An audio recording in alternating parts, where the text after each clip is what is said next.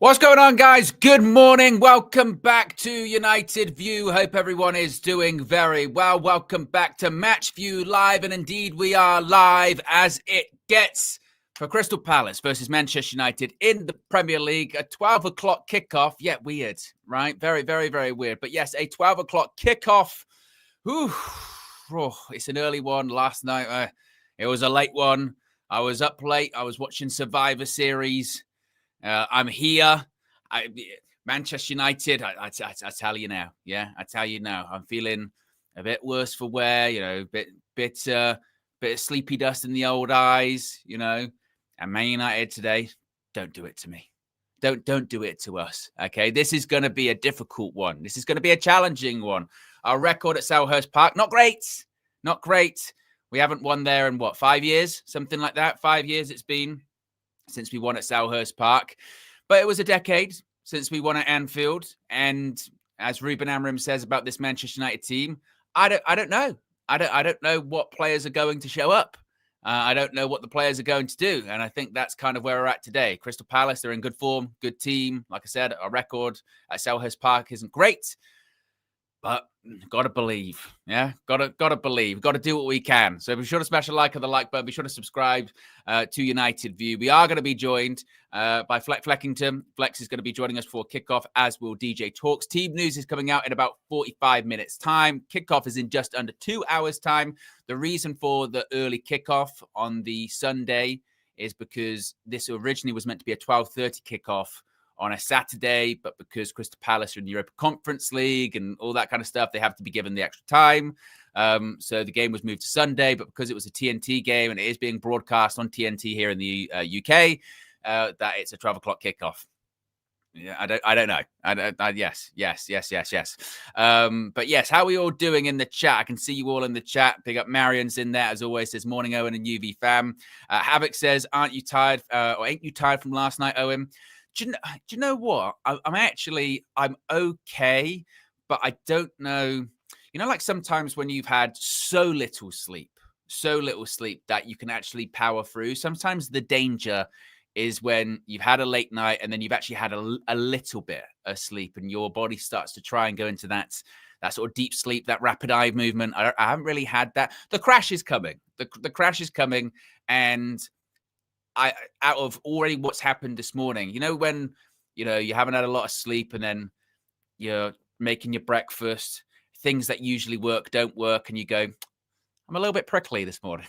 You know what I mean? You go, I'm a little bit prickly this morning. So with Manchester United, if they're going to do I'm trying not to swear this early into the stream. If they're going to do their BS that they pulled on Monday, not passing the ball 5 yards, you might be getting some reactions. I might be breaking my rule of not getting too high, not getting too low. That might be broken today. But what are rules for? Rules are for to get broken, of course, aren't they? What else are people saying here in the chat this morning? Actually, let's get to a quick 100 likes. If you haven't already, click the like button. Ridwan, who was up all night with me last night, pause, not in that way, watching the show. You're watching Survivor Series. Come on. We don't have that kind of relationship, Redwan. Says, morning. We haven't scored a Premier League goal against Crystal Palace since February 2023. Good grief. Good grief. What else are people saying here in the chat? Javed says, Owen survived. Yes, if you know, you know. And says, hang in there, Owen. Yes. We're doing what we can. We're doing what we can. But yes, we do have a bit to talk about before kickoff. Ruben Amorim's comments from his embargoed press conference came out last night. A lot of talk about Patrick Dorgu, wing backs, and all that stuff. So we'll be chatting about that. Of course, team news, if and when it breaks, even prior to the announcement, we're going to be talking about that as well. We know, of course, we've got injuries, we've got absences today. No Mateus Cunha, no Harry Maguire, no Benjamin Šeško. So, frankly, Ruben Amorim is dealing with the same deck that he was dealing with on Monday, which, it's not great. Not great, which would probably mean what? Xerxes once again stays up front. The 10s this time around, you would hope Ruben Amorim has a bit more attacking sense, but maybe this is the game to be really defensive because it's away against Palace. You know what the problem is? Yeah. The problem is that game on Monday. I mentioned this in the preview. That game on Monday, that result on Monday, it's ruined everything, hasn't it? It really has. Going into this, batch of, I say 5 games. There's no real batch anymore, is there? But going into these 5 games, and I know the media were putting the pressure on, going, it's the easiest. Man United have got the easiest 5 games coming up in the Premier League, and you try not to buy in and you try not to believe, but it's human nature. Michael Jackson, why? So you start to believe and you start to get a little bit, not carried away, but you're like, oh, actually, yeah, it is easy games. Yeah, we should be picking up some points, shouldn't we? And it's like, well, Everton at home, you should be beating Everton at home. This was always the one that was like, even if we're in good form, this is going to be difficult. We're going to struggle. This was always the one of like, wow, if we lose this game or we don't pick up, maximum points, it's not the end of the world. Our records there not good. Away from home, Selhurst Park, a lot of teams go there and don't get results. It's not a big deal, blah, blah, blah. But now, because of not only the result on Monday, but the manner of it, the down to 10 men for the majority of the game still can't get it done. The sort of defensive football, the sideways pass and the lack of intensity. We're now looking for a reaction, aren't we? We're now looking for a reaction from the players, from the coach. And it's like one of the worst games to see a reaction from because we just don't do well against Crystal Palace. So, we shall see. We shall see. This could, I just so hope, and maybe this is all it is, folks. I so hope that it's one of those ones where the game finishes and you go, tell you what, didn't see that coming. Fair enough, Ruben Amorim. Fair enough, this group of players. They were shit on Monday, but they delivered today. I also still stand by, if that does happen, there'll be part of me in the back of my brain that will be still annoyed because it's like if they beat Crystal Palace today, it's one of those ones where you go, well, where was that Monday? Where was that? And I tell you what doesn't help. And I know I was defending it the last stream. I came in with the positivity and said, people were saying, oh, we should have smashed Spurs. And yeah, we should have won that game. But it's a good point away from home. It's not the end of the world. Spurs then have put in 2 of the worst performances of the season against Arsenal, which go, look, Arsenal, they're beating everyone and they're probably going to win the league. And that's away from home. Not too bad. Played Fulham yesterday. God, they were shit. Oh, they were rubbish. They were so poor, and you go, fuck, we bottled it against this Spurs team. You're like, oh, well, no. And then you watched Everton before that. Watched Everton before that against Newcastle. Newcastle, terrible away from home. I'm like, well, this Everton team, look, one thing's for certain. We saw them Monday night with 10 men. They put the work in, okay? They're hardworking. They're, Everton, they're all right. Watch them get pumped 4-1 by Newcastle at home. And I was going, Jesus. I was going, oh my God. Like, what's wrong with us? Like, why? Back to, again, Michael Jackson's Human Nature. Why? Oh, man. Man United. And then, of course, now we're playing today. Oh, it's going to be so much fun. Yes. Yeah.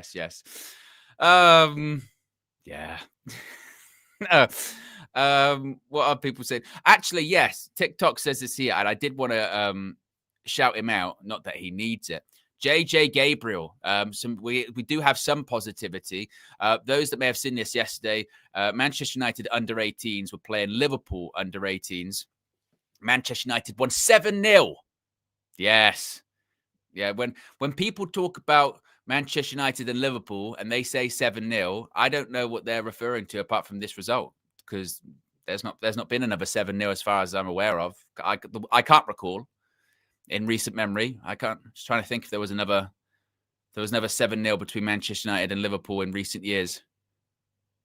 Nope, can't think of it. Nope, can't think of that one. No, 7-0 it was. We can't really celebrate the senior team's victory, so we're going to celebrate the under-18s victories. And 15-year-old JJ Gabriel got a hat-trick, got a hattie against Liverpool. He's a superstar in the making. And before people say, well, put him in the team. No, keep him away from this team. keep him away from all of this at the moment, yeah?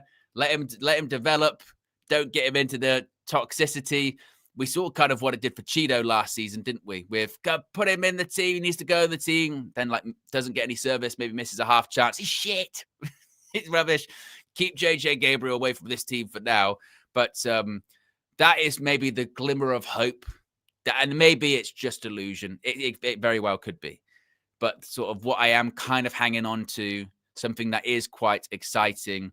We had it with the player we signed a few days ago. Where is he? Is he from? Was it Colombia? Is it Colombia? I think it was. These like 17, 18-year-olds, 16-year-olds that we're signing. We're signing a lot of them. We keep hearing about them, don't you?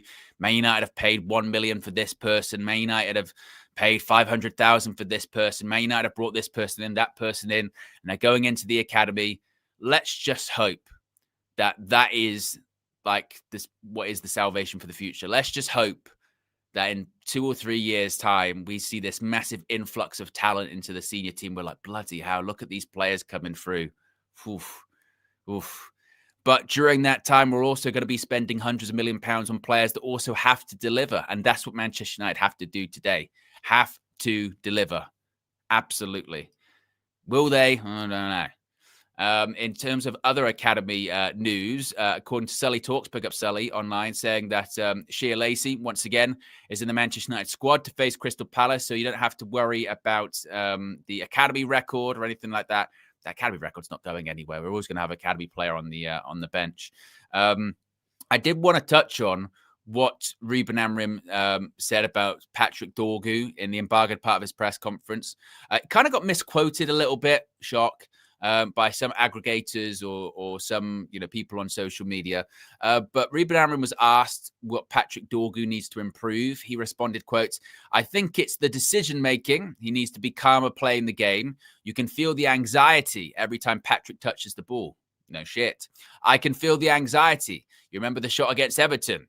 That was easier than the decision he had to make against the guys from Scotland. Of course, he scored in that game. He made a great decision, and I saw it when he played in Italy, but here is different. And sometimes the pressure is hard for them in the beginning, but he has time to improve." Now, certainly he is a young guy, but that's what I've been saying about Patrick Dorgu. That's what I've been saying. I've been saying he's a young Wan-Bissaka and not as good defensively. Whenever Aaron Wan-Bissaka used to pick up the ball at Manchester United, the ball would either bounce off his foot or whatever, or he'd be running with it and he'd be like, well, you could tell in his mind, he's like, I have no idea what I'm going to do with the ball. Patrick Dorgu's the same, but he's not as good defensively as Wan-Bissaka. He's got, I can't fault, the physical side of it for Dorgu. He's up and down, got great stamina, good pace, decent strength as well. So that's, he's got the physical qualities and maybe what you'd want to see from a wing back and a footballer, isn't it? Is that sometimes when teams are looking for academy players or looking for players to bring through the ranks, they look at the physical attributes of a player and go, okay, you can't teach that. You can't teach that kind of strength. You can't teach that kind of athleticism, that kind of pace. The technical side of things, we can teach that. We can teach that side of things. We can improve his touch. We can improve his crossing. We can improve his passing, and we can build a player. The problem is, can you build that player at Manchester United? And that would be fine if he was, say, the backup left wing back. But he's a regular starter, not all the time, but he's a regular starter. So it highlights issues that I've raised plenty of times before. Patrick Dorgu shouldn't be a starter for Manchester United. He's 21 years old. So that pressure, that spotlight shouldn't be on him. On top of that, technically, he's got so far to go. I mean, his touch is off, passing is off, his crossing is off. If anything, I look at Dorgu and I go, he probably could benefit from a loan, frankly.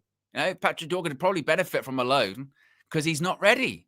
He's not ready. And it goes once again to highlight sort of recruitment issues at Manchester United, doesn't it? Where I've mentioned this a lot of times too. We have a system that is, the big focus is, wing backs, and that's how you get your width. And obviously they go back into points of flat back five, so it's difficult to break down, but also they bomb forward and they support the attack, and sometimes they're even makeshift attackers going forward. Okay, great. Fast forward a year of Ruben Amorim in charge, we still don't really have any. We don't really have any wing backs. Ahmad's been converted into that. Sometimes he plays in the 10, sometimes he's right wing back.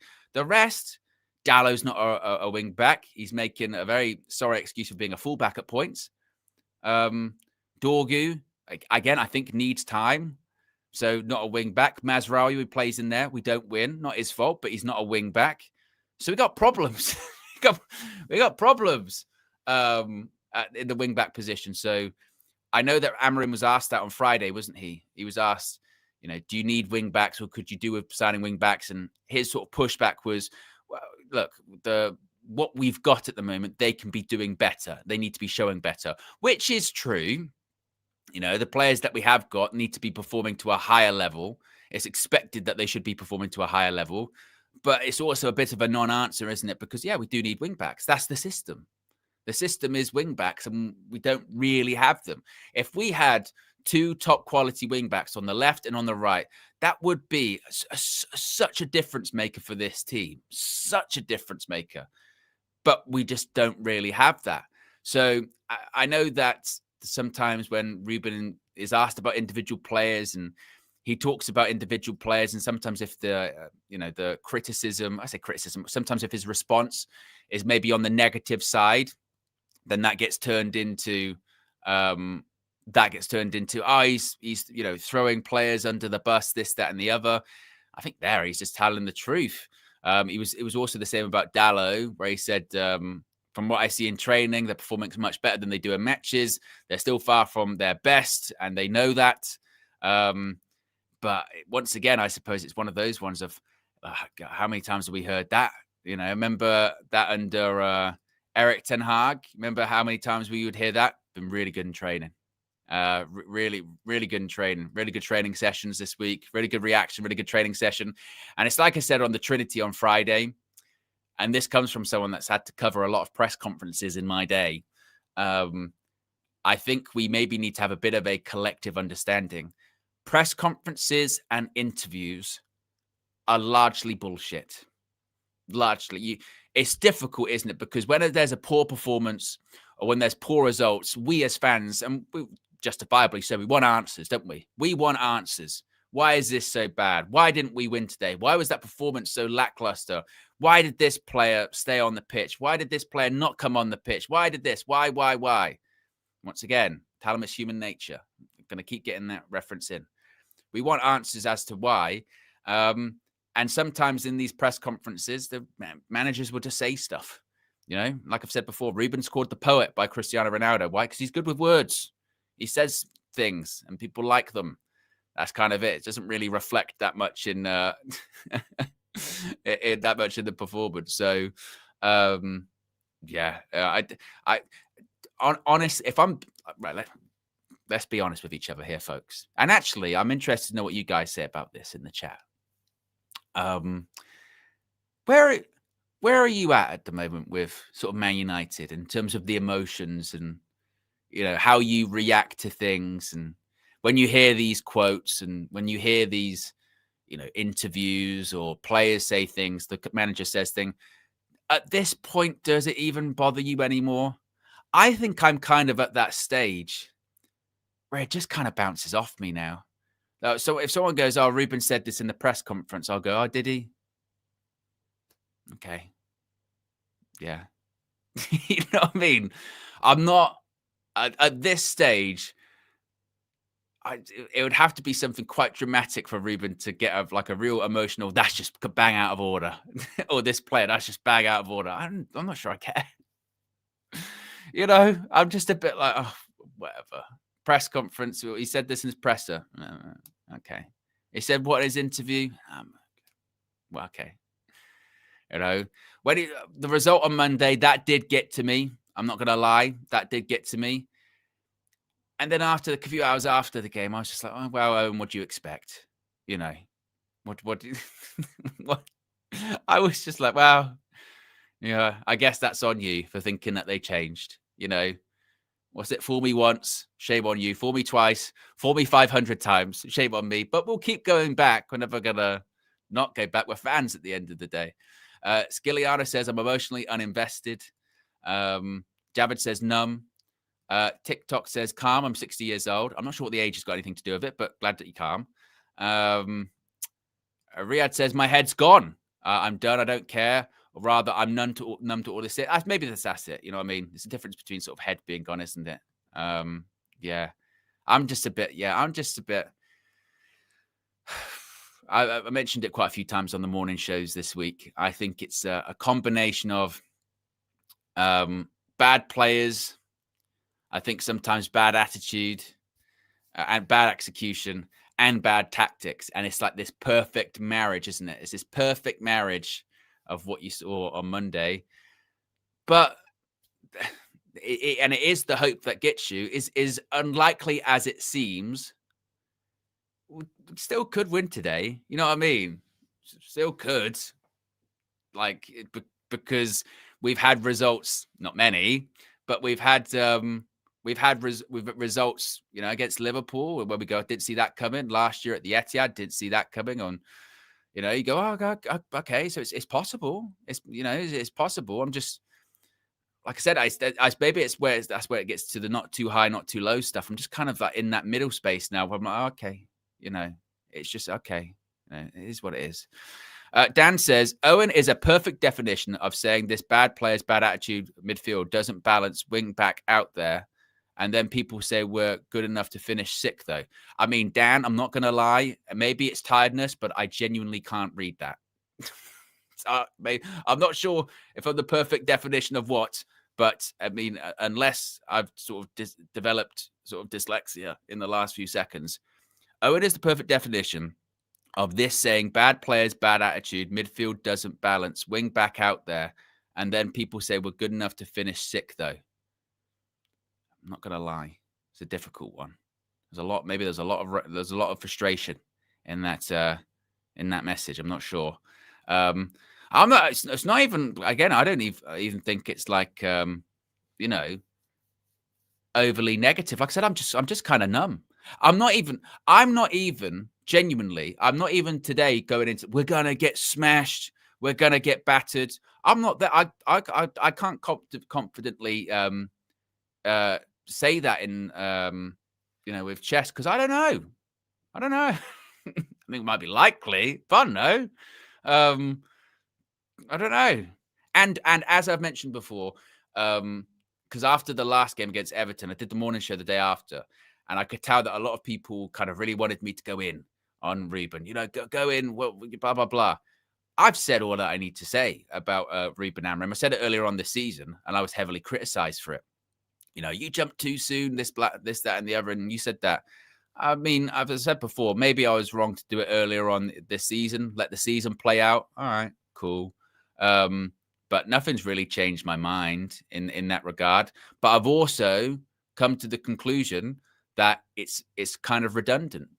Nothing is changing. Nothing is changing. I know that, you know, there's kind of like, well, if Ruben loses today, he'll be gone. No, he won't. No, he won't. Ruben's going to get the season, and Ruben's, you know, going to get time. He's going to get more transfer windows. Whether you think he's earned that, deserves that, he's going to get time. Players are going to be moved on. Good. You know, players that need to get moved on are going to get moved on. There's going to be a midfield overhaul. But this is going to be us this season. It's going to be up and down, maybe more downs than ups. Fortunately, the league is super, super tight. And I think even if you have a couple of negative results, you can still stay in it.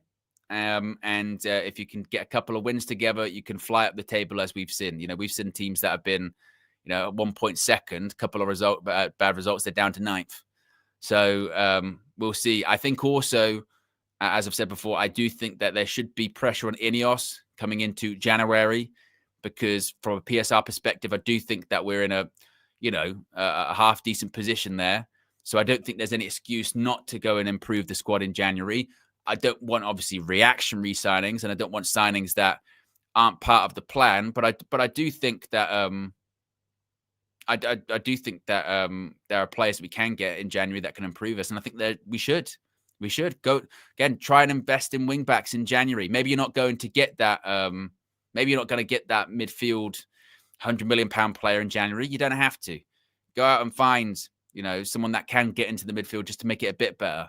See if you can find a left wing back or something, you know, see if you can.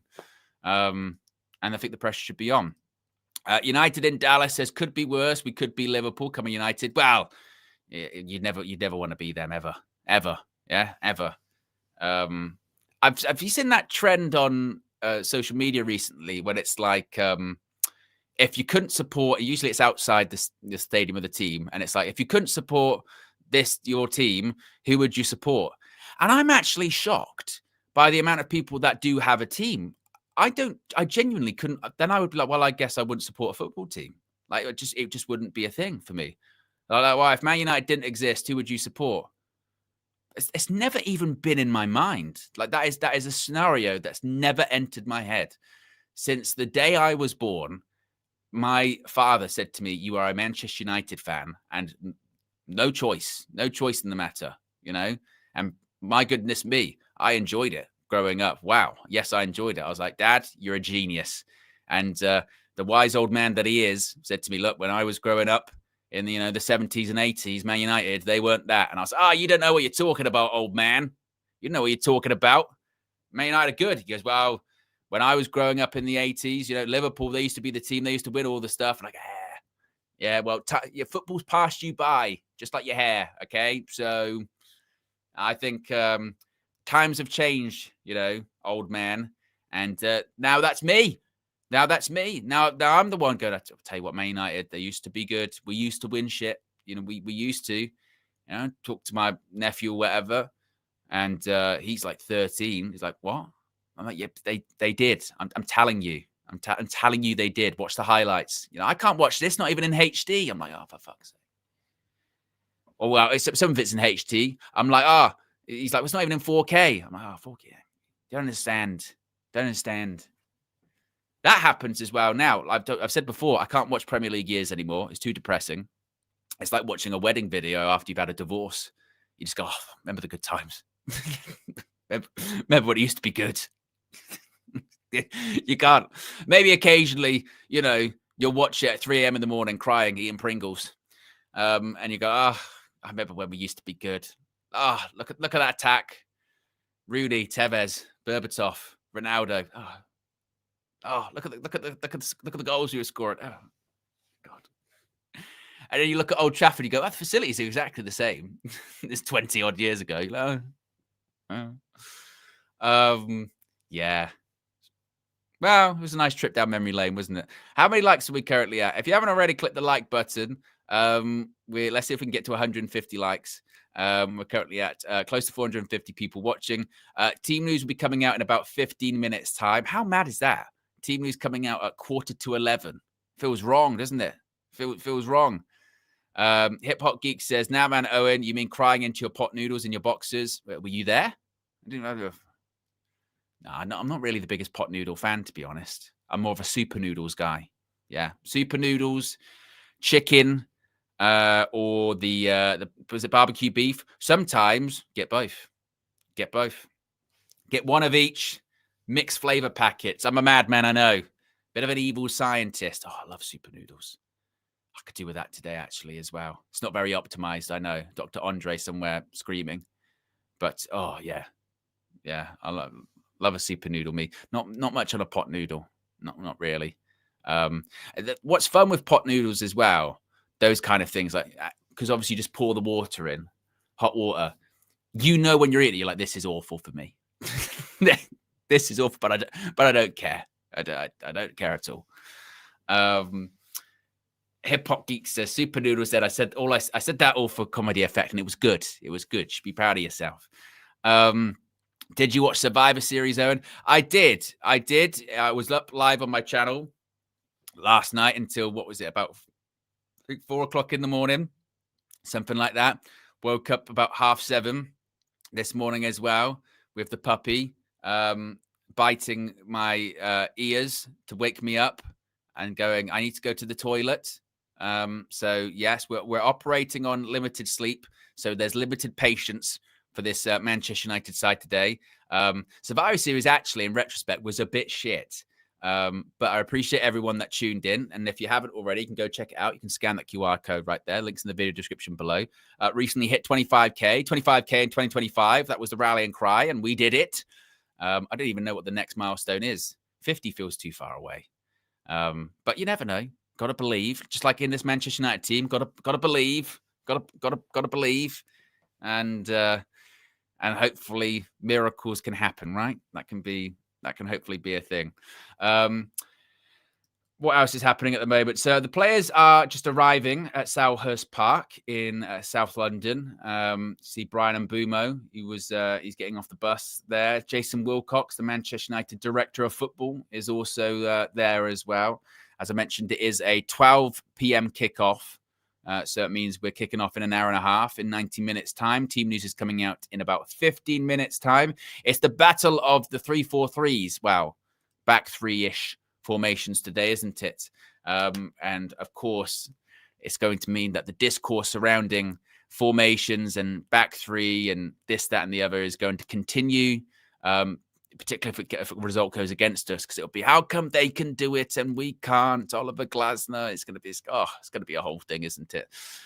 Big up Riri in the chat. I hope you're doing well. Says, morning, Owen. It's 5:30 here in New York. Yes, I tell you what, for the international fans, well, I say that depends where you are, I suppose, in the world. For some people, actually, might not be too bad, depending on the time zone that you're in. But certainly, those United fans stateside, it's a bit of a rough one. On the East Coast, it's rough. On the West Coast, holy shit! I mean, what's the time in LA at the moment? 2:30 a.m. Might as well just not go to sleep. Let's try and stay up. That's kind of brutal, isn't it? That one is pretty brutal. Yeah, it's rough. It's rough. Saber says, do you do AEW watch-alongs on your channel as well? Oh, mate, yes, I do. I'll be doing one next month, AEW World's End. Yes. What else are people saying here? User says, need advice, guys. Birthday today, and Mrs. wants to go out for brekkie. I'd be fuming if it's rinse repeat. So you're thinking of going out for breakfast instead of watching the game on your birthday? Hey. As someone that Manchester United has, I say ruined fair share of birthdays. I'm not really a birthday guy, but go to a breakfast spot if that's got a TV in the background. Go with that. Then you get the best of both worlds. You can get some nice breakfast, maybe get some waffles, some pancakes, or like a full English. Depends what you want. Sweet or savory. But just make sure there's like a TV in and around there, something along those lines. That's what I think. That's what you got to go for. Big up Ian's in Nairobi. Kid says it's 11:32 here in the Netherlands. I don't think we've got any early team news just yet, any early leaks or what have you. Skilliani, he is on a bit of a downer today. Says, don't celebrate my birthday anymore. Too depressing as I get older. Bloody hell. Bloody hell. Oof. Wow. Yeah. I mean, celebrate life, especially when there's not a lot to celebrate when it comes to the teams. Yes, you're getting older, but hey, part of life, isn't it? Andre Onana settings, part of life. Everyone gets older. Got to try and make the most of your time on this rock hurtling through infinity. That's what it's got to be. That's what you got to try and do. I mean, I say that. I should follow my own advice. I'm 30 going on 75. Dave Matthews says, Owen, prediction for the game. What did I go for? I think in the preview, which we'll play in a minute, because I need breaks. I think I went with a Desmond. I went with 2-2. Whether or not I actually believe that, I'm just never, ever, ever confident in doing a prediction when Man United lose. It just feels wrong, doesn't it? I just never can. Yeah. So I went with a 2-2. I went with a 2-2. Also because that's how our, last two away games have ended up, 2-2. We concede goals. Previously, the shining light was, we concede goals, but at least we score goals. Remember the XG stuff? XG have high XG. Where was that Monday? Where was the at least we score goals? We have that. Some stats here. Crystal Palace have won 3 of them. I'm just reading these out. Crystal Palace have won 3 of their last 4 Premier League games against Manchester United. That's as many as they had in their previous 30. I mean, these stats are depressing, aren't they? Just stats about United are just... Manchester United have failed to score in each of their last 4 Premier League games against Crystal Palace, only against Blackburn, 1920 to 1922, and Everton, 1971 to 1973, have they ever failed to score in 5 consecutive league games? God. Manchester United have won 3 of their last 26 Premier League away games against London sides, with all 3 of those victories coming against Fulham. Since the start of this run in April 2023, no side have lost more away games in the capital than the Red Devils, 16.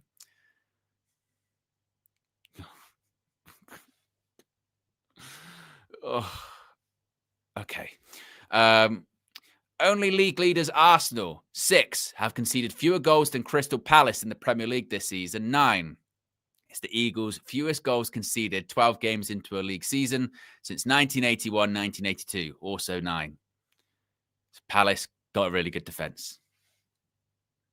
But Manchester United's Premier League games have produced a higher expected goals total than any other side this season. There you go.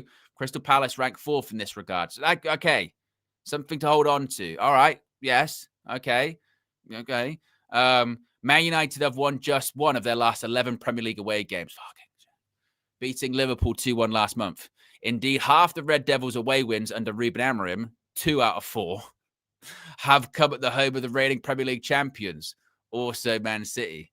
Oh, shit. So, wait a minute. Who have we beaten away under Ruben Amorim? Liverpool, City, Leicester, and what's the other one? The fact that I can name them on one hand is horrific. Who's the other one we beat away? Oh, Fulham. They said Fulham, wasn't it? Fulham. Oh.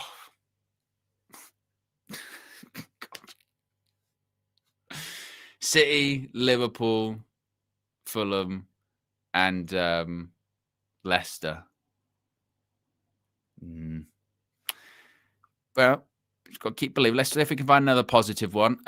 Crystal Palace are unbeaten their last 12 Premier League home games. Nope, that's not a positive one.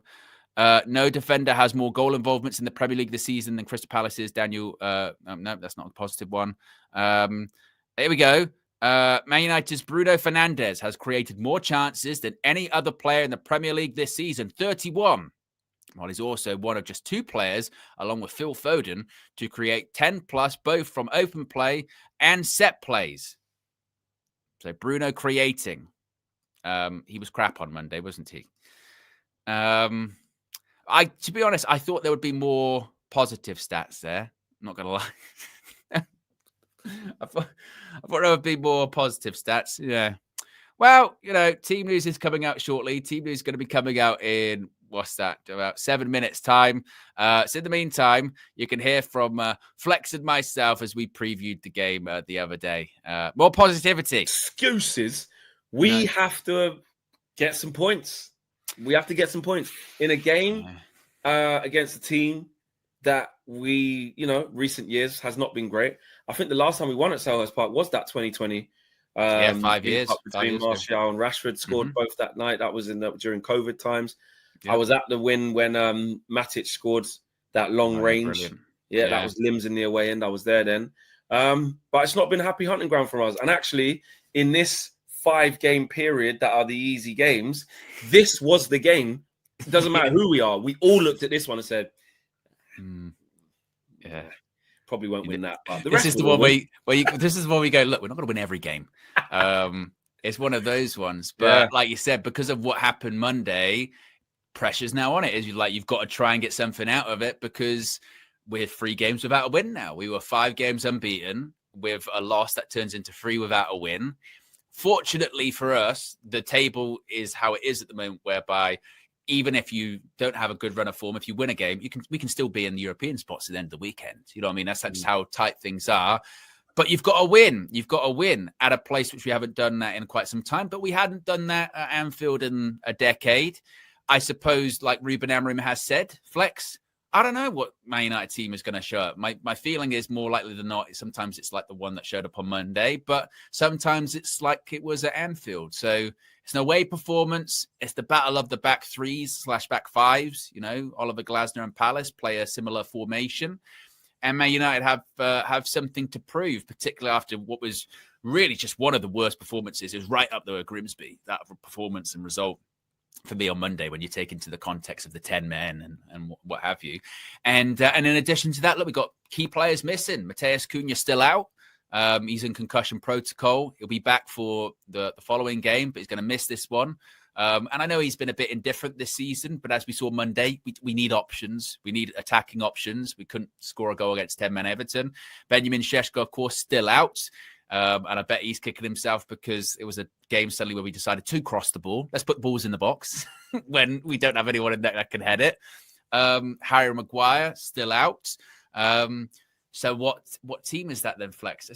To be honest, that means the team's probably similar to what it was Monday. Right? That's what I was going to say. There's not really much else going on. I mean, if Maguire still, like you said, Maguire still needs more time. Šeško's going to be way off it anyway.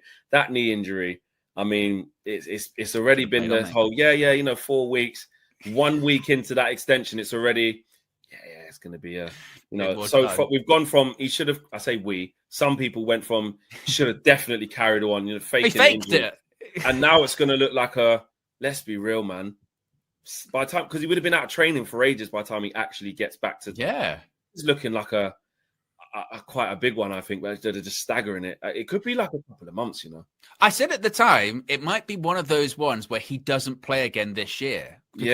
That's the territory that you're in now because there's like a month left. You go, not play in 2025 again. Actually, no. That's almost certainly going to happen. That's we're at the beginning of December now, essentially, right? So it's not as busy as it used to be. You know what I mean? Towards the end of the month. I know we're playing on Boxing Day. But there's the gap, isn't there now? So True. So in terms of options, we're limited. So those players that didn't perform on Monday, we just have to hope are going to perform on Sunday tomorrow. The only different thing you can do is Mason Mount's got to start. Mason Mount, you're probably looking at as well the wing backs. I pray doesn't go Mazraoui again, right wing back. Nothing against him. It's just it doesn't work. Like it just the stats do speak for themselves. It doesn't work. So you put Ahmad back there. You put Ahmad back there, and then you go with what, like you said, Mbumo, Mount. Got to go Xerxes. Xerxes again. Xerxes got an extended run. He's going to get 90 minutes every game. There's nobody else while Kuna's not there. And I feel bad for him because this is what I said going into the game. DJ and myself said every touch he did in that game was going to be scrutinized because the story is him getting no football to suddenly start in a game. And because every touch was scrutinized, a lot of the touches weren't great. I think he did get better as the game went on. He had more time, but still that wasn't great. Hopefully, because he's played the game of football, he might be a bit sharper at this point. But like you said, he's probably going to start. Midfield, it will be Bruno and Cass, even though both of them stunk it out on Monday, as everyone did. And the back three, I can't think of a change that will probably be there, to be honest with you. I know that people will say Leacher, but away at Selhurst Park, maybe it's not the game to do it. So you're probably, again, looking at Yoro, De Ligt and Shaw. And then, of course, Lomans in goal. Or he might take out Lenny Yoro and put Mazraoui there. I think maybe he did struggle, Lenny Yoro. He's just been a bit up and down recently. Just a few reminders of his age that he still needs time. We forget, don't we? We forget he's only 18. Or was he 19 now, I think? But he's like 20, maybe. Is he 20?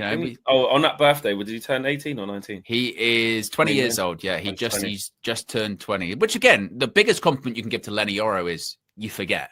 That he's just 20, you know. Yeah. You forget, but he still needs time. He still needs time. He still needs a lot of work. And away at Palace, got quite a big team, quite physical. I don't know. He might maybe just go with Mazraoui as right centre back, but maybe fair play. It's all development, isn't it? So if he plays Lenny Yoro, fine. He needs to rise to it. But it's interesting with Lissandro because was that Everton game the first game he was back on the bench? It was, isn't it? Yeah. So he's definitely not going to start, but hopefully because he's got to play at some point. He's been training for ages now. So he's and obviously being on the bench means if Luke Shaw, because Aiden Heaven weren't on the bench, was he? He might have been because our numbers are so limited. We are kind of filling out the bench with as much as we can. To be honest, I mean, let's have a look. What was the bench in the last game? I'm not sure if it was. And also, of course, Aiden Heaven's been rumoured to maybe could have a loan move away in January. Heaven was on the bench. Heaven was right. Okay, so he was there as well. But if you're on the bench, it means you can do something in an emergency. Like Luke Shaw got injured, then you brought on Aiden Heaven, and then he got a concussion.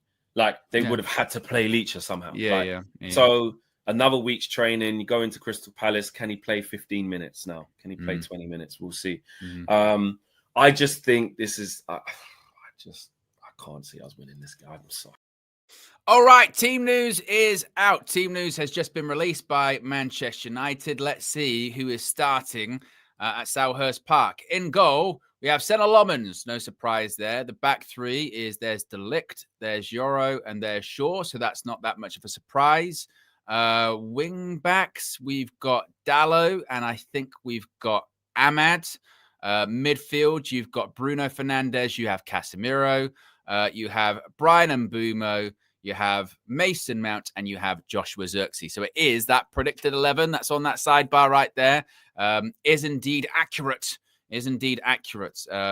Not that makes me a genius by any stretch of the imagination, because it wasn't that difficult to predict, frankly, with the lack of options and with poor performances and, a year in to Ruben Amorim's era, knowing him as we now do, wasn't too difficult to predict, was it?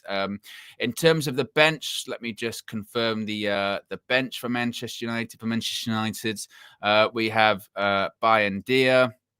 That means I've got to type this out. Usually I get this from the Man United website, but they're not that fast today. So we've got Bayern Dia. We've got Dorgu. It'd be good if I could spell it as well. Dorgu. We've got Aiden Heaven. We've got Malacia. We've got Martinez. So Leach is still on the bench. Got Mazraoui. We have Kobbie Mainoo. We have Ugarte. And we have Lacey.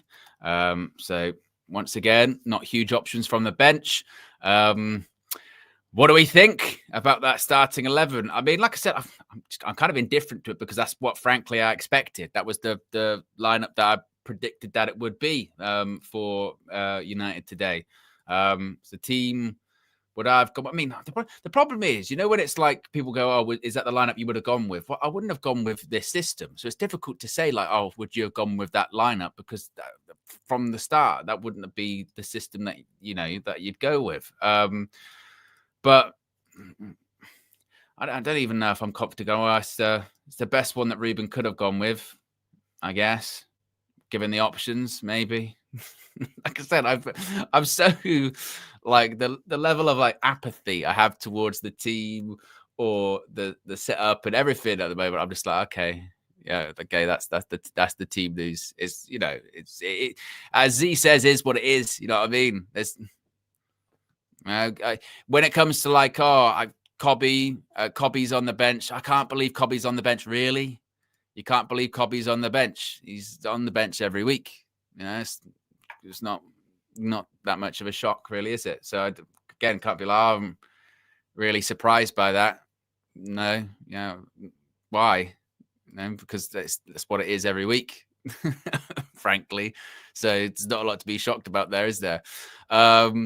Right, let's get the starting 11 on the screen. It is this. You can see it right there. Once again, it is Lommans in goal. It is Lenny Yoro, Matthijs de Ligt, Luke Shaw, Ahmad back at right wing back, which is a positive. Dalot at left wing back, which is just,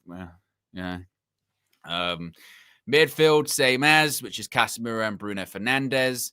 The 10s, right decision to have Mason Mount come in, Ahmad in sort of the left 10, and then having Mazraoui at right wing back. To be honest, I don't know why Ruben keeps going back to trying that, because it's never worked. It's Mazraoui at right wing back. I mean, the stats really do speak for themselves, don't they? It has never worked. Our record of winning matches, it's not good anyway, but with Mazraoui, we don't win games at him at right wing back. So I don't know why he continued to persist with that.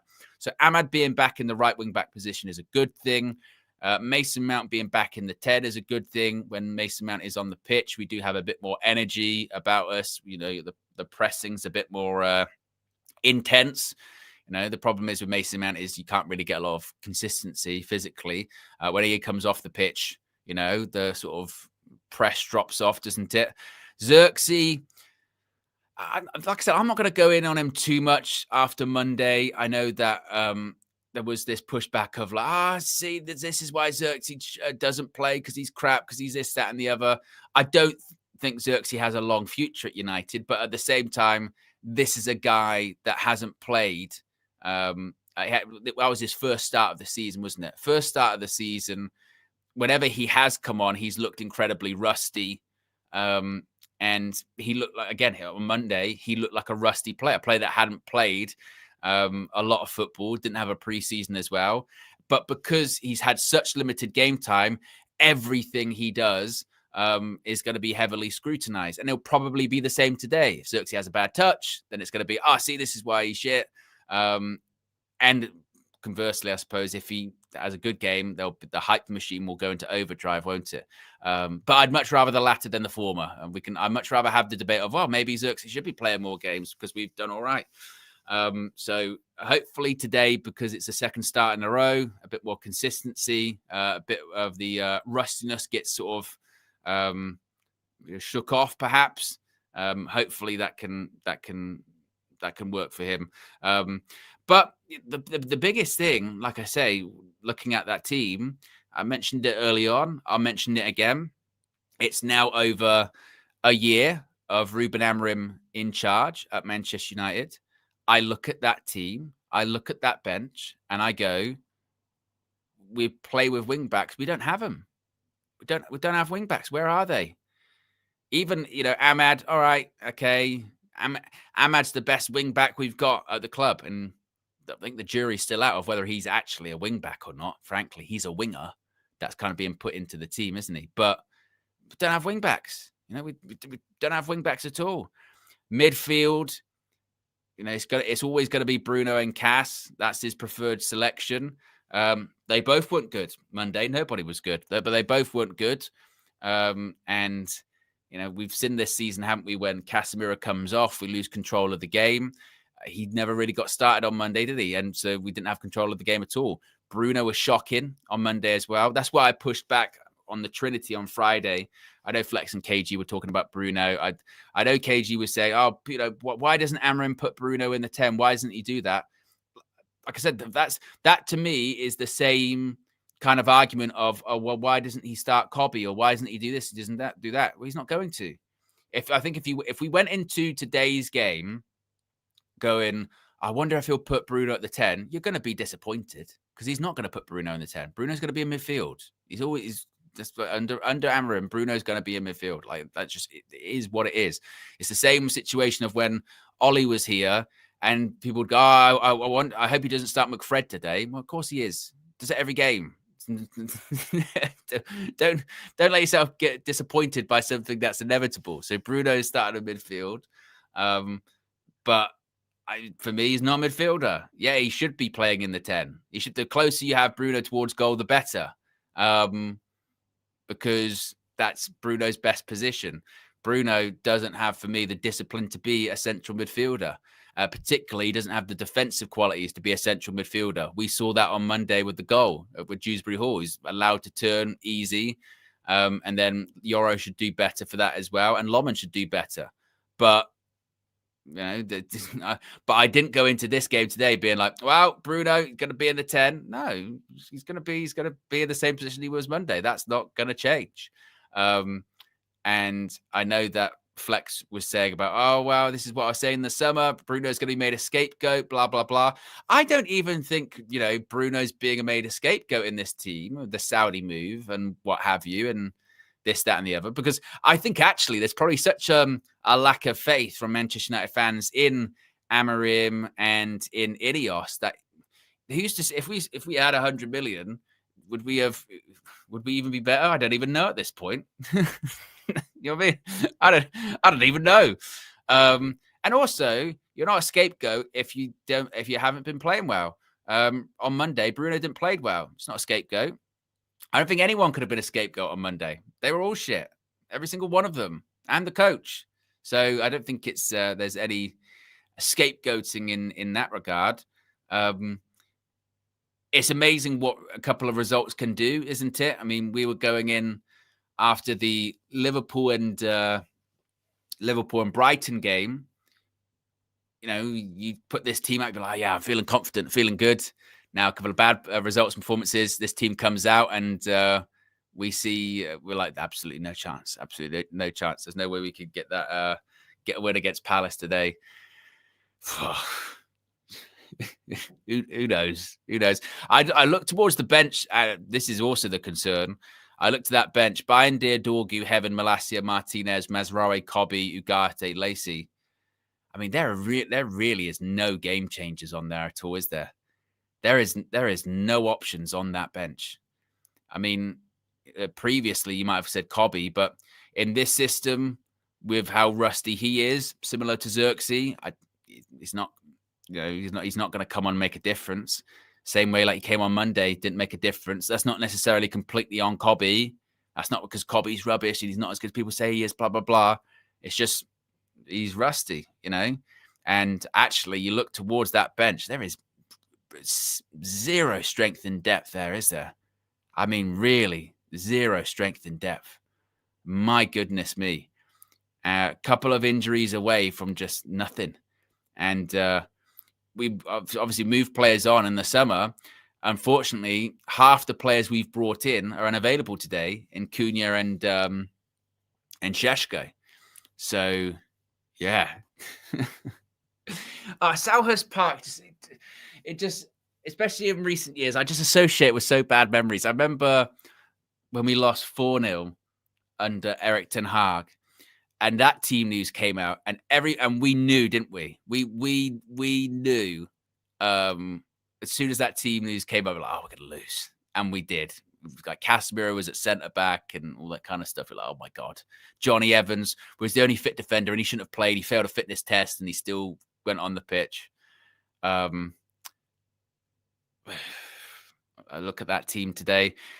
There is quality in the team. There are people in that team that can, create something, do something, pull something out of nothing. You look at Ahmad, you look at obviously Bryan and Bumo, you look at Bruno Fernandes as people in that team that can do something. So it's not as if that team is just devoid of any quality, and it's not as if that team is just devoid of creating anything and doing anything. But it's also application, isn't it? It's not just about quality. It's also application. It's also about confidence. And it's also about consistency. And that's why Ruben Amorim says he doesn't know which Manchester United is going to show up, because I don't know. I predicted that team. I knew that team was going to be played. But if I'm looking at what needs to be improved in that team or positions that need to be purchased in that team, I know that obviously we've got Šeško and Cunha to come back in. But I'm going, right, we need two midfielders. There's an argument to be made that we need certainly a left wing back, maybe even still a right wing back. We need a long-term left centre back. That's already 5 players. We probably need another striker because for all of the chatter about Xerxes 9.5, we don't really have another striker outside of Šeško. So there is still so much surgery that needs to be done on this team. So much. And it's what I suppose the concern is that, Ralph Rangnick said the open heart surgery. It's one of those ones where, okay, we thought I don't think we've had real open heart surgery just yet. We maybe had a stint put in, but it's not lasting. It's not lasting at all. They're like, that's going to get you to January. That's going to get you to January, but you need to invest and then go to the summer. Yeah. Antoine says you're talking about relying on a moment of brilliance. Do you know what though? With that, moments FC and moments of brilliance, I do think that has kind of been because of the PTSD of the Ole Gunnar Solskjaer era and when we were moments FC and this, that, and the other. I do also think that has kind of been like having a moment or something out of nothing in a football match has kind of been demonized because that is kind of how football sort of works. You know what I mean? I get the point of you want to be consistently the best team. But even if you are the best team and even if you're dominating a game, a goal usually is a moment of brilliance somewhere. Even in the most choreographed, well-executed move, there does have to be a moment of brilliance or a moment of genius, unless there's a mistake, obviously, from the opposition team. But that is kind of like how football operates, So that whole, we're just, you're looking for a moment of magic. I think everyone is in any team that they put out. If Arsenal, when they put out their team later today against Chelsea, they'll be looking for a moment of brilliance from Eze or a moment of brilliance from Bukayo Saka. That's why they're in the team, isn't it? You know, football, that's what football's about. The worry is with United is the moments have vanished. that's really the issue. And again, it's not to play down the point of I totally get the, you know, obviously you've got to be consistent and you've got to, you know, have patterns of play and this, that, and the other. Totally get that. I'm not disputing that. But I think it has kind of gone the other way, hasn't it? It's kind of gone the other way where it's like, so you're looking for moments from Ahmad and Mbeumo and Bruno. Well, yeah, it's kind of what they're on the pitch to do, isn't it? You know, make something out of nothing, or moment of brilliance, 25 yards out, or score a great free kick, or, you know, do something. That's how football is, or a great pass, or a great flick, or sometimes that's how it is. So yeah, Red Scare Claire says, yeah, Owen, but you know we mean making something out of nothing kind of moment of brilliance. Yeah, this is my point. As I just said a lot. I'm not putting down that you obviously need to have consistency and it needs to have patterns of play, absolutely. But sometimes when you go, okay, we're looking for these players for a bit of moment of brilliance, then that gets kind of perceived as, so let's see, look, a year later, there's no progress. There could be absolutely said there's a year later, there's no progress.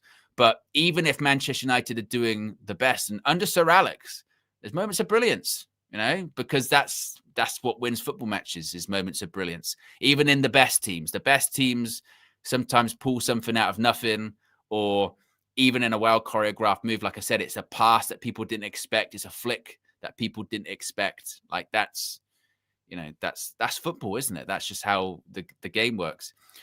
TikTok says the 2 p.m. games are all at 2:05. Reason? I don't know. This one again is a 12 p.m. kickoff, because originally it was set for the lunchtime kickoff on a Saturday, but was moved because of Crystal Palace's European commitments. We've got over 800 people watching. So if you haven't already, click the like button. Let's see if we can get to 500 likes. Reminder, Flex is going to be joining us before kickoff. DJ will also be joining us shortly as well. If you are just joining us, that is also the starting 11 on the team for Manchester United at Selhurst Park today. It is Senna Lomans in goal, a back three of Yoro, De Ligt and Luke Shaw. Ahmad goes back to right wing back. Diogo Dalot is in at left wing back. Dorgu has been dropped to the bench. Casemiro and Bruno Fernandes once again in midfield. The 10s, Brian and Mbeumo and Mason Mount. Mason Mount comes in for Mazraoui, and Joshua Zirkzee is up front. As far as the bench, like I said, the options are pretty limited. We've got Bayindir, Dorgu, Aiden Heaven, Terrell Malacia, Leach Martinez once again on the bench, Mazraoui, Kobe Mainoo, Manuel Ugarte, and Shia Lacey. As far as the table, as things stand, Crystal Palace currently in 6th with 20 points. Manchester United, we are 12th. Yes, 12th with 18 points. But this is when you have to use a bit of optimism, use a bit of positivity. If Manchester United were to win today, we'd get up to 21 points. We got to 5th, ladies and gentlemen. We got to 5th. And this is kind of my point as well, that as much as that may seem unlikely, much as that may seem like definitely not going to happen, there's zero chance of it, blah, blah, blah. Football's a funny game. Win and suddenly we're back in the European positions and things aren't that bad. It will probably be annoying because you'll then go, where the fuck was that on Monday? But anything's possible, I suppose. Anything's possible in that. That great Everton team that did us over got pumped 4-1 yesterday, right? So, I'm trying.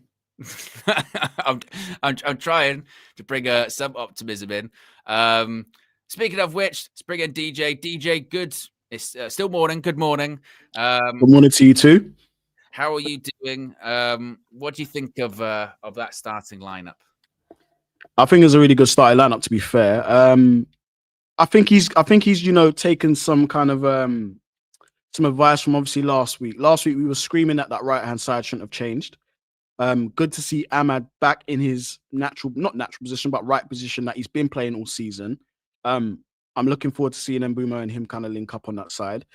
Mason Mount, I think we were screaming for Mason Mount quite early on in the last game. I think, he's just a natural fit for that left 10 at the moment in time. And also, I saw an interview where he says that actually he does like to try and join the midfield. So he likes to join Cass and Bruno in there just to help out, which is good. He's got a lot of industry, a lot of energy. That left-hand side, though, I think we can't say that Dorgu is clear of Dalot, and we can't say that Dalot is clear of Dorgu. I think that's an area that we do need to kind of improve on. But for the most part, I'm actually happy with this starting 11. Yeah, I mean, how would you just feel it as the sort of stink of Monday washed off yet? Have you still got the anger after that? I mean, this was always going to be the game that we were like, oh, this is going to be the difficult one. This is going to be the difficult. We haven't won here in 5 years. But now, because of what happened on Monday, we're looking for a reaction. The question is, do you think we're actually going to get it? Oh, man, I'm not optimistic. I'll be honest, I'm not optimistic.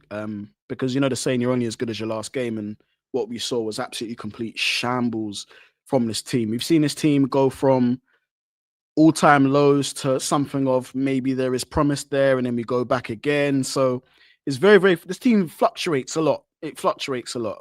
Do we have quality players? Yeah, we do. But are they necessarily showing up every week? No, they're not. So I think today it's a mixed bag. You never know what Manchester United's going to turn up. Is it going to be the Manchester United that beat Liverpool? Potentially. Or is it going to be the Manchester United that let 10-man Everton beat them? Do you know what I mean? We literally go from one extreme to the other. So to answer your question, my good friend, I honestly don't know. I don't know who's going to be on the field today. I don't know who's turning up. Honestly, I don't know. Yeah. Well, that's what Ruben Amorim always says as well, doesn't he? He goes, I don't know which United are going to show up. And that's what was frustrating on Monday is, like you said, we had started to, maybe not believe is the right word, but he started to be like, there was an element of trust. You know what I mean? There's an element of trust in the players. Go, all right, I think I trust you to beat Everton at home. Didn't do it. And this was always going to be the one that was going to be the challenge out of the easiest run of fixtures that we've got. Palace are a good team. But as you said, anything's possible. You never know. And if we were to win the game, we go up to, I think, 5th in the league and in the European spots. What do you think the reaction would be after that? What would your reaction be? Because I mentioned this, that obviously I'd be thrilled. We wouldn't expect that result. And if we did, it'd be like, I'll tell you what, this is why you got to believe. This is why you got to be positive. But there would be something in the back of my head that would be like, you pricks. Why couldn't you do that Monday? Why couldn't you do that Monday? You know what I mean? It's like, I don't know. It's like someone who's a week late with their homework, but when they hand it in, you go, it's really good though. It's good. Yeah. Why can you do this on Monday? Like, why? How would you feel if that does happen? Honestly, I'd feel obviously happy. Do you know what I mean? I think it's about consistency, and one of the things that I always liked from past Manchester United teams, especially in Fergie's era, obviously, is that whenever there was a loss, the bounce back was strong. I don't think we ever went 2 or 3 games on game. I don't think we've ever been on a 2-3 game losing skid. I think maybe a 3-game losing skid with Fergie, but that 4th one we really did turn up. And it was always the narrative, someone's in for a battering. If United lose 2 on the bounce, you feel bad for who that third team is. So not to say that we're going to be doing that, but I just think that you want to see a performance. You want to see, a reply to what we had to witness last week. That was absolutely disgusting to watch. I'll be honest, it wasn't fit for purpose. And fans that traveled to watch that game and whatnot, they didn't deserve that. We didn't deserve that as fans. That was treacherous behavior. But I think now you want to see a response. You know, I always like to think, you know what? That was a little kind of blip in our little run that we was having. That's a blip. Was it a blip? We'll find out today. So that's why this game is actually really important. And I know, like, we keep saying after every game, hey, this game's really important, but it really is, because what you're hoping is that United show some progress in a sense of, okay, we've had a blip, we had a setback, but now we're back on track again. Let's go for another 3-4 games. And now that we've done it, you can't say that's impossible. We've done it before. We can do it, and we beat some really good teams on the way to that. So it's literally down to Amorim today. It's down to the boys today. He's picked just before the game kicks off. Is everyone in agreement that this is the best 11 that can be out there? Because if there'll never be agreement, DJ. We'll never be in agreement. Yeah. Kobe should start, and Kobe's probably the one that everyone will kind of talk about, potentially cool. But outside of Kobe, I think relatively we can say this is the strongest team you could have gone for. Sorry, all the players are in their right position that they need to be in. So now it's down to the players to step on that pitch. Now Amarin's got to make sure that, one, if he's going to make subs, he makes them at the right time and he makes them to try and affect the game. I'm looking on the bench, Owen, and all I see really as in terms of that can create a bit of a spark is Mainu, who's shown that before. He scored in finals before. And then you got Lacey, who's a very unknown commodity to maybe a lot of people. So that's literally all we have to pull from. So I'm guessing he's hoping that he gets the win out of this first 11, and that's that. That's what I think he's going to do. Yeah. Well, and I've also as well, like there's been so much scrutiny on Ruben Amorim and substitutions. Yeah. He might do what he did against Forest, where he barely makes any today. That might be a thing. I think also as well, it's funny how results can recontextualize other results as well that have happened previously, because we spoke about it Monday. We went from 5 unbeaten to now 3 without a win. We haven't won our last 3 games. And after that Everton result, it did make you go back and look at the Spurs game and the Forest game and go, we didn't play great in those games. We didn't really play that well. And actually, we haven't played very well in like the last 3 games. And away from home, we're not great. I read out the stat. I can't even believe this is a thing. But Manchester United, under Ruben Amorim, we've only won 4 away games during his whole time. That's 4. insane. 4. That's insane.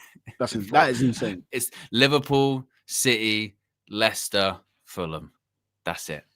That's insane. That's it. That is.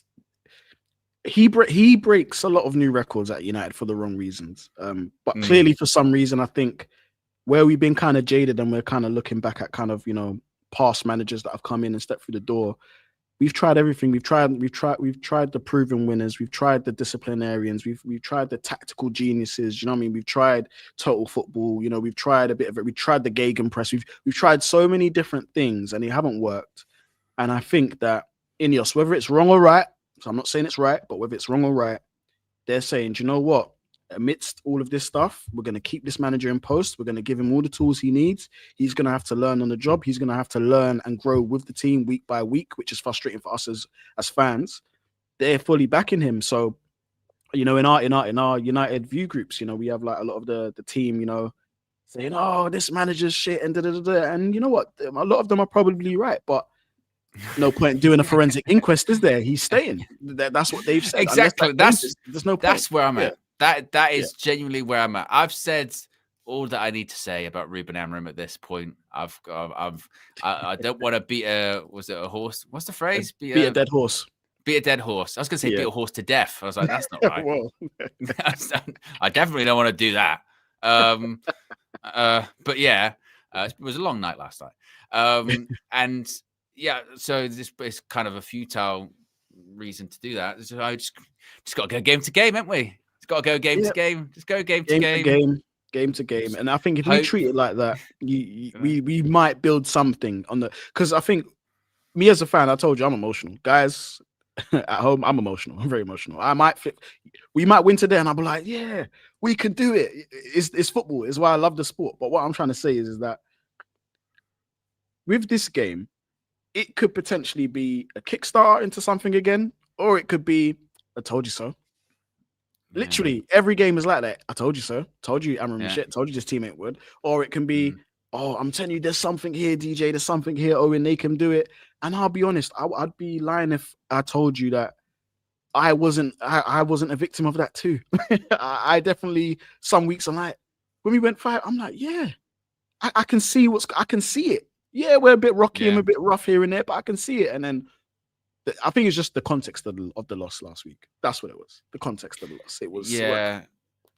I mean, and also this is why, like the last 3 games, it's a perfect example. And this isn't even like a point scoring thing, but this is a perfect example why when we went those 5 games unbeaten, and there were the calls of, when are you going to go and apologize to Ruben? This is why it was like, well, no, because you're getting carried away. You're getting carried. Yeah. Either way, don't get too carried away. Win a few games in a row. This is why you need to apologize. Blah blah blah. You need to apologize for shit. Either way, good, bad, or indifferent. There's something to apologize for. We're fans, like you said, DJ. Yep. People get emotional during this game. People will get emotional when we won't be able to pass the ball 5 yards. If we score, we get emotional because we've scored. It's how it works, So get rid of all this apology shit, because that's just what it is. It's rubbish. It's stupid, this apology stuff. I'll apologize for, when you can start qualifying for Champions League and all this kind of stuff, right? That's what it's got to be. Yeah. And also, this is when I do agree, every game can't be a referendum on Ruben. So Monday night, when we lost to Everton, stinking performance, Ruben should be sacked in the morning. He's not going to get sacked in the morning, is he? It's not going to be a thing, Or when we drew against Spurs or Forest, this is why Ruben needs to go. And you go, no, it's not. You know what I mean? There's substitutions; those things happen. It's just, that's just how football is. Super chat here from Item Panda says, we've been keeping youngsters away from this team for like 5 years. Meanwhile, we've spent millions on worse players since. Well, look, obviously, I know that yesterday everyone was talking about JJ Gabriel getting a hat trick against Liverpool under 18s, United winning 7-0. I still, even though there are crazy people, put him in this team. Keep him away from this team. Right? Keep him away from this team. Keep a lot of those young players away from this team, right?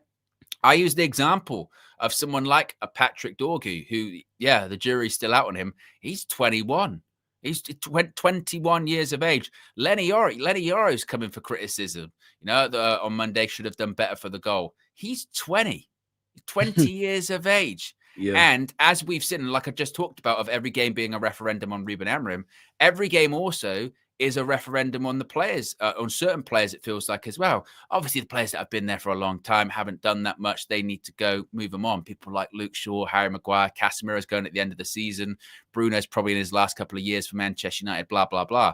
But some of those younger players, like a Lenny Yoro, or like, last season, it's a great example of Cheeto when he came. He shouldn't even been playing in the starting 11, but because of injuries and we were so crap, he came in. Everyone's going, give him a chance. Didn't get a lot of service, missed a couple of chances. Well, he's shit. Get rid of Cheeto. You go, he's a kid. Exactly. He's a kid, So that's why people like JJ Gabriel need to be kept away from the team for a while, because we are way too unstable to be putting a young person in that. And when I say unstable, I mean the team, I mean the fan base. I'd be much more comfortable putting a young player like that into a consistent team where he is going to be protected, not totally exposed, because experienced players coming to this team can't handle the pressure and get exposed very, very quickly.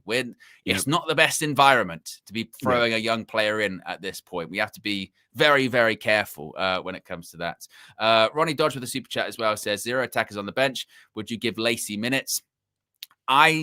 I think Lacey's on there, honestly, to kind of keep the. I know Cobby would keep the whole academy thing going, but I think Lacey's there just for kind of experience of a match day. I don't think Lacey gets on today. Do you? Nah, I don't think he does. Unless, God forbid, something catastrophic happens to one of the forward players. I don't think Lacey. Or the flip side is we're 4-0 up. We're 4-0 up with. Look at that! Yeah. Then I reckon he get onto the pitch, but you got to protect your young players.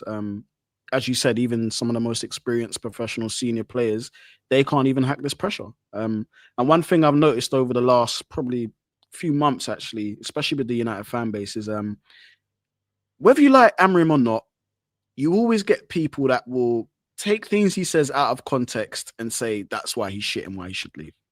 He came out, I don't know if he spoke about it before I came on the show, but he spoke about Dorgu saying that, he sees anxiety in Dorgu's game and he needs to do a little bit better in the final third decision making. I personally didn't see anything wrong with that. Do you know why? Because I'm pretty sure he's had that conversation with Patrick Dorgu privately before. Yeah. And I'm pretty sure Dorgu, as a footballer, knows exactly what he needs to do. You get a lot of people, that's giving him confidence, Amorim. Well, way to kill the kid's confidence. I'm like, guys, like, the narrative doesn't just exist to us. It exists to other people as well. Like, you're going to, like, they never had a conversation on the training ground, or that's something that is an ongoing thing in his game. And they use it to say, this is why Amorim shit. I'm like, guys, you're just picking anything now. Picking anything. Amorim can't even say anything right. He could say, I like ice cream. Oh, well, it's really, really cold in Manchester. Why does he like ice cream? Oh, he's shit. They'll just pick anything to beat him over the head with. And that's what I don't agree with. I think we should just keep it literally to his on-field decisions and what he's doing. Do you know what I mean? I don't think he's the best coach. I really don't. I wanted him to leave, but he's not going anywhere. So you know what I'm going to do? I'm going to support him. And I'm also going to hope that he learns and uses these games and these experiences to get better at coaching. That's what I hope anyway. KJ says, I'm not buying not putting young players in, so they'll never get a chance until United's stable. That could be another 4 or 5 years. It could be. It could be, but it's not the right call. Someone said it in the chat here. Where was it? There you go, Skiliano. This is the point. I think it's exactly. Arsenal can play downwind because the rest of the team are highly competent and can cover for any mistake he makes. Exactly. And I know that not every team has the luxury of being like top of the league and being this team that's playing amazingly well, and I get that. But at Man United, it's a different kettle of fish. It's a different. And again, we like to almost pat ourselves on the back and also slap ourselves in the face at the same time by saying that, well, we're the biggest fan base in the world. We're a global club. Yeah, we are, and we go in on players, justifiably so, but sometimes just ridiculously so. Even someone like a Bruno Fernandes, who during his time at Man United has been our best player, divides the fan base like it's the Grand Canyon. Like we do it with everyone, every player. I mean, it's a matter of time. I mean, Brian Mbeumo, I think most people like him, but it's a matter of time before at some point people start to turn on him, say he's not actually that good. Yeah. It's always the way. So I wouldn't want to put a kid into that. And also, JJ Gabriel's 15.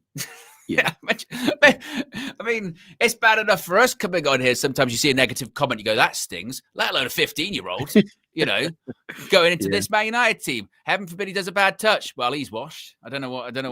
He's not that good. Who does he think he is? So, yeah, definitely not. It's just it's a different situation. Sir Alex Ferguson had the luxury of, once the success started rolling, to integrate the youngsters into a successful team. Obviously, Class of 92 was the big catalyst for it all. I get that. But also, I think people have to realize that Class of 92 thing, that's a freak situation. I was going to say that. You know what I mean? You can get that amount of players in from an academy. Reaching their potential as well. And they all reach their potential. Like, that's insane. And literally, probably apart from obviously, like, your Nicky Butts and whatnot, a lot of them world-class. Up at the world-class level or elite world-class level. A lot of them got to that level. So that's a freak. And then if you notice, Fergie used that as his template for the rest of the years, like decades that followed. Do you know what I mean? So I think sometimes it's just a staple of when things aren't going well at Man United, we then start to turn off to get the youngsters in, throw the youngsters in. And we've really been saying that for like the last 5 or 6 years when things haven't been going well. Just put the youngsters in, put the youngsters in. And actually quite a lot of those youngsters that we said just put in, they're not at the club anymore and they're not that good. You know what I mean? I remember a time, get Hannibal in. I was doing it. Get Hannibal in the team. I was the same. Get Hannibal in the team. Where is he now? You know what I mean? Get this person in the team. Where are they? We just sometimes we just like the alternative, and actually the alternative isn't necessarily the best thing. We've got nearly 1,000 people watching. We're at 310 likes. If you haven't already, put the like button. Let's see if we can get to 500 likes. Also, be sure to subscribe. We are about just over half an hour from kickoff at Selhurst Park. Amanor, the super chat here, says, DJ, would you have picked Dalot over Dorgu today? It's much of a muchness, isn't it? I mean, I'll be real. The only reason why I probably would have picked Dorgu, and this is the only reason, is just because he's a left-footed player playing on the left side. That's it. That's my argument, Amanor. So I don't know. I honestly don't know. I haven't seen one. Again, it's kind of similar to Dalot and Wan-Bissaka when Wan-Bissaka was here. Times you would see good stuff, but not one of them was trying to make it clear that this is my position. Because Dalot, for me, he's regressed, man. I think he needs to go in the summer personally. But Dorgu, I feel has a bit of a higher ceiling. I feel he does. But whether he realizes that or not, that's a whole different thing. So yeah, I probably would have gone for Dorgu. I think Dalot is fortunate in the sense of I think he is well liked within Manchester United. And I think he's a nice guy.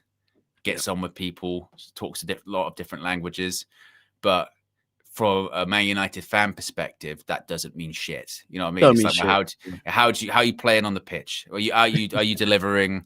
And the answer is no. And like you said, he has regressed, because I remember it was a couple of years ago. He was like one of our players of the season or something. Yeah, he was. I think 2-3 years ago. About 3 years ago. Yeah.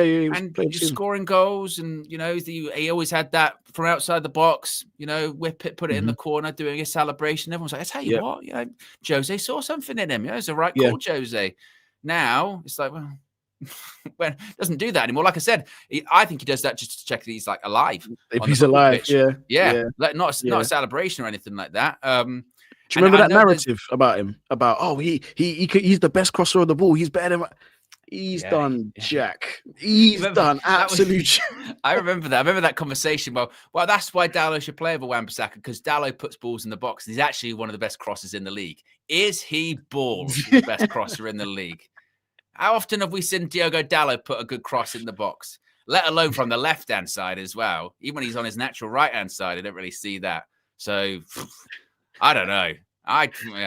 We love it. Where did that even come from? That whole he's really good cross on the ball. I think that was just made up. Yeah, I think, you know what, it's just us United fans just clutching at anything we can clutch to validate a point. Like a lot of United fans do it. I've done it in the past. I have, you know what I mean? It's part of it, but he's terrible. He's terrible at the moment. At the moment, he's terrible. I'm not saying he can't get better, because I don't like to write off people completely, but he's terrible at the moment. Xerxes starts to get up front today. Yep. We spoke Monday that he didn't have the best game, rustiness, and we said that every touch he was going to do was scrutinized. It was. Are we hoping to see maybe a bit of a less rusty Xerxes Day, second start in a row? Yeah, I think we'll see. I hope that. Is that about every player? Well, I hope so. I hope today he can kind of, get on the ball and just. My thing was last week, just keep it simple. You've been out for a long time. Keep it simple. Keep it one touch, two touch. Build yourself into the game. Even though he had a bad game, I did see him slowly building himself into the game a little bit. Got a bit better, Again, the fan base turned on him. He's shit. He hasn't played any football.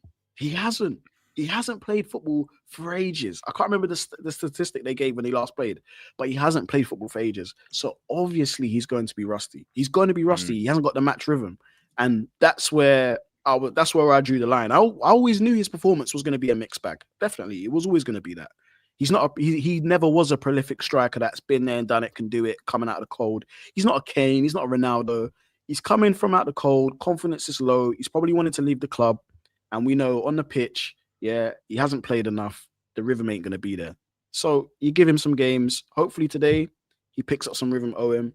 He's had a week since that game to still train, obviously be with the team and get back into the manager's good graces. But we'll see, OWEN. We'll honestly see. I don't know what we're going to... It could be a Cass masterclass today. It could be a Bruno masterclass today. It could be Bruno giving the ball away in the first 3 seconds from kickoff. It could be anything. It actually could be anything. Super chat from Nathan says, but we're not winning this game. Prove me wrong. Well, not for us. I can't prove you wrong, Nathan. We just have to wait and see, isn't it? You got to wait and see. That's the beauty of football. And the beauty of football as well is that a lot of the time it doesn't make sense for all of the yapping that we do here and talking about form and statistics and what have you. You can lose to Grimsby and then go to Anfield and win. Football's a funny game. You can play against a 10-man Everton side, and Everton can look like they've got 13, 14, 15 men on the pitch. Unbelievable. We could have been playing for another 90 minutes. We wouldn't have scored. And you go, Everton, not bad. They got pumped 4-1 at home by Newcastle. Newcastle can't win away from home. Suddenly they can. It's a weird one. Football is a very strange game. Unfortunately for United, as much as the team, we always go, they're so unpredictable. They're kind of not. Usually they do go with what you do expect them, which is particularly when it's bad. But, like DJ said, we hope. I really want to be in the position after the game where I go, I tell you what, didn't see that coming, or even genuinely, and this might be what it is, we might come out of the game and go, I tell you what, Crystal Palace were terrible today. That's why we got a result. I don't care. I don't care. I need us. I don't know if I'm expecting this, but I need us when this game's done to be able to look at the table and go, after all that stuff on Monday, we're 5th in the league. That's not too bad, is it? Oh, God. Yeah. Oh. And then this is the perpetual cycle. Then we'll start to believe again. We'll start to believe and we'll go, we got West Ham. We got West Ham at the weekend at home. Was it Thursday? Thursday. We got West Ham at home. Oh, here we go. We'll definitely beat West Ham at home. Lose. And we're like, oh, God, Nuno. Oh, that's the life of a Man United fan. That is also just going to be us this season. There will be those results when, we don't expect them, positive and negative. Am I worried again about Palace and the players that they've got? I mean, what's the Palace team actually starting today? Let me double check this. I'm just seeing Oliver Glasner on my screen. He did a bit of a skid when he was celebrating there. It was quite cool. So they've got Henderson, Richards. I wish I could say this name. LaCroix, Gahey, Munoz, Adam Wharton. Remember Adam Wharton? It's going to be a bit of a audition for him today. Going to be an audition for Wharton. We'll see if he does as well as Anderson and better than Baleba. There's Kamada, Mitchell, Ismail Assar, Pino, and Mateta. They've got good players. DJ, they got good players, and I tell you what, their wing backs shit on ours. Oh my goodness me, God. Their wing backs are good. Their wing backs actually suit their system, and Oliver Glasner as well. Openly says that he doesn't even like playing with the back three, but he went into Palace and he went, "What players have I got at my disposal? All right, it's a back three. It is. I can play with wing backs. He actually prefers 4-4-2, and you can see that with the Palace team. I mean, huge credit to him as well. You would think that if in like consecutive seasons you lose Elise, Eberechi Eze, that should be enough to destroy a team. Like you'd be looking at like a team. Two best players. They're going to get relegated, and like two best players, but like players that have gone on to their other teams and got even better. Like Elise has gone to Bayern. He's one of the best players in Europe, legitimately. Yeah. Eberechi Eze has gone to Arsenal, where it's like, oh, yeah, but he's going to be fighting with Odegaard in the 10. Or I don't know, Odegaard's one of the best players in the league. Odegaard would be lucky to get back in with the way that Eze's playing at the moment. First guy to get a hat-trick in a North London derby since like the 1940s or something ridiculous. So you would think, Palace, well, they're going to be screwed. They're just as good. They might even be better. They might be better. They're frightening. And that is... I think the difference of a good coach. That's a top coach, you know, and it's not a fluke with him. He won the Europa League at Frankfurt. He's a top manager, and it's going to be a tough one today. Yeah, it's going to be a very, very tough game. And do you know what? The good thing about football is that if you lose a game one week, you get to rectify it the next week. you get to rectify it. So a lot of these players, they haven't got anyone else to blame. Amram hasn't got anyone else to blame but themselves. It's down to them. They get another chance in how long have we got now? In what, 30 minutes? It's 30 minutes, right? Yeah, in 30 minutes to literally put last week behind us. If they can go out and get a result, if they can go and get the 3 points, brilliant. A draw, it would feel like a loss to me. But really? I'd take it. I'd take a draw. I would take a draw, but I just think that one thing we haven't done this season is maximize when we need to maximize. I haven't seen us take advantage of the teams around us. We don't do it, or we do it half stepping where we'll get a draw. I'm like, oh yeah, we got 1 point, but no, we could have had 3. We could have 3 back to back, to be fair, in some of the games. So it's down to these guys. They need to step up today. But look, if it doesn't all go well, we're going to be in the exact same position we was last week, where some fans are going to blame Amorim, which they will. Some will blame the 11. It'll be a mixture of the two. It'll be Amorim out. It'll be Wednesday leaving. This is disgusting. This is terrible. I'll look down on the United View group chat. The forensic inquest will be going on again. Oh yeah, Bradley will be going off. Bradley. I love Bradley. He goes off. Yeah. I mean, guys, you didn't see it because obviously we had because we played on Monday. There was no red carpet or whatever this week. So, guys, you wouldn't have seen this. Bradley's been going off. I mean, to say he's been steaming is an understatement. You know, Bradley's a little guy. There's a lot of anger in that little man. I'm telling you. My goodness me. I mean, paragraphs are being written. You know that like thing it's on social media of like the pen when it's on fire or whatever? Yep. That was Bradley in multiple group chats. So to say that he's a bit frustrated with Ruben Amorim right now is an understatement. But maybe, you know, he will have something to praise on the red carpet tomorrow. Oh God, I so hope so. And, even though I said that if we win, that will annoy me still because I'll be like, oh, where was that Monday? It does make it easier to move on. Like you're right. With football, ultimately, you can't change the past, can you? You can't. Yeah. You can't change the past. It happened. When you say sometimes it is what it is, it can ruffle people the wrong way and they're like, oh, but it is. But you can't change it. All you can do is move on and, you know, look forward and focus on today. And today's a big challenge. I think if we went into this like 5 games, the easy 5 games, if you said, oh, we'll lose one of those games, I think everyone would have gone, oh, right, the Palace one, not the Everton one. But hey, if we still get 4 wins out of 5, you know, and it was just the Everton one, hey, I mean, I'm getting very ahead of myself there, ahead of myself. And the only way we can change that is by winning on the pitch. It's just simple as that. Like, it is simple as that. I think I'm a little bit worried about the midfield today, just because I think last week we saw kind of, for all the great Casemiro has done, and I want to be very clear here, like I rate Cas. I think even at this age, he's still giving us something that's important, definitely. But I think once that becomes exposed, there is no plan B in that midfield. And Mainu hasn't got enough game time to be able to come and slot in and just pick it up from where Cas has left off. So I'm a little bit worried. I think if Cas has a really good game today, I think we go on and win the game. That's just my opinion. I think if he has a great game today, we go on and win the game. It's a springboard for us to go win the game. If he has a terrible game, we're going to be running back 6s at 7s, trying to run back to our own goal to defend it. So, and you was mentioning Glasner before. I rate him. I rate him highly as a manager. I think he's really good. And I think he's done wonders with this Palace team. But again, it's down to Amrim today to show something. He has to show something. He's been given a lot of chances. He's been given a lot of time, a lot of patience from the board, especially. Because remember, there was that time when we was thinking 24 hours, 48 hours, he's gone. I think it got that close. It got really bad, didn't it? And he managed to buy himself some time. I don't know how, but he managed to buy himself some time. So, and the reality is, if you was to ask the community, who would you like to see if Amrim was to go? Who would you like to see to come in? Who's available right now?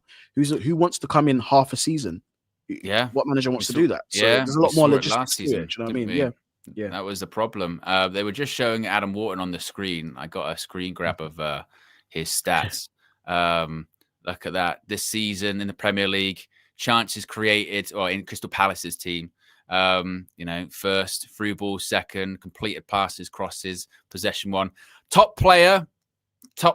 He's one of the names linked to this whole like midfield, overhaul that's coming up. Of course, Elliot Anderson seems like he's the priority. Carlos Baleba, despite playing really, really badly this season, still, by all accounts, is on Manchester United shortlist. Adam Wharton's the other one.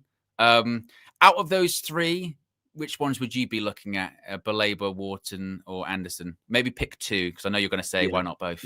Yeah. We need both. I think we need 2 definitely in that midfield. If it was me, I'm going to get Elliot Anderson.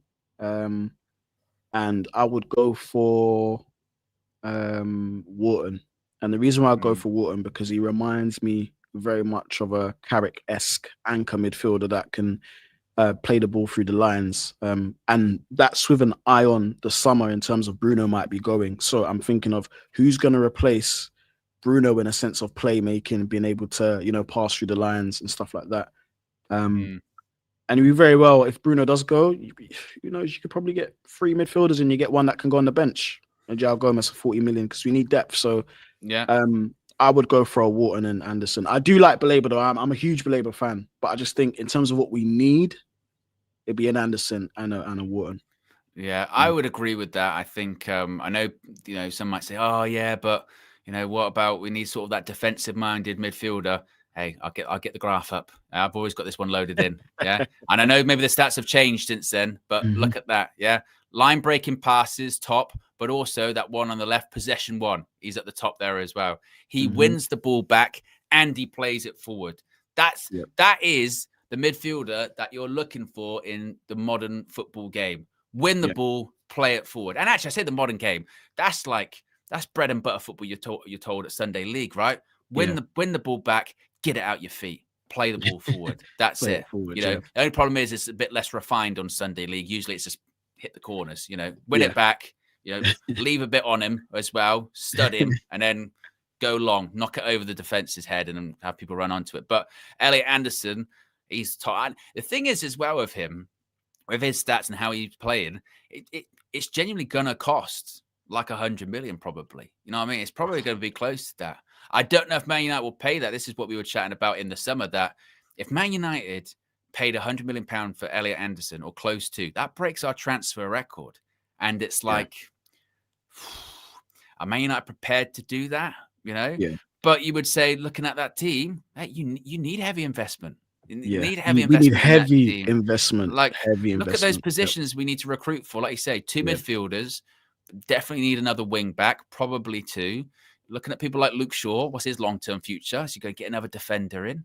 I need more attacking players. I know we just spent a load of money on a front three, but as has just been shown, Šeško, Cunha out without looking at going, well, we haven't got many attacking options, so we need more. Yeah. So we need already like 5 or 6 players to be brought in, and you're going to have to sell players. I know we're going to raise money with Casemiro's wages going. Bruno, he's not going to be as high as the money we were going to get to Saudi in the summer if he does go.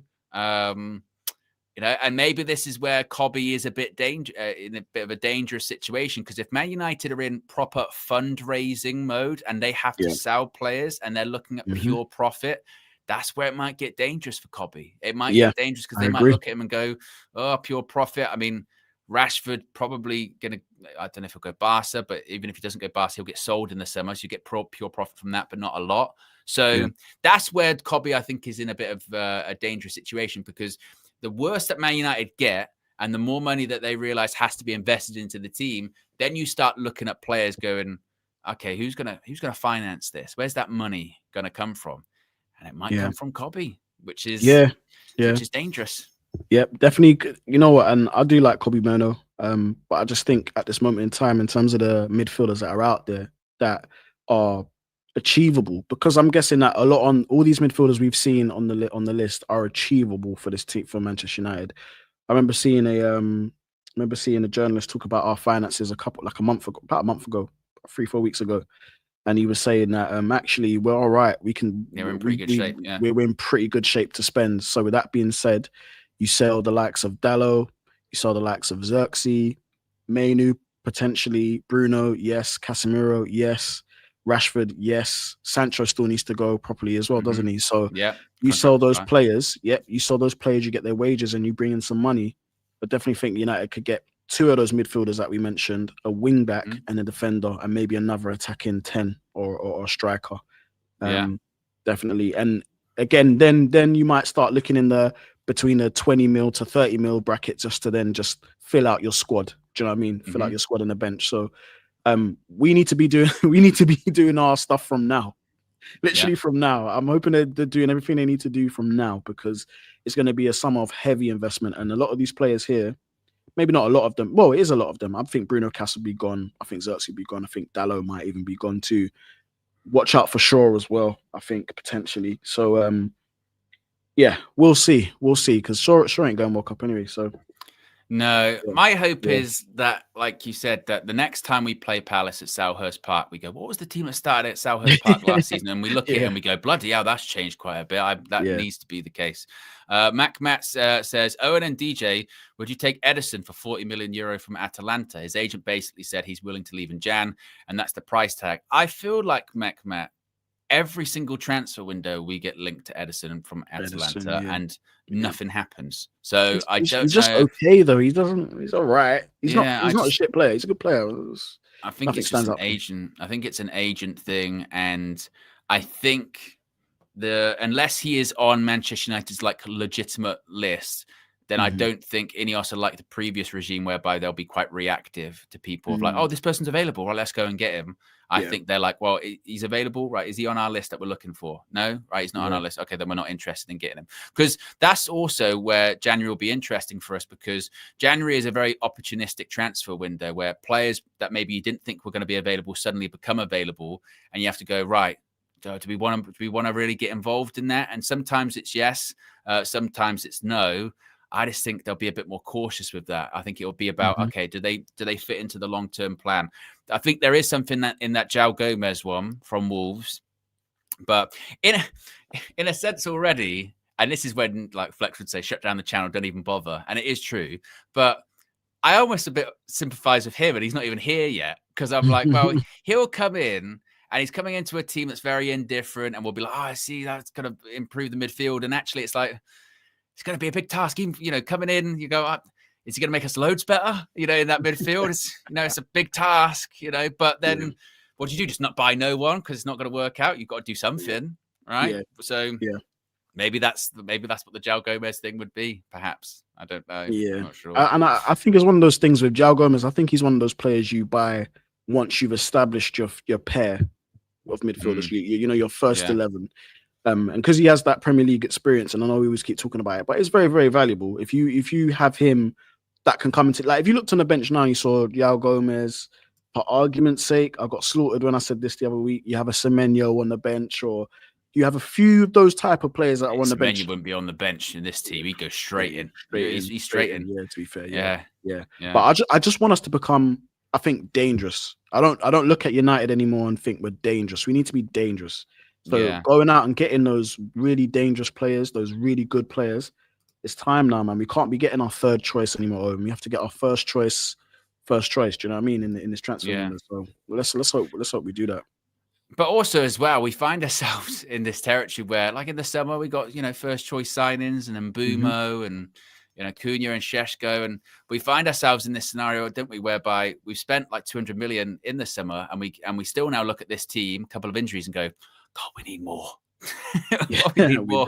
It's a bit like the Liverpool situation, isn't it? Liverpool spend over 400 million, and every time they put out a team now, you go, well, they need players. And you go, Jamie Carragher going, they need players. So sometimes just because you've spent money doesn't necessarily mean, you know, you're going to be this sort of complete squad. It's about squad building, and we're not very good at that. We're not very good at squad building. We're in the situation as well, because we're playing one game a week. We don't need, you know, the big squad that we used to. But let's say we did qualify for a European competition, not even saying Champions League. Let's say we got Europa Conference League. We would need a bigger squad, you know. So there needs to be this sort of squad building aspect of United, like I said, in January and also in the summer. But it feels a lot of it's so dependent on where we're going to finish this season, and I have no idea, not a clue, zero. Like you said, you just hope. You gotta hope. I hope we do. But I can't guarantee it. My gut feeling is that we'll probably get 8th, in my opinion, 8th or 7th. But if we scraped into the Champions League spots, I wouldn't necessarily be too surprised. This league, in the last few weeks, has been very unpredictable. A lot of teams dropping points that you wouldn't think. So I think there are going to be more opportunities for us to move up into that space. But again, it is down to consistency. It is literally down to consistency. So, I don't know. I think we might fall short, but that's my opinion. Yeah, that's what they always say, though, isn't it? Is that the people that finish 4th and 5th, it's basically who can be the most consistent out of an inconsistent bunch, and that's what it will be this season as well. Pretty much the entire top half, before you get to sort of like 3rd in the Premier League, is just filled with inconsistency and filled with people that will go on a run of like, you know, 3 games of a win and then won't win for like 3 games and then drop down the table. And we are right in that. I think the worry is, the concern is, like, what if we're not part of that? What if we're actually below that? Because last season we weren't even in the conversation, were we? We were just bottom half fodder, never even in conversations for European spots or anything like that. As long as you're in and around the race, I think that can be palatable. I think maybe the worry is just those people we're talking about there, like, oh, we're in and around it. You can win a couple of games, get up to 5th. What if we just drop out of that? what if we're just not in that conversation, and we're just, you know, because we're not winning games? That's the worry. And we're getting into the crucial festive period now, where people will really start to, you know, judge, you know, how our season is going based off, you know, where we're at Christmas or what have you. So we're entering those critical periods. Etc. says, bottom half, we were 3 points off relegation. What last season? But this is still what I would say. But last season, etc. You know, I'm being positive here. Last season's last season. Can't do anything about that. Today, you know, we're 12th. We're 12 starting today. It's not great, is it? But if we were to win, we'd be 5th in the Prem, and then it'd be like, maybe things are all right. So we're still in that phase. As bad as the performance was, and bad as the result was at Everton, if United can get a result today, then it's not all forgiven, but you can look forward a bit easier. The big problem with that scenario is do we actually think that that's going to happen? That's the issue. I think, you know what, if we fall outside of those spots, those Champions League spots, and the season ends that way, Amrin will be gone. Obviously, Sir Jim's gonna have to come out and back his man, and whether people agree with it or not, that's the stance he chose. However, he cannot allow for Amrin to stay if that was to happen, because at the moment that is kind of what is gonna dictate the rest of our future going through to the summer. Big up, Flex. Big up, man. Big up, man. Yes, people. Big up, DJ. Big up, Owen. Good morning. Yeah, good morning. Look at that, 11:50. That's the morning, isn't it? Early doors on a Sunday. Crazy. Yeah, that's mad. Yeah, just seen the starting team just as I was logging in here. Not much. Nothing much going on there, really, is it? I think we all knew that's what it had to be. Yeah. It's expected. But you're just never sure with Bruno, with Amarim. Just sometimes, like, there's just something in there where you go, oh, but why that though? Sometimes, but this one is very basic, very easy. Just you have to return Ahmad back today. You can't have Dalot and Dorgu at fullback. You're just too limited. You're just too limited. So no, I like it. It's all we could do. Do you know what I mean? It's all we could do. Yeah. I'm just on this, like, I don't know, man. Like, it's just Palace, innit? Just in midfield. Just know what Wharton's on. He just dictates and just, I don't know, man. Yeah, I got another one. There you go. That's Wharton's this season. For fuck's sake. Yeah, there you go. Look at that. Most of them are below Elliot Anderson, Owen. Look at that. Your guy. Yeah. Well, that's Crystal Palace. Yeah, it's Crystal Palace. Oh, that's just Crystal Palace. Oh, sorry. Crystal Palace team. It's not that. It's not that. It's not Where was that, he on that one? Oh, he's in the middle with the others. In the middle, yeah. In the middle. Look, Casemiro's actually a little bit. What was he? Level Casemiro, yeah. Level Casemiro. So Casemiro, one possession, a bit more times. Yeah. It's that though, isn't it? Like, Palace at home. You know what they're on any given Sunday. Ironically, you can drop points. People know what time it is to go play Palace, whether you're performing really well, like someone like Arsenal, whether it's been City in the past, whether it's been Liverpool. It doesn't matter. The best teams, the good teams, can get turned over by Palace. They're such a good team. They're a really, really good team. And you have to be, I'm not going to say perfect to beat them, because they're not perfect. They're not the best team since sliced bread. I don't want to build them up like they're flipping prime Barca, but like, there's just a respect there, isn't it? And especially with our away record being so poor, I think the win against Liverpool obviously gave us so much confidence. And it was, during that the second embers of that run that we went on. But our away record still hasn't got much better. We haven't won an away game since then, 2 draws. And the manner of those performances, they ain't great. They're not great. If we're honest, well, it's not about honest. It's not even controversial. We ain't turned no corner away from home. We've got a big win against Liverpool, but we didn't use that as a springboard to go on to better things away from home. We haven't. Yeah. Do you know how many victories Ruben Amorim has got away from home, Flex, during his time at Man United? Wait there, hold on. So, Liverpool. You should be able to name them, to be fair. Yeah, so it'll be Leicester. Yes. Southampton with De Ligt. I remember that. Oh, That no, wasn't- he no, wasn't that's there no, then. No, no, he wasn't no, there then. No. So it'll be Leicester. So it's 2, Leicester and Liverpool. Oh, and No, City, there's- 3. No. City, 3. Who's the other team we beat away then? He's on the bench today. He scored Burnley. the winner in it. No. Wolves. No. Martinez. Oh, Fulham. Yeah, oh, yeah, because we that's beat. it. Yeah. So 4. Four away Premier League victories. In how is what many? Ruben's done. Do we know how many? I think it's Loads, like. but I think it's like, I want to say like 12, maybe more than that. It's got to be more than and that. our away form has been, though, even under Eric, our away form since 2019, 2021 lockdown, when we went on like 19. The record, like, record, Martial with the glove starter pack, like, you know what I mean? Jesse Lingard counter, you know what I mean? Rashford, Martial and all that. Since that, we haven't had a good away record for even probably all of Eric Ten Hag's tenure. We couldn't, remember the thing about we couldn't beat the big 6 away. Didn't beat a top 6 side. I mean, all we needed to improve our away form, so basically all we need to improve our away form, Flex, is for fans to disappear. And then we can start winning games away from home, because that's what it was. And if that doesn't demonstrate the what pressure can do to see these players, it just goes. That's pure mentality, isn't it? That's pure mentality, pure ability to handle and manage pressure. They can't do it. As soon as fans came back, atmosphere picks up, crowd starts, chanting crumbles. at you. Yeah, crumble straight away. Crumble, 100%. That's what happens. Games. I hope so we don't true. do that today though, because obviously, like a few people are mentioning Mateta. He's going to be a handful, man. He's going to be a handful. Of course he is. Like, of course he is. He was up front for Everton last week. I forgot his name. Tieno Barry. Yeah, he was causing all. He's rubbish normally as well. Mate. Yeah, he was causing all sorts of problems, and Mateta is way better than him. So it's going to be a tough game, man. Yeah, we can't be having Mateta kicking down the corner flag on our head tops. Sarr, you know what he's on. Is Pino starting left 10 or right 10? Yeah, I think he is. Yeah, again, I forgot. You know what they're like at the back. You know what I mean? Lacroix, Richards, and Gahey probably, if they're all fit, they'll be there. Yeah, it is. Yeah, Tariq Mitchell, is he starting? Yeah. You know, they've got better wing backs than us. Their wing backs are way better than us. Yeah.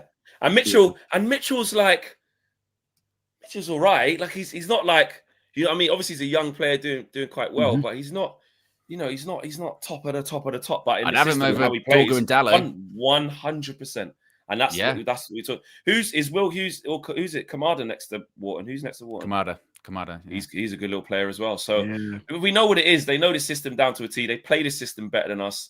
And it's always a tough game. We owe these one away from home. Do you know what I mean? Yeah. And we do need. I'll be honest. I'll be 100% honest.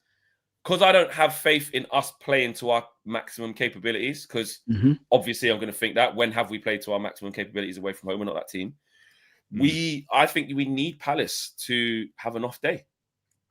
Sometimes we need them to have a little drop. Yeah. Sometimes we drag them down to our level, kind of thing. You know what I mean? All that. Sometimes it's a real thing. We that's what we do. Sometimes we're sometimes so shit that we can just sort of make them shit. And in the game, it's no coincidence basically that a lot of the time we go, oh, this game's really bad. That happens quite a lot with us, doesn't it? Yeah, loads. We'll drag a team down. I did see Peter Crouch saying it. Owen, you guys probably wouldn't have heard it if you didn't have the comms and whatever. But they talk about the sun. You can see it there. And they were saying like in this first half they saw Lummans struggling with the sun. Like he was in his eye line and stuff, and he was like, "Oh, whoever wins that toss, you want to be changing ends, make that sun move by the second half because it really is causing a problem down the other side. That side's in the shade, but the other side I think is in the sun." And he was just like, "Yeah, I don't know if the caps have gone out of fashion, but Dean Henderson still wears his all the time." So look at that goal. Look at that goal up that side. That goal's just in the sun. Look at everyone. Look, finished with this in the sun doing this, struggling like that. Yeah, we're all doing that, mate. We're all doing the Pepe. I always had the cap in my football bag. You bring the Kirkland giant special. Football. Yeah, you have to bring everything. That big football bag, you bring to the game, especially as a goalkeeper. You got a couple of sets of gloves. You got your wrist tape in there. You got your boots. You got your hats. You need everything. You got your sort of longer shorts or under sort of stuff if the pitch was particularly crap, or if it was icy. Oh, that was a bitch when it was an icy. That was the worst. Oh, diving on that. Oh my god, it's like diving on knives. Brutal, man. Oh, brutal, horrible. Yeah, it's not the one to warm up. No. But here's a thought though. I think a lot of people are going to be looking at kind of how Glasner plays his players against ours, right? And look, if Palace win, it kind of exposes Amram even further because Glasner doesn't even want to play that formation. He doesn't even want to play that, but he's just doing it because of the players that he has at his disposal. Yeah. And it's just going to make Amram look even worse. But look, if we can get out of the bag today, I don't care how. Don't care how we do it. Just let's get a win today. 1-0. Go up to fifth in the league. I don't care. I don't care how. And if you get that win, and if you get that and you go up to fifth, it's true what we always say. Yeah, exactly. And it's like you go, well, everything in a season. Fifth. Maybe I got carried away on Monday. Maybe I got carried away a bit too much. Then you go, no, I didn't. No, I didn't. No, I didn't actually. Exactly. The truth is that it's all true. We were right to go in on the team and call him a disgrace and cheats for Monday night because it was disgusting. If they put it right today and win, we'll praise them because it's a tough game to win. But guess what? It doesn't mean that we're definitely going to beat West Ham next game at home. And it's that, you can't look. I just see all of that. This is what I'm saying. You know what I'm saying, bro. Actually, there'll be neutrals sitting there. Bro, there'll be neutrals sitting there right now going, look at this idiot talking about if they win today. Do they not understand they ain't beating this Palace team? Like, Mateta's doing chest bumps and going, come on. It looks like he's Brock Lesnar. Oh, my goodness. And you know what? Physically as well, 100%. Like, it is true. Like Lenny Yoro's been struggling physically in the last few games. That's not. I don't think not just they're physically, playing some but Bob Marley. Looking at. Oh, go on, Bob. Yeah. What song is it? Don't worry, lovely. Yeah. Oh no, it's One Love. Yeah. Let's get together and feel alright. Rhythm up. Right, we're gonna win now. Bob's playing, man. Come on. Nah, we're gonna win, man. Yeah, exactly. Don't worry, Flex. Don't worry. Yeah. Honestly, but yeah, you just know what we're up against. So let's see what they do, because I don't know what to expect. I don't know what to say. I don't know what to predict. But it feels peak. That's all I'm gonna say. I'll be honest. I'll be honest. I don't fancy it. Item Panda says attackers are naturally optimistic, thus they run forward. Defensive players are pessimistic. It's a mindset that's been honed their entire life. Calling it a lack of discipline is unfair and wrong. Yeah. Mbeumo, man. Mbeumo and Ahmad, bro. We just need you guys so much. It's Bruno and Casemiro I'm worried about. I know it's 2v2 because they played, but Kamada and Wharton, they'll just pass it your head off. Like, oh, here we go. Yeah, he's not gone with the cap, has he, Lommans? Not wearing the hat, is he? No. He's not wearing the hat. Gone fast start, something United. Right, Dallo, get that in the box immediately. And, you know what I mean? With Chris Richards, the choir and thing, they're physical. They're good in the air. Yeah. So, but get everyone forward, cause a little bit of a melee. Why not? You need to put down a marker right now, isn't it? Yeah, exactly. One long ball. Xerxes won the flick on. You get something out of it. Get back to doing that. Away from her. He's on the pitch. Look like a foul for him. Ricochet. Go on. Casemiro. How have we not scored? Oh. How did we not score? What the fuck? How did we not score that? The ball's just everywhere. He's in his hand. What a save. It's that second one. That's a great save. Yeah. Fucking hell. Well done, Xerxes. Hold it. Come on. All right, he's got it back, Owen. Oh, then we've lost it again. Giving the ball away. Flipping man. Yeah. That's one thing we just consistently do. We just can't keep the ball well enough. Rusty touches. It's all right. Right, man. Yeah. Yeah. It's that South London sun, DJ. Isn't it? Yeah. My local. Oh, don't let that run in behind. Jesus. Let's not do that. Sure. But you see that, though? I don't think De Ligt's let him go. I don't think De Ligt's let him go because he just knew Shaw was there. I think he just got the run on him there. Right, settle. Look after it, Xerxes. That's better, Xerxes. Lovely. He's got to do a lot more of that. Because that is one thing in his skill set that you would expect from him. A neat touch. Yeah. You know what I mean? Look after the ball. He's got a good level standard of play in that sense. But in terms of obviously mobility, pressing, running around, that's not really him. But that's where you're going to need Mason Mount and Mbeumo really running off him. Wing backs running. He needs movement around him. Yeah, I'm hoping that Xerxes just keeps it simple though, Flex. You know what I mean? Yeah. Like, just keeps it simple just for the time being. Get that confidence, get your touches, get everything dialed in because he ain't played a lot of football. So no, exactly. King in the Night says the sun is affecting me all the way from Jamaica. I hope Sonny will be fine. It's mad. Who's helping him? I don't know. Even then, he's picked the ball up. There was no one necessarily showing for him or helping him. He's kind of by himself. Exactly. The only problem is sometimes with Xerxes, he can be almost. Let's see this replay. It's this one. It's this next one. Yeah. Good save. Should score though, man. You got should score. You got to kick it the other way. Look at Dean. He loves it. Yeah, he loves it. He loves it, man. Straight away. He was man of match against us last time, wasn't he? Oh, here we go. Oh my, here we go. Dallo, good tackle. Keep it in. Better. What a tackle. What a tackle. Get on with it. Get on with it. There's no head injury. No. Carry on playing. He's saying stop. Bruno's saying stop. That's more Bruno just going, let's calm down. Yeah, I was going to say, Bruno. Look, it's 3 minutes in. It's a bad one. His ankle might have got caught in the... Oh, yeah. Ooh. Right ankle, man. Look at it, rolls. It's landed. Yeah. It's a great tackle just there. Oh. Yeah. Sometimes you can run them off if they're not too bad, but... Yeah, with those ones, you kind of got to get up quicker to get the mobility on it. Bad. Have you ever had that where you've just been walking? You're just walking normal and you just roll your ankle like that? He's in a lot of pain. He's in a lot of pain. Owen, shall I tell you what that's called? That's called 30 plus. Oh, mate. Yeah. I'll tell you, when you're walking like that and then suddenly your ankle just goes, you go, I think I've just broke my ankle. You just go, Just walking on the pavement, bro. I was just walking. It feels like a catastrophic injury as well when you get Yeah. the pain. You're like, oh my God, that's something. And you hope no one saw as well. Yeah. Yeah, or you've got those shoes on that aren't that tight. You know what I mean? They're not that tight, so you've got the ability to roll them. You go, oh, yeah, that's not the one. Yeah, sometimes you see the players do that and they're all right. Other times, like ligaments gone. Yeah, you know what I mean. It really just depends. So this is actually a really big chance. So it's just a mess here. He's done well there, but he's actually put his arm there. That's a big save, isn't it? Because he actually gets like a half volley, basically, doesn't he? Yeah. He still should score though. Yeah, he still should score from there. You shouldn't be giving the keeper a chance from there. We should have scored.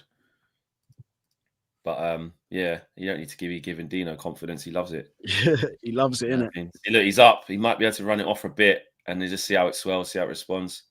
Because sometimes, you know, the initial thing of doing it, the pain shoots up. You go, oh my God. The pain. I broke my ankle. I broke my ankle. Run it off a bit. Exactly. Yeah, you should be all right. Yeah, I think you'll probably be. But we started bright. We started bright. Done okay. Dr. Fleck also making an appearance there as well. Yeah, well, you know, diagnosis. Still in training.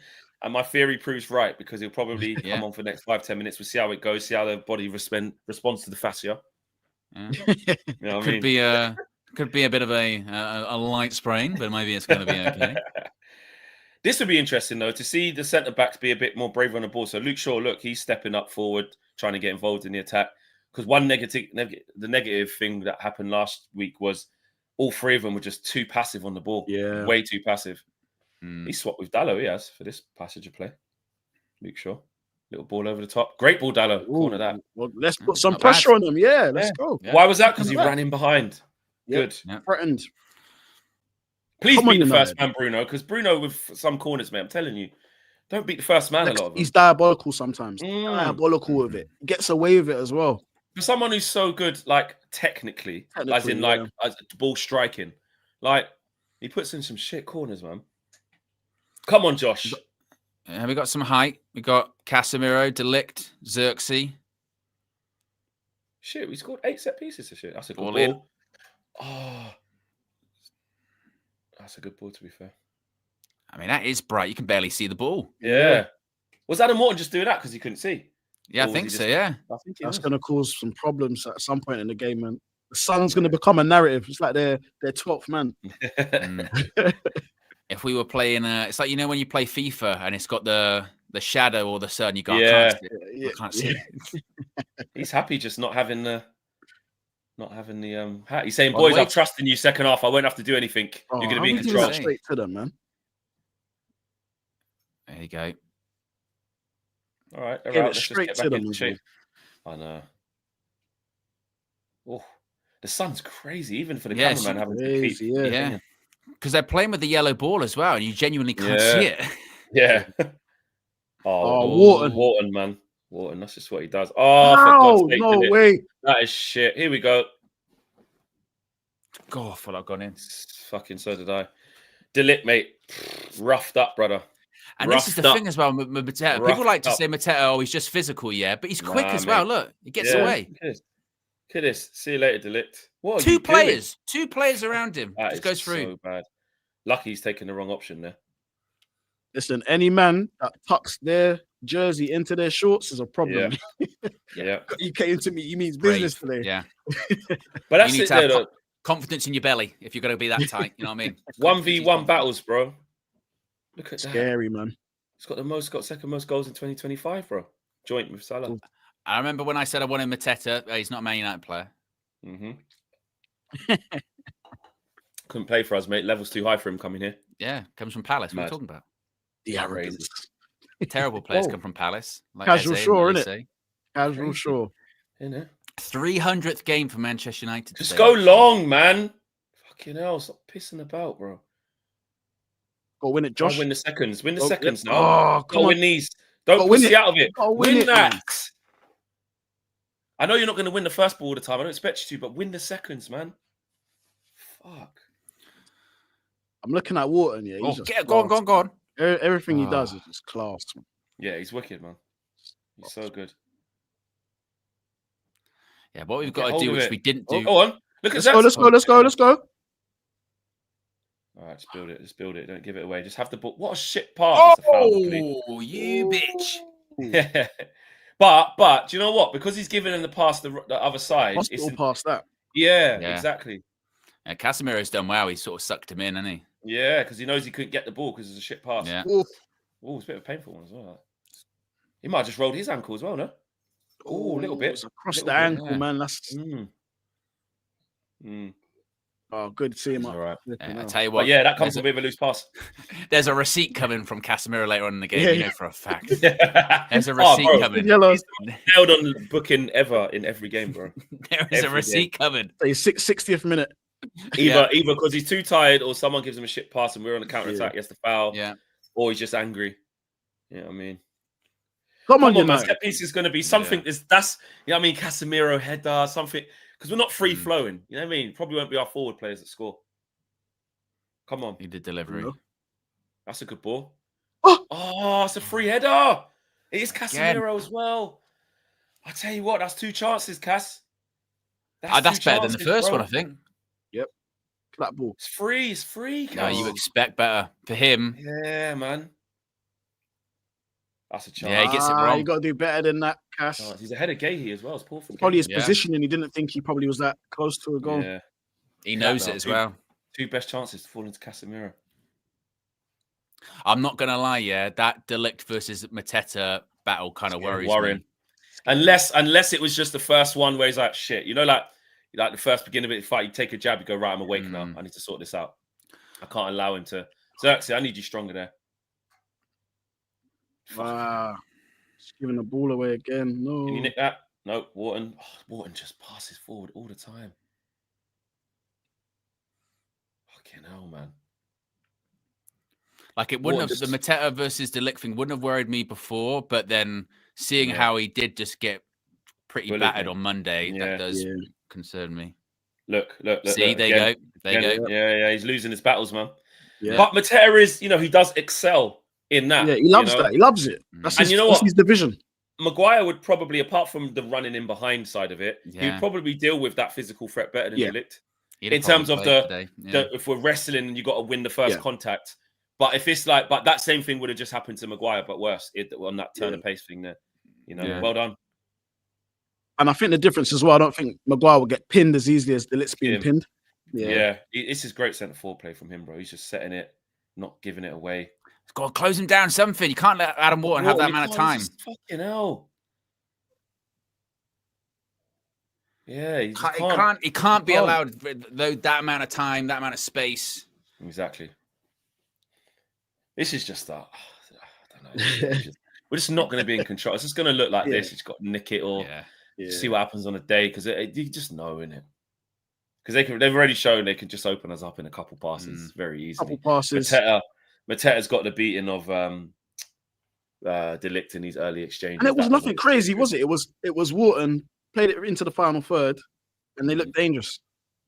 Looks like he's fucking blowing, but he's not. Fucking, I tell you what, he's fucking massive as well, isn't he? Yeah, he's huge, bro. And he kind of looks bigger because the shirt's tucked in as well. He just looks... Come on, first contact, please.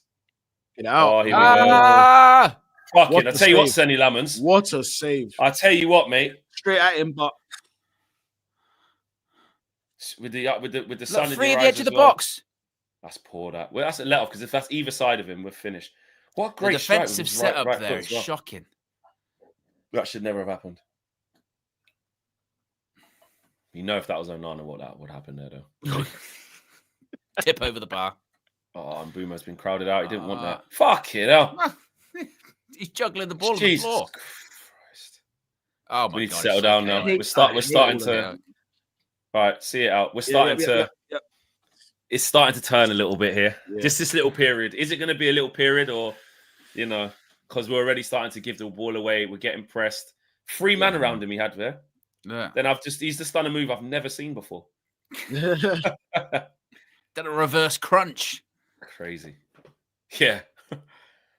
Oh man. We need to kind of get a bit of respect back. We need to go up the other side and threaten them a little bit now.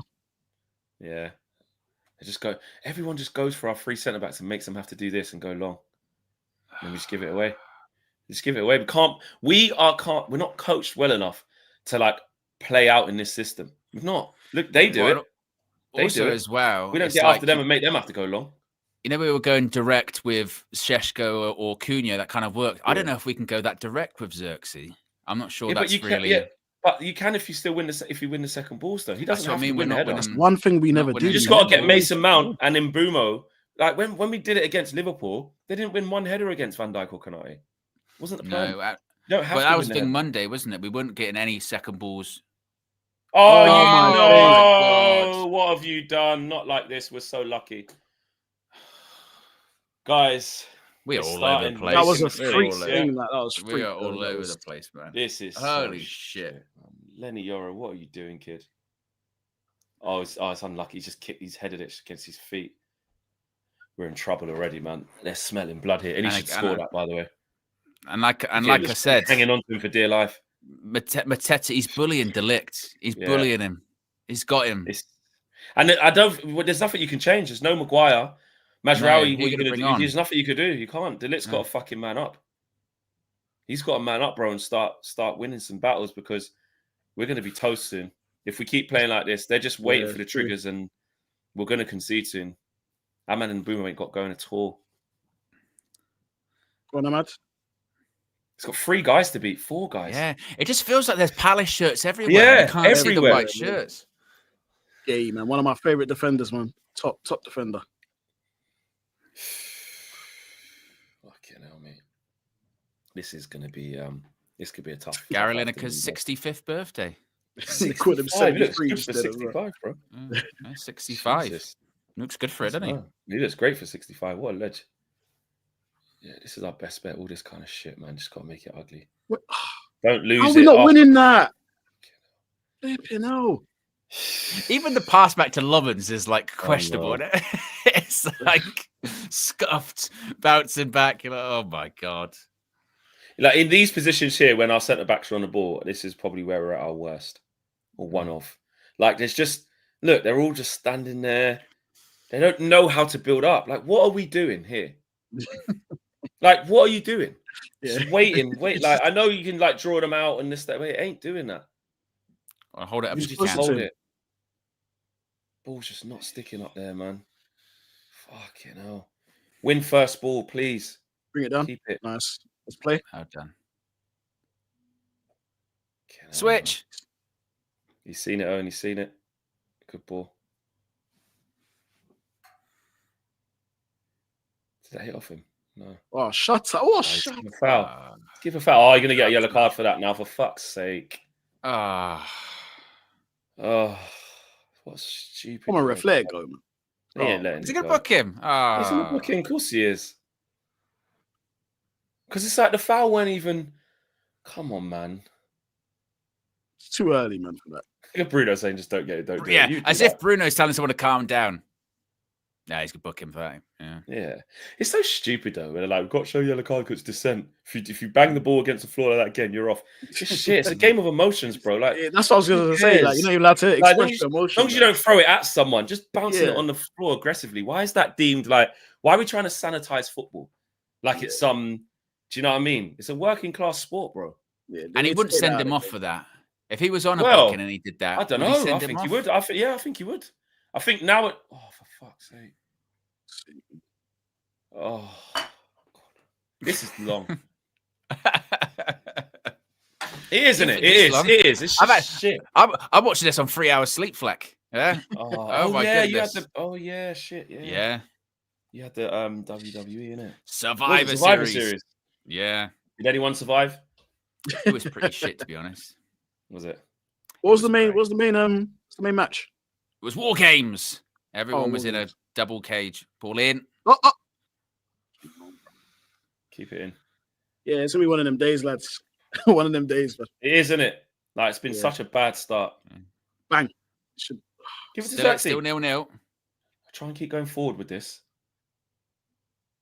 God, he fizzed it. No. Jesus. What's going on, It's man? Casemiro. Bradley told me he's world class on the ball. No foul for that.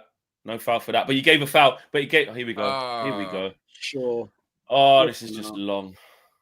But he gave a foul for that tiny little push, and then he didn't give a foul for a blatant block. Fucking long, man. That Casemiro pass was criminal as well. Out muscle. That weren't nothing to do with out muscle, bro. He just stood in front of him. That's not out muscle. That's a foul. How's that not a foul? That's poor as well, that. Luke Shaw. Another corner to face. This is just such a bad start. We've just got, you know what it is, yeah. We've just got to hang in as much as we can, haven't we? Even if we go 1-0 down, hang in the game as much as you can. It's just shit. You know this is going to be a good delivery. Whipped. Look at that free header. Lucky. Fucking hell, man. God. Why are you on the floor? What the fuck? This fucking team. Oh, Jesus. It's hurting my eyes, bro. I'm glad I can't see it properly because of the sun. Yeah. I'm glad. Look at us. This is such a mess. These three. Shit header. Ball back in. No one's there. Richards nearly gets it. Fucking hell. It just feels like, like you're just waiting to concede. You know it's round the corner. Any minute, and I'm not even being negative. It's just the tide, isn't it? It's just. And this is where all the positive people that are like, "Oh, don't think like this." Look what we're watching. It's shit. Free header again. Still 0-0, Fleck. Still 0-0. Still in the game. True, and that is true. Yeah. Fuck. But with football, sometimes it's inevitable, man. You can see the tide just turning consistently. Who's on him? Man. It's just. How's he got a free header? Lenny Yoro fucking on his knees. Yeah, Lenny's struggling. On his knees. No, he's struggling. Look. Oh. Early signs are there. The warning signs are there, boys.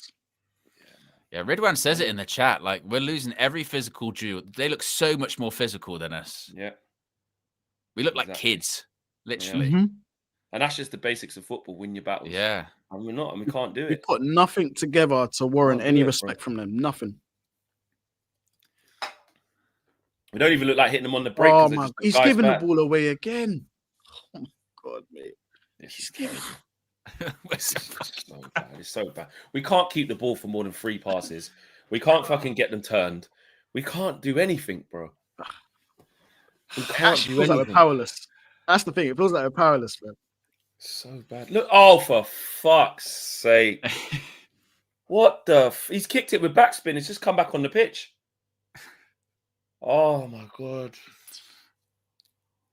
Remember, guys, people are saying, and I'm not, listen, Casemiro could go on and score a header from a corner. I get that. Or people are saying re-sign him. Yeah, no chance. What for? Fucking hell. There you go. There you go. He managed to nick it. Oh, my God. Give him a chance, Brian. Mbumo. He's infected as well. What are you doing? God. Oh. Look at that part. What are we doing? We can't fucking pass ball. It's just every time.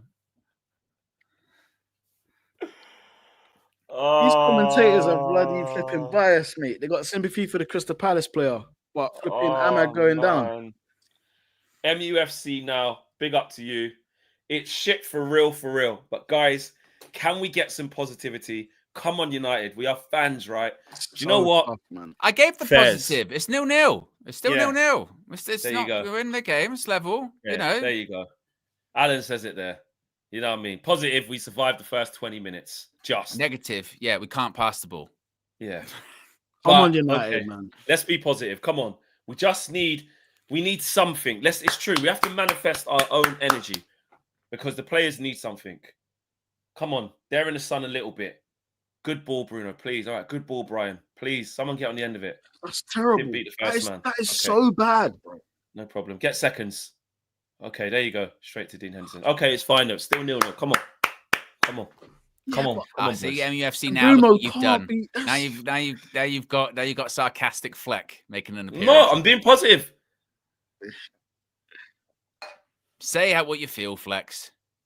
Don't be censored. Win this. Win the ball. This, please. Win it. Win this. Finally. De Ligt just had to shove him to win that one. Flipping on. All right. Oh my God! Has Casemiro completed a pass? Has he completed a pass? People are telling me to re-sign Casemiro. Oh, and he just fouled and then he's done the Casemiro special. Oh, Listen, listen. Anyone saying, I don't care. Let's get all this sentiment out of the way, yeah? Forget a couple of headed goals and the resurgence of Casemiro that looks cute. We can't be re-signing Casemiro on less wages, bro. Stop talking rubbish. It's nonsense. The He's bar's 34 so low. in Feb. The level is Wharton, Anderson, fucking all these type of guys. I want to hear about no committing to Casemiro for 3 more years. I wouldn't do that for free. I wouldn't.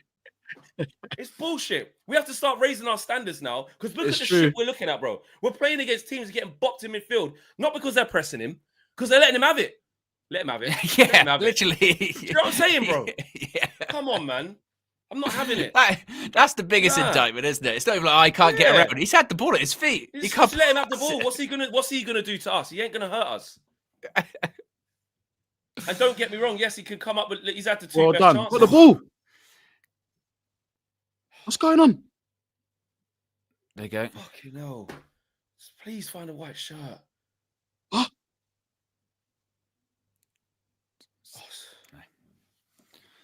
I don't know if you boys can see on the other side of the pitch because I'm struggling, mate. That sun is bright. Matthew says it's like they have an extra player, always 1 free. Feels like that. Both of our midfielders, in terms of Bruno and Casemiro, we have to break that up as soon as possible. If not both. Like, because Bruno shouldn't be playing there. So to get the best out of that position, they both shouldn't be there. Keep him around. For what? Oh, Xerxes. Fucking hell, brother. That's what I was saying. The problem with Xerxes, you know, he does like the sort of little touches, whatever. Sometimes he can be a bit too lackadaisical. Oh, God. That was... He's fallen over. Oh my! He's pushed into him. Oh my God! Fucking Tweedle. Here we go. Just give them the goal. What a block! Fucking hell, Lenny. We are hanging on. Anyone with the positivity, fuck off, Xerxes, man. And Bumo's got to go in Bumo. There you go. Oh. It's laughable. Like, it's actually laughable. Oh my God. I'm just because at this point I just think it's funny. Well done.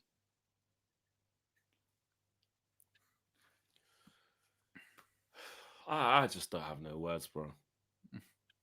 Where's this going now? Okay. Well done. Right. Let's get something out of this. I just honestly, this has probably been this is worse than ever. It's the same as ever. It's all shit. Look, bumps into him, pushes him over. Fucking hell. What a block though, Lenny, because that's a goal. That's a goal. They should play the Benny Hill theme over it, didn't they? Oh my God. Yeah. Them Palace supporters must be thinking, fucking hell, we got these on the ropes here. How have we not scored? We have to do the jing bang fucking against the runner play, don't deserve it. Whatever. Yeah. I don't care what it looks like. I'm happy with that. Ugly, but I'm happy with that if we can do that. It's not progress. There's nothing to take from this. Yeah. You just got to find a moment. It's got to find a moment, which doesn't say you're getting better. It means you just found a moment. Oh, give a foul. Man. Sake. This is really bad. We are so rubbish, bro. Saibu has been over for 3 months. Says, get Casemiro gone. Bun the sentimental nonsense. Dallo, Bruno, Shaw, Maguire, Xerxes. And that's just a start. Get them gone. In all caps. It's like that message was like DJ and Flex, all caps.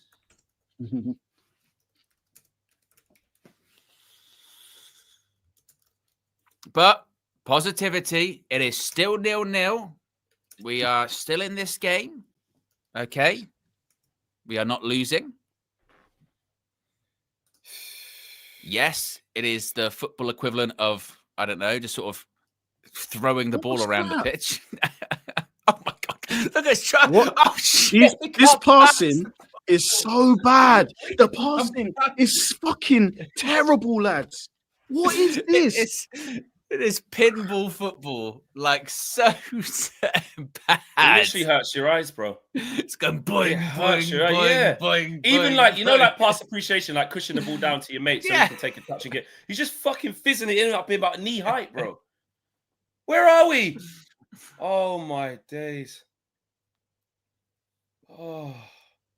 Oh my God, we just can't do anything.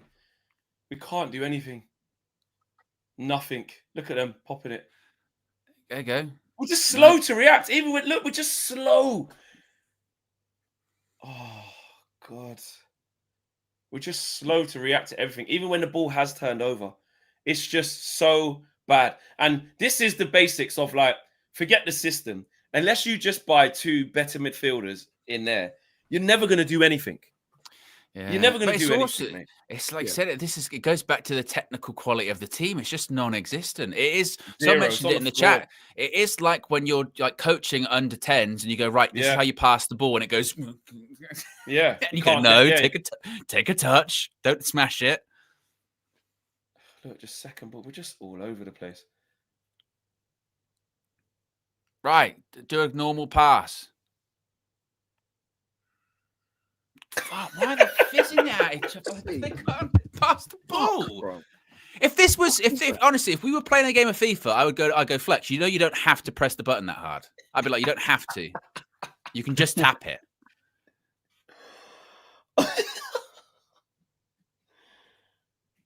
Oh, Delict, please.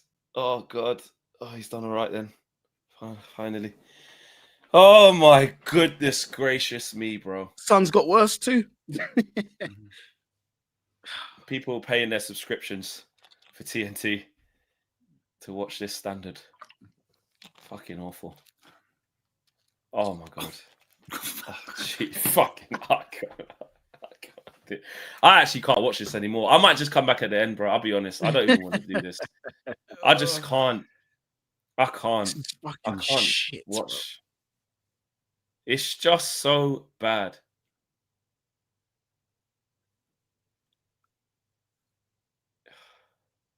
Can we have a spell here?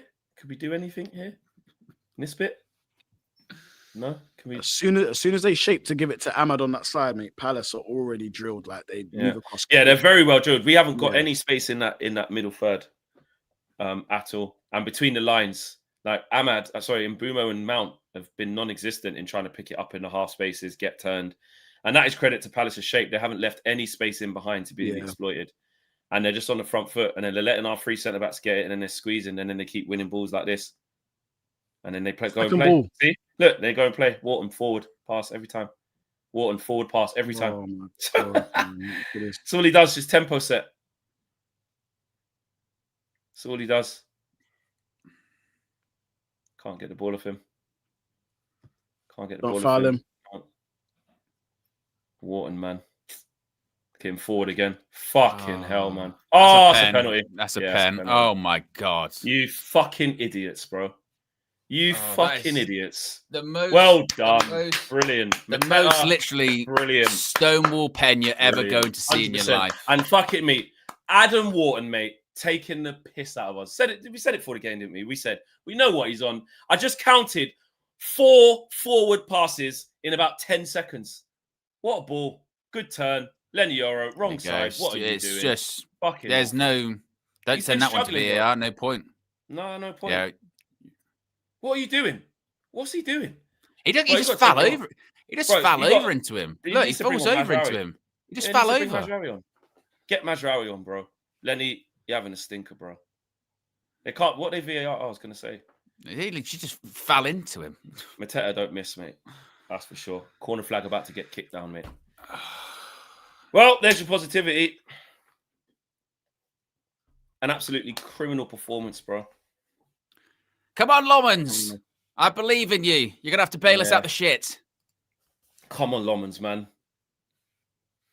Do something. Yeah. MUFC now. Yeah. Says, I take it back. This ish. Here we go. Wrong way. Yeah. Corner flag kick down.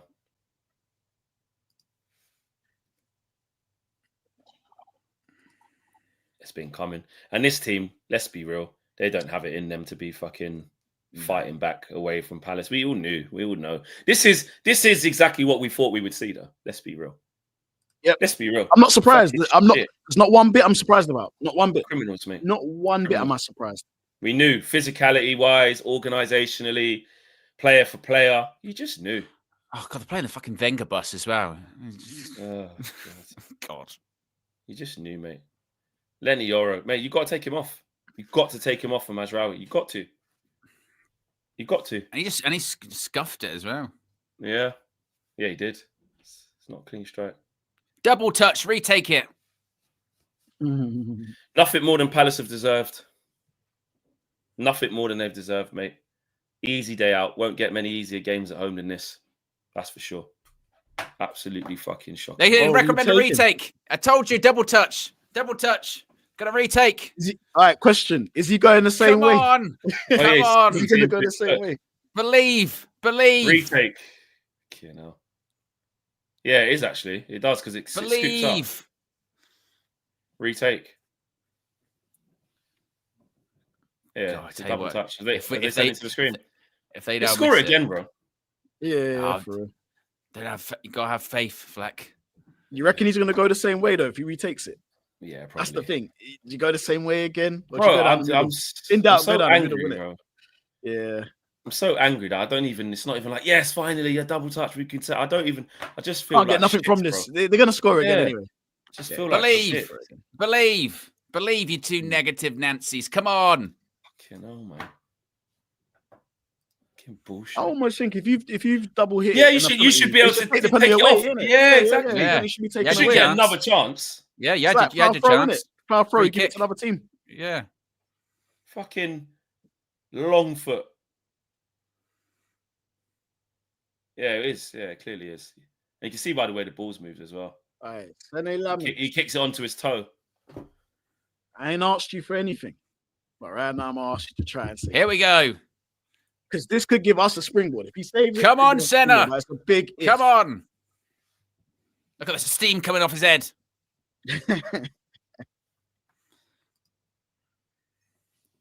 Looks like he's talking to himself a bit. He's angry. There we go.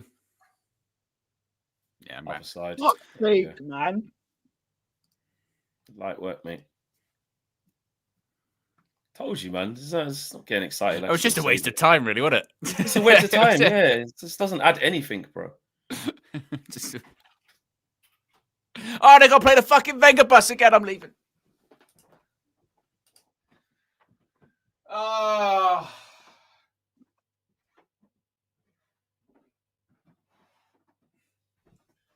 Do you know how bad it is? They're doing basically a school disco. Total shit. Different side. Oh, my days. I mean, it's 50-50, isn't it? Would you guess that he's going to change his mind? Because if he went the right way, it wasn't exactly right in the corner. He could have saved that. But whatever, man. Well, from what these lot showed us, we don't have any fucking fight or anything to be able to do anything. So, the performance and the level, and you know what's worse? It's true. It's the level of performance. You're back to crisis point again, I believe. Not crisis, but back to like where we were 5 games before. Nothing's changed. Nothing has changed. We're still the same. Here we go. He's got the ball already, look. Here we go. The runner. Look at this. How's this happened from our kickoff? Don't do another foul. Oh, good. Why is he not getting a yellow card for dissent then? Banging the floor like that. Minazor says, is Owen's going to say we can't talk about the manager because he isn't going anywhere? Never said you can't talk about him. I said that I'm not going to because regardless of what happens today, Ruben Amorim, he's not going to get sacked. Are you expecting to wake up club statement tomorrow morning or later on? It's not going to happen. I've said what I needed to say about Amorim earlier on this season. Frankly, I'm kind of shocked it's taken people this long to go, you know what, this isn't working, Yeah. But they basically played with 10 men for the first half. Sarr was injured. He's just come off. Mao. Big up Mao High. Says, I actually hate listening to these men when we are down. But I hate watching the game when we're this shit. Yeah. But we put ourselves through these things because we're fans. Yeah, exactly.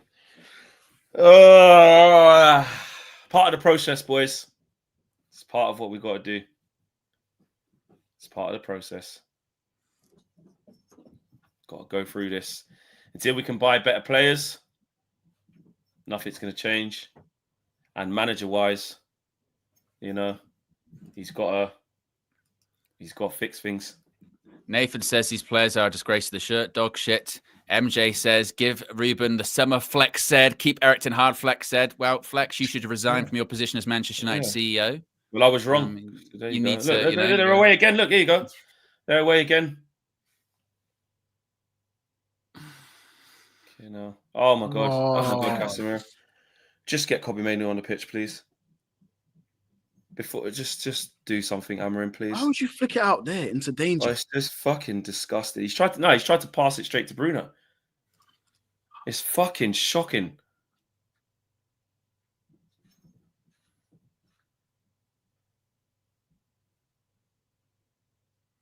Like you said, there's just no white shirts. No, he's just surrounded by it. Who are you going to pass it to? Who's helping him? This is really bad. This is really bad. Like this is really bad. Like they don't even look like they're connected. Our players don't even look connected on the pitch.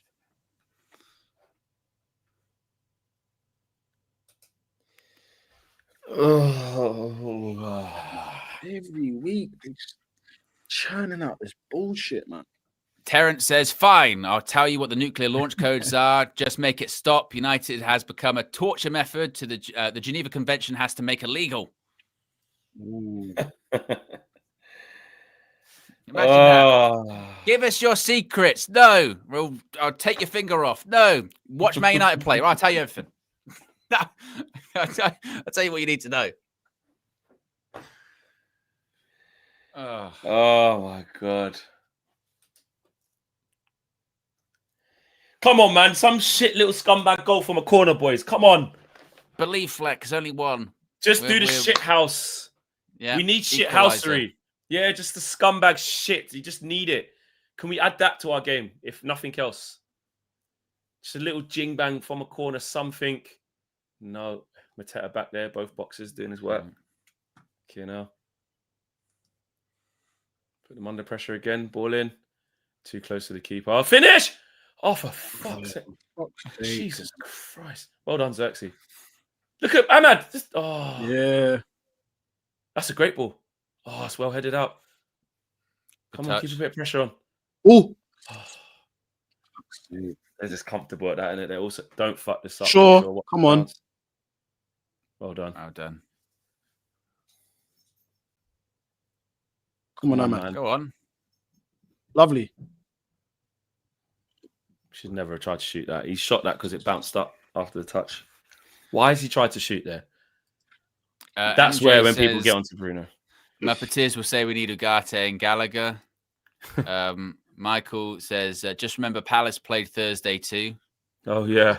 Exactly. Remember with that? They might, hopefully they lose that, get a bit tired. Yeah. Yeah. Brilliant. Yeah, lovely. Oh, my God. It makes it even worse. Do you know what it is as well? We are actively now making teams look better than they are. You know 100%. What I mean? Like that Spurs game, I still say it was a good point, but we made them look better than they are because they're crap, 100%. Obviously. Oh, get him off. Why are we so slow to react to everything? What is going on? Did you see what Casemiro just made? I told you Casemiro can't pass the ball. Get Kobbie on, honestly. You're right. Flex, right, cool. Get Kobbie on, man. Bro. Get him on. Because it's not like we're getting outrunning there. They're just letting him have it, bro. He's seeing enough of the ball to make... Casemiro's seeing enough of the ball to find white shirts, bro. And Kobbie don't really lose the ball like that. He won't lose it in them situations. Don't get me wrong. If it's physical in there, we're getting outrun. Go on. All right, second ball, finally. Slow to everything. We look like we just played midweek. And who won that tackle as well? Adam Wharton. That's what your midfielder should do. Exactly. Rush back, slide tackle, win the ball back. Give me him and Anderson. Give me them two in the summer. Give me them. But then, like I'm saying, DJ, why would they want to join us? How would you watch this? How can you convince them? How can you convince them to join this? Unless we inflate the pay packets, innit? Yeah. Palace got a better chance of being in Europe than us. Because this is highlighting that, like, Casemiro's obviously having a really bad game. Look, ball's gone out. Fucking just blow the whistle. Please, just get us in. This is painful. So we ain't got to watch this crap. I want to go back to fucking week between games. I don't want to watch this every 4 days. Yeah, we got West Ham on Thursday. Fuck. Honestly, man.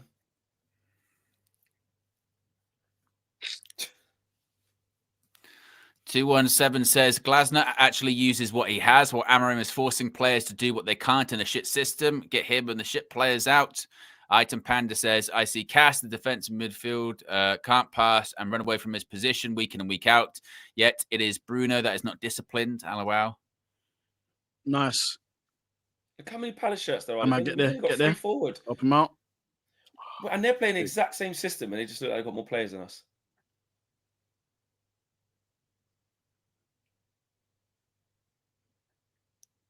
Casemiro, come on, man. Just start finding the white shirt, please.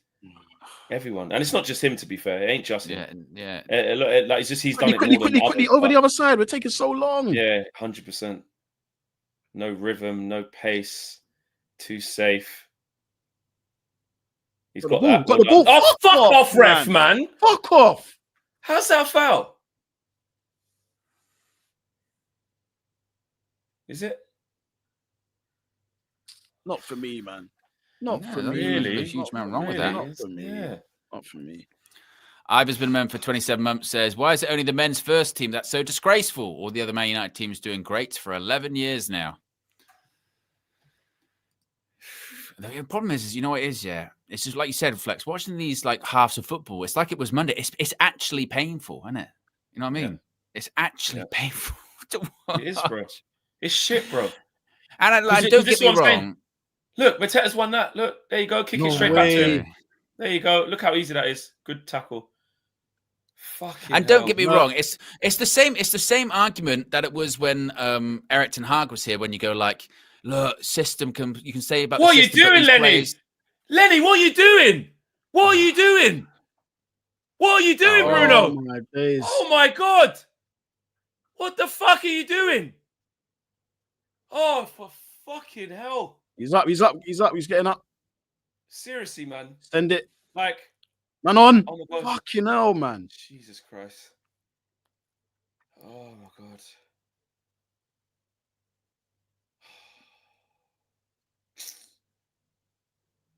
Shit. Dead ball, bro. Dead. Get paid thousands. You need to get Lenny Euro off at halftime for Kaz. He's having a shit game. You have to, man. I know that it could be a learning curve, but it's hurting us. It's hurting us, and we have to try and win the game, bro. Sorry, we have to try and come back. Or at least get a draw. Who's that to? Who's that to? What is that? Like, who have you seen? That was such a hit and hope, wasn't it? That is casual, sure. That was just lazy. Put a ball forward. Yeah. It looks like I'm doing something. But you know what else it also is? It's also a lack of like understanding what he should be doing. Because when you talk about the coaching, and it's not there because we can't just put this all on the players who are subpar. I get that. But what system do we have in place for the players to understand? They're operating off fucking basic instinct, which is just this is when, like I said before, this is when it gets into the territory of you've got bad players, bad execution, and bad tactics. It's all of the above. I get it because it's like Ruben's like, well, the players can't pass at 5 yards. What am I to do? Who's there? No one. No one fucking there. I mean, lose the second ball again. No, man. Oh, for fuck's sake! God. Why are they fucking falling over all the time? And now Eddie King is going to win the fucking... What a fucking tackle. Fuck's sake! Just blow the whistle. What the fuck? I thought he gave it away again. Oh, my God. Come on, United. Go on. Fucking hell. It's got to go Ahmad. It's got to go Ahmad. It's got to go Ahmad. Take him on. Got 4 guys around him. What are you doing? My God. Blow the whistle. Blow the fucking whistle. This is fucking comical, bro. This is comical. This is fucking comical, bro. What the fuck have we become, man? What the fuck are we, bro? Seriously. This is some bullshit. This really is. What the... Everyone's infected, bro. Everyone's infected, bro. Walking Dead. Walking Dead. Walking Dead, bro. That's what we are, bro. Walking Dead FC, bro. Everyone infected. Everyone doesn't know their fucking ass from their elbow. Nobody can pass the ball to fucking a white shirt. No one can win duels. No one can get a shot on target. No one in the box. It's just aimless. Look how many Look how many man they got back there, and we're crossing it to 3 guys. Yeah, right next to each other as well. Right next to each other, bro. Never going to score like that. Oh, hey! Oh. Let's have that. Oh, I was going to say. You've had a stinker as well. Change your fucking boots as well. How have you fallen over, bro? How have you fallen over there? How? Both of them. Well done, Luke Well Shaw, done, Shaw, man. Fucking hell, man. Falling over, pushing it, the Dallo and Bruno pushing into each other. Nah, bro, I won't relax, bro, because it's shit. Relax. Fucking relax while I'm watching that. That's the worst thing to say to someone that is angry is relax. It's just a game, Owen. It never works. It never works. Fucking shit. It's just embarrassing, bro. That fucking 5-game period is so far away ago now already. Because the performances since then have been all crap. Where's the ball? I can't even see. I didn't even see it. I didn't even see the ball. Oh no, my God. Bruno. Just get up, man. Get up, man. He's blown the whistle. It's halftime. The ref's he probably wanted to give a foul as well. Well, that was shit. Absolutely awful. Hey, look at Mateta having a lovely time. Fucking, this is wicked. Don't tell me relax when fucking Mateta's walking around Selhurst Park. This is fucking wicked, isn't it? It's easy, man. Don't worry, man. Get a couple more second half, man. I've got them rattled. They got Casemiro in midfield. He'll just give it to us. He's doing his own Mexican wave. He's doing his own. Hey, fuck me, bro. Guys, it's over. It's over to Amarim now, isn't it? It's over to him now to make the changes because there has to be changes. He's got to do something. There's not even a lot to pick from. There's not even a lot to pick from on the bench. So, Casemiro, that's all he can do.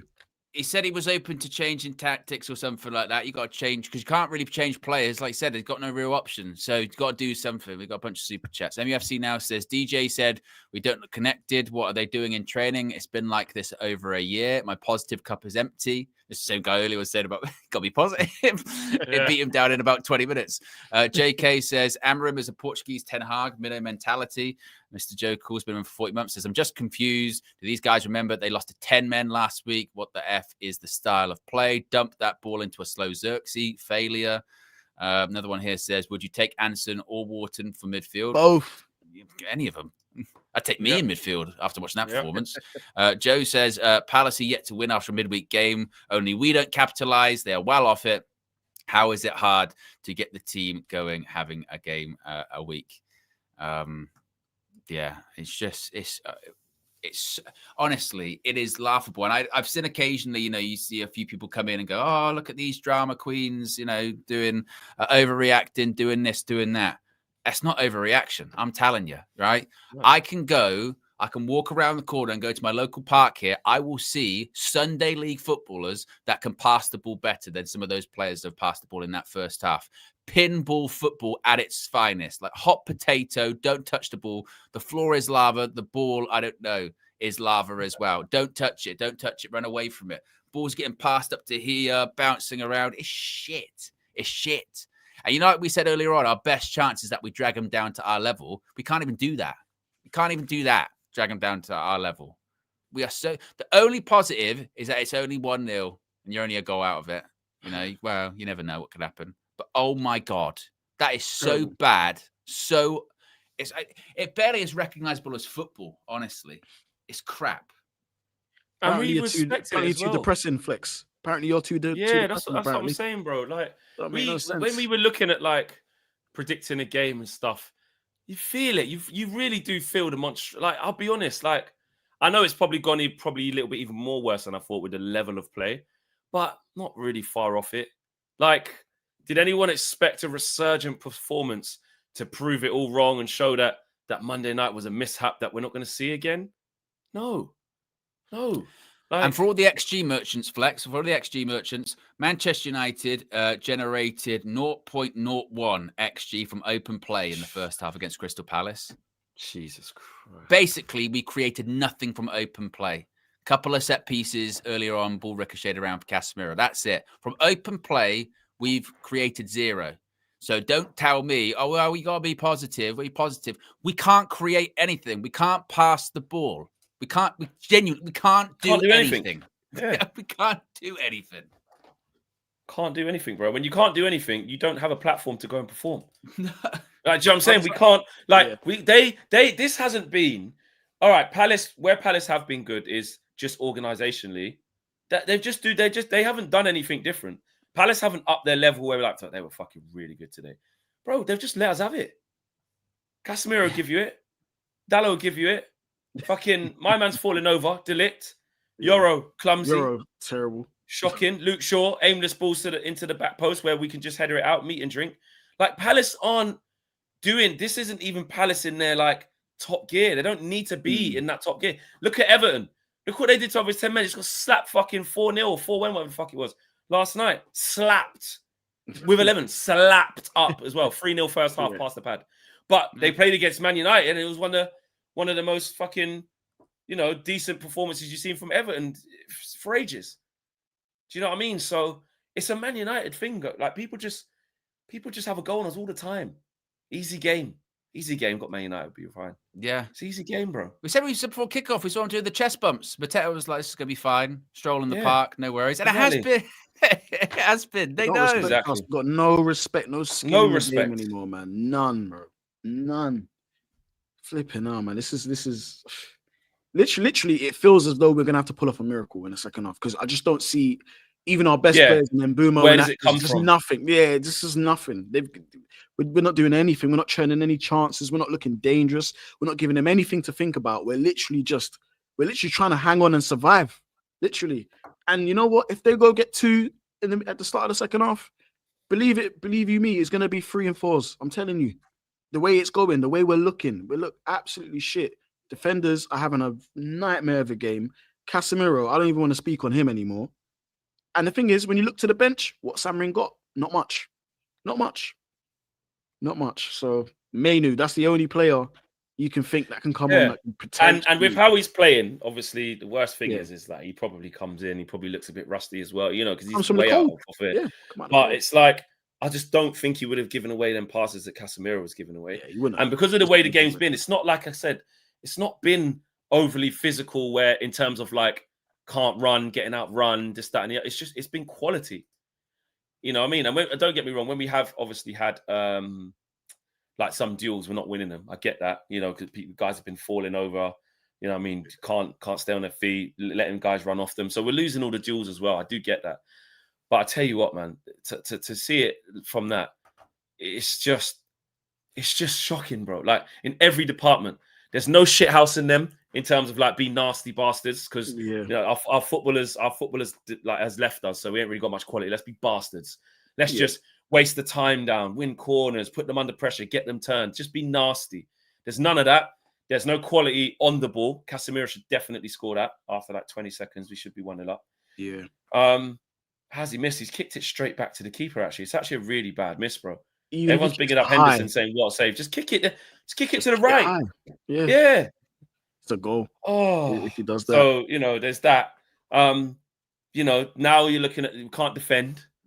Can't find a white shirt. What have we got? What are we doing? And Flex, nothing. Is a thing. And this is to obviously the people out there that, want to remain positive. And I'm all for it. Even on this channel, we try and remain positive as possible. But based off the evidence, what we've just seen in this first half, does anybody in the community think that we can get back into it? What has made you think that that's even possible at this moment in time? Even with last week as sample size as well. We're just playing shit. There's no creation. Like we've just lost a lot. There's no link up play anymore. We've got worse. We've actually got worse. We've got worse. On our best side of the pitch, the right-hand side, Ahmad and Mbeumo have produced nothing, zero. We're not even clearing the first man and crosses. We're crossing the ball in the box and nobody is there. We're not even winning the second ball. Mateta is giving these men nightmares. Like absolutely, he's giving them headache. And there's no answer to it. So again, for the guys that really want to, push the positivity, I hear that. But what have you seen? Where is it? Where is it? Like, what have you seen? But where is it? What are you seeing? Yeah. Because if we're just shit, we're just shit. Honestly, Amram's gonna have to pull a madness this second half. These players have got to do. It's got to look like chalk and cheese. Literally, second half. And from what we've seen from them, bro, they don't have that in them. They don't. Do you know what I mean? Like they don't have that in them. That's what we've seen from this team. It's not fighting spirit. Like, yeah, sporadically, all right, a little against Liverpool. That's what it took to win that game, I'd say. Yeah.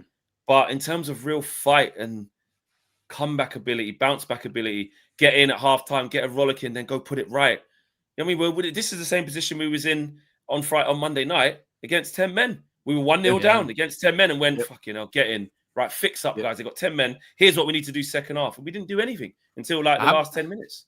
How many times have we said, I'll tell you what, Amram's got to get a reaction at halftime? And we never we never get one. We never get one. So nothing's going to change in that, bro. Nothing. They're going to come out with this new thing. We do it all the time when we go, we got to see a reaction second half. We never do. Yeah. Super chats here. Base the Kids says, get Flex some ashwagandha, please. # worry for him. I've got some down there. Amanor says, get me Adam Morton now. Euro shocking. Maka says, when was the last time we dominated? It's so bad. We did all right against Brighton, didn't we? That's basically about it. It was a good performance. Dan says we should dock defenders 5k wages for every side pass. Fed up with this slow progression, and Xerxes can't keep/win the ball. He's slow and lightweight.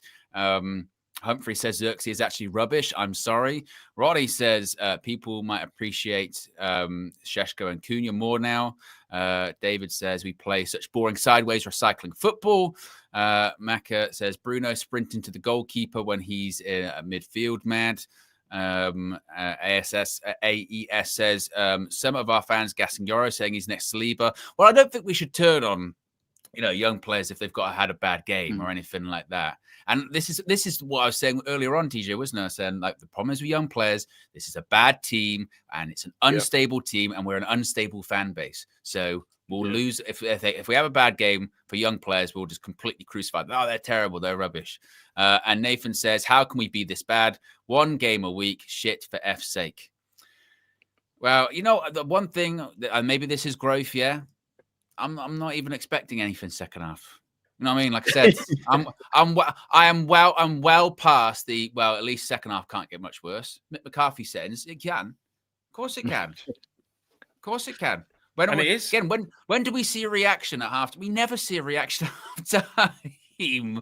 So it's going to be more of the same, really, isn't it? The positive is look, the dog's squeaking. That's more entertaining. You want to carry on doing that? It's just I'm so numb. I was laughing in that first half, which probably rubs people the wrong way, but it's just like I'm so over it. I'm so over this is how we play. We're crap. I was thinking my only thought is it a thing where you try and move Bruno into one of the 10 positions, get him closer to the goal, get him closer to Xerxes, get him closer to the attacking players, and you bring on Mainu to be in that kind of midfield. But then it would mean obviously maybe Mount coming off, but Mount ain't done too bad, but still, everyone's been shocking, to be fair. Yeah, the whole, all of it. Yeah. All of it. Like, it's just, all of it's been shocking. Like, nobody's got to do something. He's been poor. Mbumo's been poor. Everyone's been poor. Everyone's been poor. Everyone in the white shirt's been poor, bro. Apart, like, Luke Shaw. I mean, look, Luke Shaw and Lenny Yoro had, like, some goal-saving tackles, but we're still 1-0 down, and it's still shit. Still shit, bro. As Peter says there in the chat, DJ spoke about this earlier on, going, all right, what's your reaction going to be to Monday? That's the reaction. That is your reaction to 10 men at home, going up against 10 men at home for like 70, 80 minutes, shocking, awful result, awful performance. Right, you're going to go out there, you're going to make it right, are you? Yeah, we're going to show something. You showed nothing. So that's why. Paid on Thursday. So that's why when you see the whole, what's Rooney going to do at halftime? Nothing's going to change at halftime because this is meant to be the reaction from Monday. And this stat here, Manchester United have failed to win any of their last 10 Premier League matches when trailing at half-time. So it's going to change around now. And even to get a draw from coming from behind should be like, just score a goal, shut. You can get back in this. You don't have to lose. Yeah. You know what I mean? But it's not going to happen. And the thing is, those players, they probably know. They know how shit they are and how shit the team is. So now that they're 1-0 down, they're probably like, get back. It's all in their heads. Done. Yeah, and then Amram after this game will say this. He will say, well, from the start, we lost too many balls and we didn't keep the ball well enough. And then you can you can feel it. You can feel it around the stadium. You feel it in the players. You feel it in the pass. You feel it. And then we know. That's what he's going to say, bro. That's what he's going to say. And it's these things we have to improve on because of the mentality and the. It's the same shit he's going to say. We can can do so much better. So much better. It's really clear. But it's really clear why we lost this game. And then he's going to say, really the better team, they deserve to win the game. It's going to be the same as Everton, bro. It's going to be this fucking same. I can tell you the post-match from now. Question is what are you doing, Amarim, to deal with that? Because every week it's the same shit. It's the same excuses. It's the same copy and paste post-match interviews. The same shit. I just see all their faces running out there, and I'm like, has he changed it? He ain't changed it. I don't think he'll make any subs. He'll probably look to the bench and be like, I ain't got anything. Nothing. Yeah, I ain't gonna bring on Ugarte. Don't trust him. No, Mainu might come to. He ain't changed nothing, bro. I'm surprised he's kept Lenny Yoro on. That bench is shit, isn't it? Awful. The bench is so crap. Awful, man. Oh my god. Awful. I mean, even if we went to a flat back 4 now, what would that give us? What? Put Mainu into midfield. Hey, and they're playing Bon Jovi, Living on a Prayer. That's what Ruben Amorim's doing, I think, at this moment. Hope and prayer settings. We've got to hold on for what we've got. The problem is what we've got is fuck all. It's just, you know what it is? And again, people can say it's too negative. I don't care. It's just my feelings. If you don't want to hear our real feelings, just don't watch it. But like, it just feels like you just know what's going to be around this corner. When he kicks that ball off there, we're going to just, it's like, right, here's your next 45 minutes of this dross. Yep. You'd be more stunned if we turned it around. Yeah, they'll probably score early. Yeah. They'll probably score early, make it, bro. and then we just go, what did you say at half time? What happened? Any intensity difference? Anything different? Anything? Win first contact? We didn't. He's having a field day, mate. He's winning everything. He's having a field. He's enjoying himself today. I'll tell you that. He's enjoying himself. He's out of contract in the summer, isn't he, Mateta? Is he? I think he's got a year left. Surely not. Surely same with Glasner, I think. Glasner's got 6 months left. Mateta. Hopefully Mateta has, though. That'd be stupid. They can't have him on. They must have an option. 2027, excuse me. He's got another year. Yeah, I was going to say. Oh, they triggered the option. Right, there you go, yeah.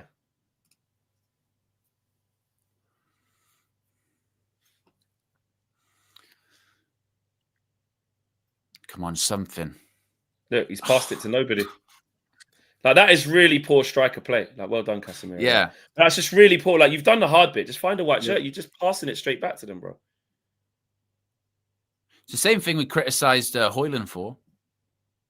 Ross. Why did he shoot there? Shot on target. He hit the ball really, really hard, and nothing really. It didn't really go that. Not going to beat. As well. You hear Dean Henderson from there, mate.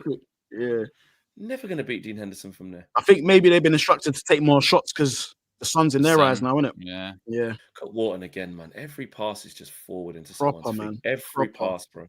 Class. Every pass. So good. First time, 2-touch. And I know what they're good at. It's just, they've got that left or right 10 who come and they bounce it back to somebody else. And it's just more fluid. Yep. So much more I know fluid. Exactly where everyone is. Yeah. Nothing is by accident. Nothing's by accident. Jack says, holding midfield consists of an attacking midfield and a man whose knees crack when he stands up. We have a right back at left back and another attacking mid up top. Mad. Gasha says, is this any different from Ten Hag ball? David G says, Dallo and Mazraoui played better at right centre back than wing back last season. Better off taking off Euro and putting one of them there if we're going to attack. Eminem says, FYI people, Glasner 3-4-3 is only formation, not the entire system. Amorim 3-4-3 is both his formation and somehow his system. Wasted energy, but sack him. Shahil Patel says, are we really surprised by this? We are not a serious club that takes good decisions with coaches and players when we need to. 1 game a week, can't coach. And Where's Wally says, in January, break the bank for Kamada and Mateta. Workhorse in a middle and striker who can hold the ball and knows where the goal is. Yeah. That's the same. Everyone's wanted to get minutes as well.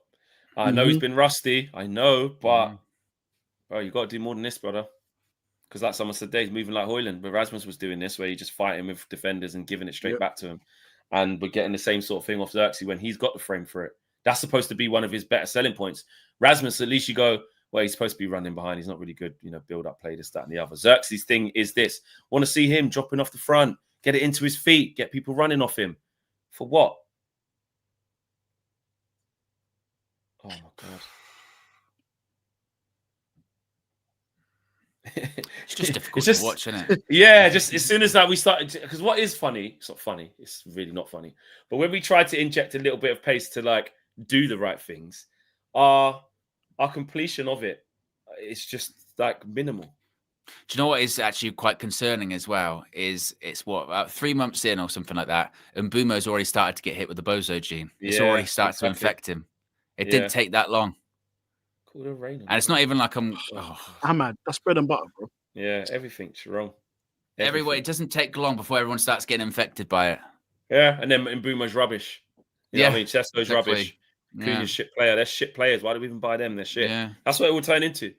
And as we've seen little glimpses of, and just from how good they were at previous clubs, we know it's not that. But it is what happens when you come here and play under this manager. Yeah. And previous. Yeah, and previous managers, not the Tamric. So, yeah. Nothing ain't changing, mate. Lovely. There you go. That's better. Still got 3 guys ahead of him now. It's the first time I've even seen Ahmad. Ahmad, man. Oh my about? Come on, God.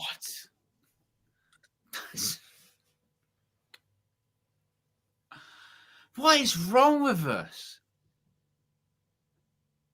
And the thing is, as well, that was a good build-up. That was all right. You know what I mean? First time, half decent build-up play. Ahmad's like me trying to kick with my left foot. Just sliced it. And that's the thing. They're just the confidence to actually do anything as well is just gone. It really is.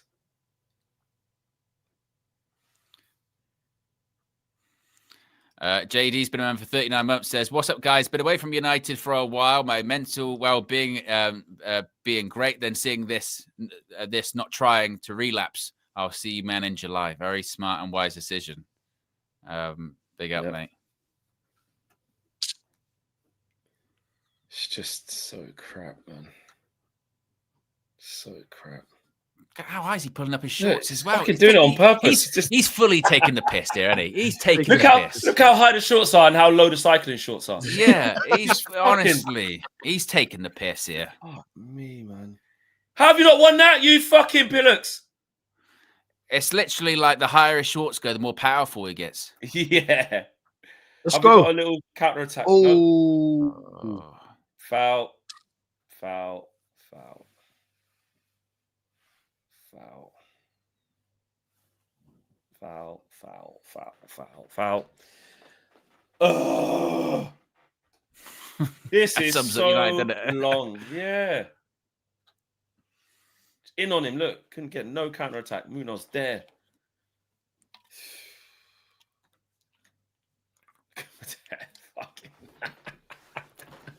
Literally.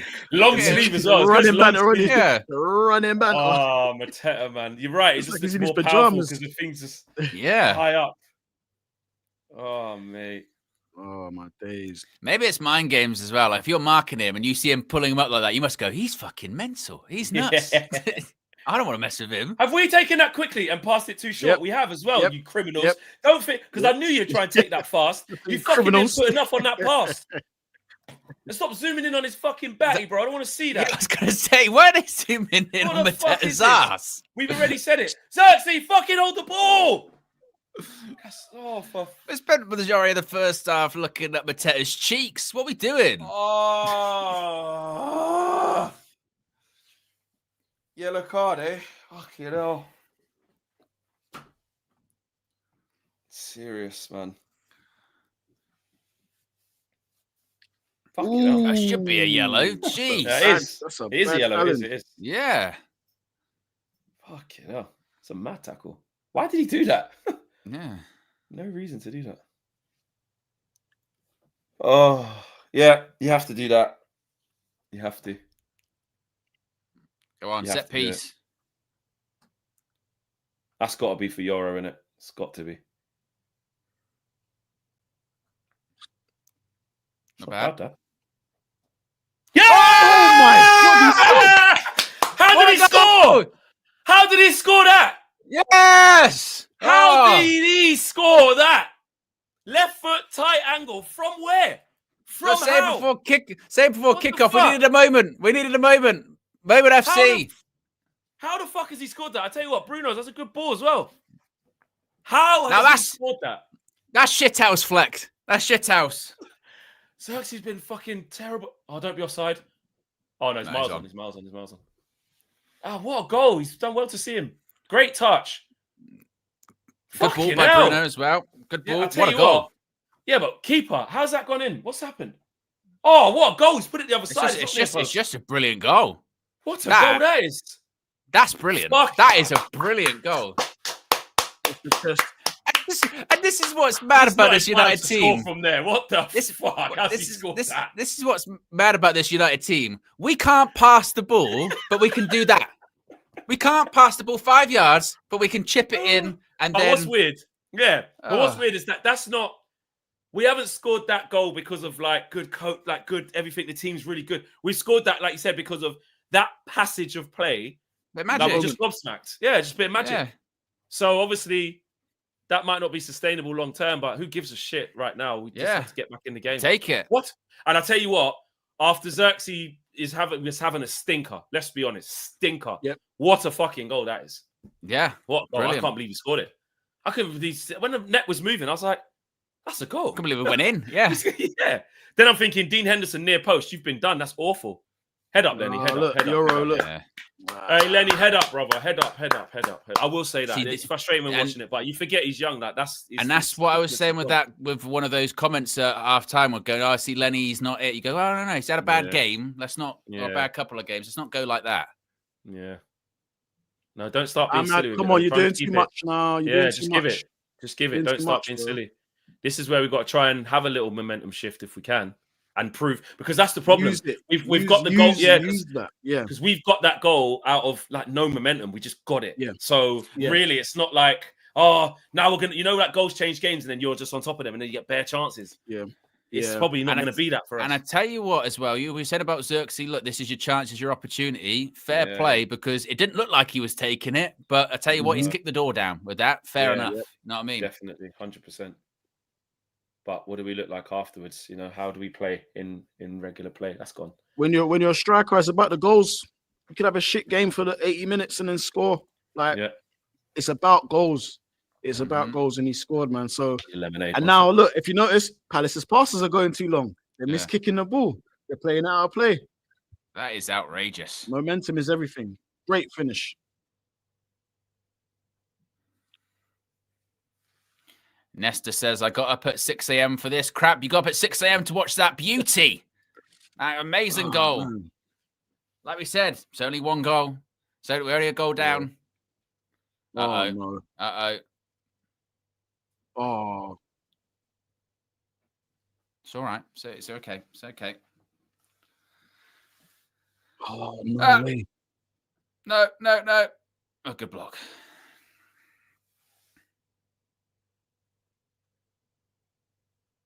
Scrappy now. We're just two. You know what it is, Owen? As well, even in these scrappy moments.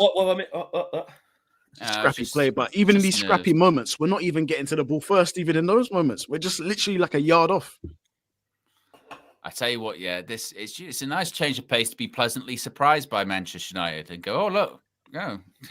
Well, we said, innit? We said we'll be stunned and shocked if we come back or get back in it. So, can we? Hey, Mile High, calm down, man. It's like you never said that. Never did they say it's only a goal down.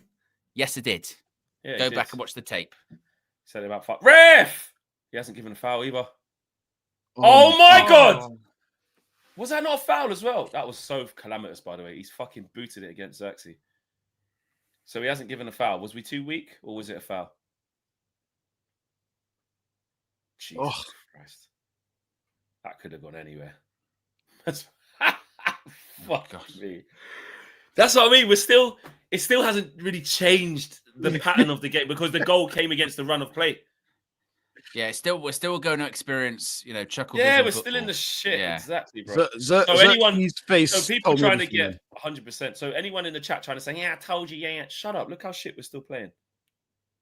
No way, let's get out. What a ball. Isn't it? What a ball that was.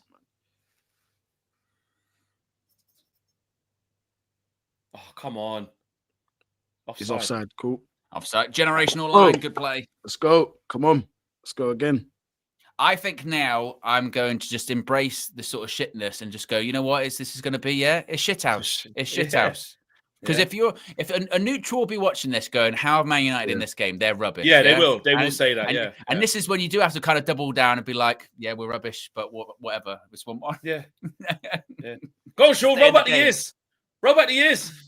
Oh, for fuck's sake. He ran into a flipping alleyway as well. He ran into an alleyway. Done a fucking goal celebration. It's fucking... That's right there. And this is also what we were saying about as well. We've actually kind of brought Crystal Palace down to our level a little bit. You know what I mean? We have got now. More scrappy. You were asking for that, to be fair. Yeah, bring them down.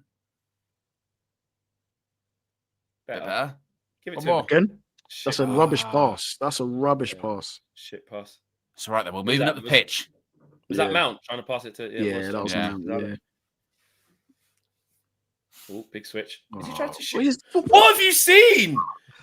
Listen, man. You see, Maguire wouldn't do that, Honestly, Maguire on the ball is better than him, bro. Yeah, Maguire on the ball is much better than him. Much better than him. Look at Ryan Giggs' passing is decent. I know. He did play for fucking 20 years. His whole life. Yeah, but still, it's outrageous, isn't it? Paul Scholes did. You know what I mean? Yeah, true. Yeah, true. That's true. 3 times all. And Giggs had a few injuries towards the end. Yeah. Like hamstrings and that. What? Oh, sub. What? And did you see Flex? Salah's been dropped today for Liverpool. Yeah, not surprised by that. Not surprised by that, mate. He's got to make big changes on his slot. Go on, win it, Dylan. Better. That was just a bad Still pass. Can't keep up with the ball. Oh, he's kicked it onto Bruno. Nah, seriously, Casemiro's been playing crazy. No, it's not a foul. Oh, he's trying to win the foul. No way. He's tried to win it. It's midfield, man. You got to change. Get Mainu in now. Get him in now. Get Mainu in now, man. Someone's going to keep the ball. Someone's going to keep the ball, man. Like he's won the ball back here and kicked it. Look. You kick. Oh, he's tried to win a foul. Actually, probably that is a foul. That is a foul. Ref's a prick. That is a foul. Again, though, look, we're wrong side of the guy running back towards goal. We got to just nick one again out of nothing and then hold the fuck on. Yeah. Shithousery, mate. That's I love it. Well, I don't love it, but I'd love it now.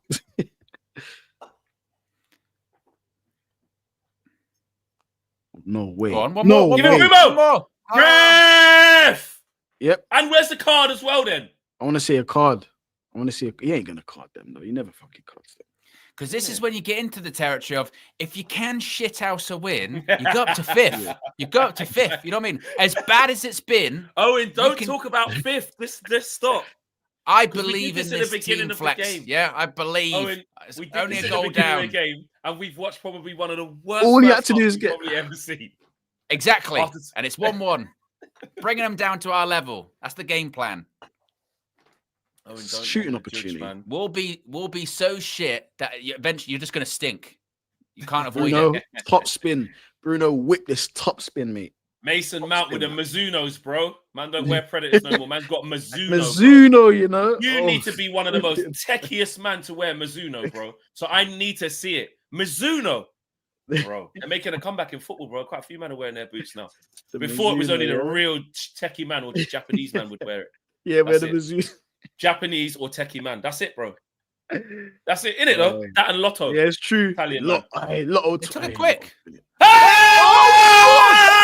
That's what you got to do, the Mizunos! The Mizunos! The fucking Mizunos! The Mizunos! Yes! Shithousery 101. Get the press off! Out with the press! We don't want the press! throw them away. Throw the Preds away. Rip them up. Rip up the Preds. We don't want the Preds anymore. It's all about Mizuno. It's all about Mizuno. Only techie man wear Mizuno. Yes. Oh my! What a free kick! What there you go, JB. You said shut the F up, Owen. No. Yes. What a goal! All the boots are everywhere. Oh my days! What a goal! Oh, I can't believe it. We needed a goal from nothing, guys. And Mason Mount has fucking done it in the Mizunos, bro. Lasner's pissed. Kick the water bottle. He's shit because he's like, these guys are shit. Mizunos, come bro. On.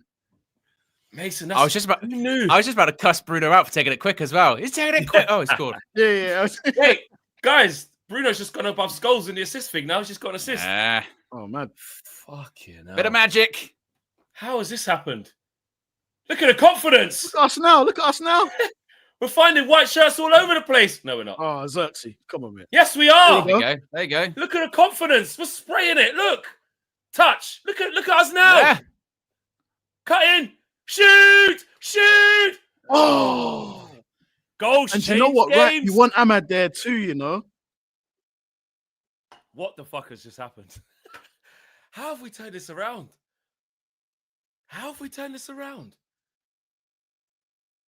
Fair play.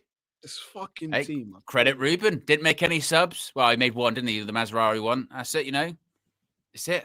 You know. But at 2-1, you just know we're not in that territory. Don't put it out into the ether flex. Oh, it's going to be 3. Embuemo! Oh, where's Ahmad? Oh, I thought I was going to go to Ahmad or something. Oh. You see this team? I can't do it anymore, mate. I can't do it anymore. This team is mental. He's fuming. He is fuming because they have dropped. Yeah. Palace. Obviously, you can say, fuming. we got a goal out of our moment, and then they've just switched off in two periods of play. Like you said, it's not like keeper. It's going on. Moments. Walking dead football. We just got to infect them. Why are we doing this? Yeah. We need to keep the ball. Keep giving the ball away, lads. I don't think do you know what I've learned from this game? We're clearly not going to be able to do those types of things, DJ. You see, like, stay in control, make good... It's just going to be moments and who has more moments. That's it. But... I got told off for that pre-match, said about moments. Yeah. I said, that's football. Oh, no way. Why is it 2 passes like that? Fell over. He's offside. Can't we just play on there? We got the ball. Oh, all right. Say something, Flex, you flip-flopper. Hey, Flex, hold that. We're winning. Hold that. Shut up, man. Eminem says, youth courage and success is dead, guys. Nesta says, glad I woke up at 6 a.m. for this. AMT says, set piece FC, right? Hey, I don't care. Like I said, look at the... be careful with the table, I know, but... And it should be fair, you know, second half has been better. And this is like the reaction that you want to see after Monday night, isn't it? Show something. Yeah. Well done. Why? We just got. And I tell you what, this is where it's annoying, yeah, because it is like, right, so now you've scored a couple of goals. Now suddenly you can pass the ball. Now you can pass the ball. Yep. It is so in their head, isn't it? It is so in their head. So what is this the bit where people are like, where Amarim's like, you not feel for him, but you go, but look, they're not doing what he's asked them to do, but the confidence is just a whole different thing. We've just found 2 moments. How can you inspire them? You know? But I do think though, I think things are too nuanced because now people will start to go, see, it didn't mean we were as bad as you're saying we are. We actually are a good team. This doesn't prove that to me. This doesn't prove you're a good team. Well, I think it's one of those ones where people would go, you know, about sustainability and what have you. You know, how sustainable is that kind of stuff? But we keep jumping straight to the thing. Also, there's more evidence to suggest we're shit than we're good. And also, this is also part of the problem, isn't it? And straight away, then you get the people going, "See, Flex, hold that." You blah blah blah. It's like, there's a subcategory of winning, isn't there? There's winning the match, and then there's the subcategory of I was right and we won the match. But also, context is absolutely everything. Context is absolutely everything. Yeah, like if you not there. Just get out. Just get out. Yeah. Well done. Oh, shit. He's always there, Wharton, isn't it? He's like a magnet to the ball. Yeah. He just knows where to be. Let's say you're out, jumping. Let's say you're out and about and you're just following the game on your phone or something, right? Getting the update. You'd go, I guess Man United doing all right. If you haven't watched the game, this is when you go, it's been bad. Oh. Yeah, but these people have watched it and they're saying this shit to us. They've watched it. I mean, I've got... No way. It's all right. Man United fans, obviously at halftime I tweeted, obviously, total embarrassment. Man's already come on my thing, aged well. Like, but it was. The thing is, your statement was true. Your statement was true. It was a total embarrassing 45 minutes. That's like going, it's raining at the moment, an hour later, sunny. Well, this aged well. No, it was raining. Don't make that bit untrue. Nah, Mason Mount and the Mizuno. Shit house 101. The Mizuno. I ain't seen Mizunos since I played like grassroots, bro. Yeah, they're making a comeback, bro. Mount Mizunos, double M's, bro. Get your double M's. Item Panda says Bruno 2 assists, almost if he's a central attacker midfielder from set piece. Oh yeah, shit. He got the fucking. Oh yeah, he got the first assist as well. Even though Xerxes had so much to do, but he is assist. I ain't seen Mizuno since Rivaldo, says Crunking. Yeah, innit? Remember Rivaldo used to wear them all the time. All right, question. I got a question. Can we shit house a third? I was about to say we need a third. We have to because I'm not. Yeah, we need a third. I wouldn't back us to Casemiro. No. Because this is the same United team that's conceded like 2 very quickly against Spurs and Forest. Like we need a third. I do not trust us at all to sit on this. No way. Yeah. Although you'd rather be in this position than obviously the one we were just in, which is chasing the game. You always rather be leading, but that's not something we're good at. And this is what Amorim has spoken about loads of times about seizing the moment to go and kill a game, go and be aggressive to go and get a third. That's what we needed to do against Spurs to get a second to make it 2-0. We didn't do it. Yeah. So, we absolutely need to keep playing like we're still behind and just get another goal. Definitely. Until you get to like maybe the last 5 minutes or something, then you start going, right, you've got to see this out. That's different. Don't foul him. Oh, come on. Boomer, you had his shirt, mate. Good. Get after him a little bit more. We are getting after him a little bit more now. And also, for those that was, saying, I guess you're not going to talk about the manager when we were losing, this is why there's no point talking about the manager, because even if we don't go on and win this game, Ineos will look at Amorim. Ineos will look at Amorim and go, well, they showed a bit of something. It's not that bad, That's why it's not going to go anywhere. That's not just now, though, in this last 5 minutes, we are now sprinting after them, only from a winning position, which is bad in itself. However, though, in order to see this out and to go and get another goal / see this out, got to play with that intensity. We'll talk about where it was for the rest of the game, but now we're seeing it and it's good. We just forced them in, like DJ said, we forced them into kicking it out there. Yeah. So that's because the confidence has gone up, though. Yeah. That is true, Asim. I had no hope at halftime. Yeah, very true. I didn't have any hope. Look at the play. Look at Casemiro, left foot, out to the white shirt. Mad. It's mad what confidence actually does do, though, isn't it? Oh, my God. Oh, my God. Oh, he left his leg out. What? You fucking prick. Why would he stop then? Why would he stop? Criminal. He's through. I tell you what, if he has dived there, Dallo, you are... That's a card. It should be a card if he's dived there. That's meant. No. It looks like a foul. That's a foul. It's a foul. I don't know. I mean, he's looking for it, but it is a foul. Yeah. His leg's there. But when you're running at full speed as well, it's got a yellow. So why are you not booking him for a dive then? You're not booking him for a dive. The problem is because he went down later on, wasn't it? But it is a foul. But he's had to avoid that contact to get out of the way. It's a foul. The man just dangled his whole leg there. Ref shit. Ref ain't giving us too much this game anyway. Oh yeah, you know them Shaw. That's the Shaw special, mate. The Shaw special, mate. Yeah. Shaw special. Yeah, and that was out of frustration for probably the Dallo one as well.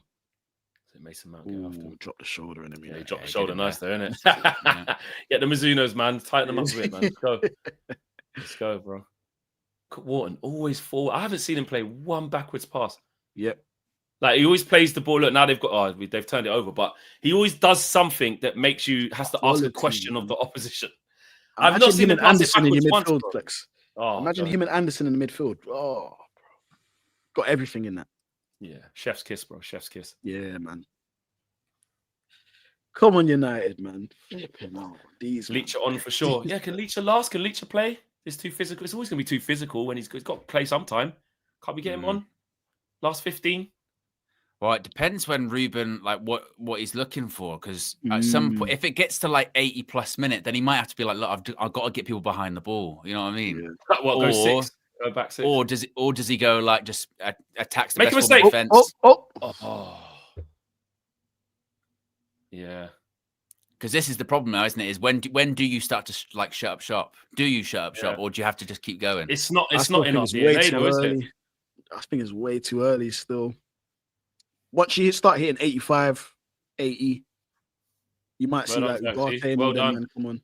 So actually, it's been so much. It's a tough first time ball, to be fair. No way. Better. So actually, it's been way better since his goal, isn't it? Wrong way, Bruno. Well, and also as well, I suppose it does help that Palace do look like they're starting to tire out now, but we're getting more time on the ball. Yeah. We've raised our intensity. Plus, like you said, this is where them playing on Thursday. Yeah. Played. Well done. Played. Ref! Yellows. I want to see. He's got to be yellow. Thank you. Yep. I tell you what, guys. Tide has turned a little bit now. I will say that. We're playing well now. Lovely Good turn. Yeah. Maybe that was the strategy. They wanted to go for 12 rounds. They go, look, just get through the first 8. They'll tire out. That first half, we meant it. Yeah, we meant that. It's the Homer Simpson strategy. Just let them keep punching you, stand up, and then eventually you blow them over. You go.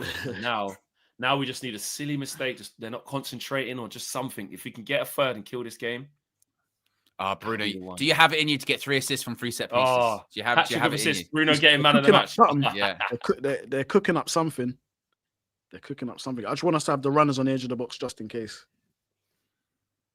Yeah, tie it up, bro. He's lacing it. Tight the boots, bro. Make sure Hat you don't trick of double assists, Bruno. No double kick. No double tap. Mate, come on. Bruno special loading, mate. Find someone, man. Just whip it. Awful ball. That one was a bit crap. It's in the danger area, look. Oh. Shoot! No. Who's that? Dallo. I remember the time where Dallo would score from those areas, just outside the box. Yeah, check the old pulse after. Look, is it gone through everyone as well? So they're expecting it to go high. That was terrible. Yeah, then it's just fractured. You can't do anything about it. Yeah. It's not even a wall anymore at that point. Yeah. He said, don't worry about it. Yeah, look, he's gone, fuck it, don't worry. But then they have shifted the ball from the wall anyway, so it didn't matter. The ball didn't go up or around the wall. Or even through it. The wall just disintegrated because he played it short. I can't believe I've actually come back. I know. I'm still kind of shocked. But now though, this is about making sure you get manage it. You have to, bro, to get 5th in the league. Like, do you know what I mean? And that would show away at Palace. Then you would say, well, you were shit first half. I tell you what, second half, much better, fair play. Yeah, reacted, got a result. Get in front of him. Get that. Go on. No, guys, wait. In each other's way. Ahmad wanted it. Zaxi was in his way the first time. But you know what I've noticed now? Mbumo's changing his run. He's going infield. He's going more direct. It's causing him problems. Get out of his way. That's a great chop. Unlucky. He should have just could have rolled it. Pass it to Ahmad. I know. Just roll it to Ahmad. He's got a tap in. You flipping criminals, United. Absolute criminals. They're starting to panic. Come on, sure. You can't lose that. You can't lose that. You can't lose that. Well done. That's poor. That's a wrong pass. It's just a wrong pass. That's a foul. That's a foul. Well done, Mazraoui. Brilliant. Game experience, bro. Yeah. Game experience. Oh, guys, you can see there at the bottom of the screen, it says scan and subscribe. However, also remember tonight, 4:30, Chelsea against Arsenal. I'll be live on the Football Flex. So come and join me. Actually, I think if we could set up. Yeah, I'll set it up. And then we'll do a redirect. So you guys know where the stream is, but I'll be live. We want to build the live community on the Football Flex as well. And keep being consistent as well, guys. So do make sure you subscribe with the QR code right there. You can see it. Scan that. Subscribe to the Football Flex if you haven't done so already. Oh, wow! Water off at 77 minutes. Didn't expect that. Yeah. Didn't expect that. So, yes, big up, people. You'll be redirected. Have some fun. Hopefully, with us winning this game, and then we can just relax and watch the rest of the games. Liverpool on TV as well. straight after. Well, it's 4:30. No, because this is earlier. Because I remember. Oh, so the normal. Oh, yeah, so the usual 2 o'clock kickoff is 2 o'clock. Liverpool. Yeah. Oh, that's good. And then straight into Arsenal. I'll tell you what, that's a good day of football. If we Yeah. In football terms. In football terms. Oh my God. No, he's all right. That went bad. That was safe side. Jesus. Yeah, just go long. We're gonna be in venture. Go on, Xerxes. Look, see, he's winning the flick-ons, everything. Soon we're gonna be into the territory of hold on to it. Because since we scored both times, they haven't. We kind of shell-shocked them a bit. We shell-shocked them. They didn't even think this was gonna happen. Fucking hell, we ain't even got a goal from a sub. Jesus. So no super subs really in both teams. Now we're trying to play with a bit of control, make them run after it, which might not be the bad thing. Team, though, innit? Yeah, it's not. But we have to start being it at some point. You've got to have game management. Yeah. You know what I mean? You can't just keep kicking it long because we're scared to try and be in control. Ooh, turned him. He turned him. Right, just get guys around. There you go. Oh, shit, touch. No. Well done, Bruno. Well done. Mason Mount, the Mizunos. Xerxes, well done. Bro, he's balling in the Mizunos, bro. All white mace.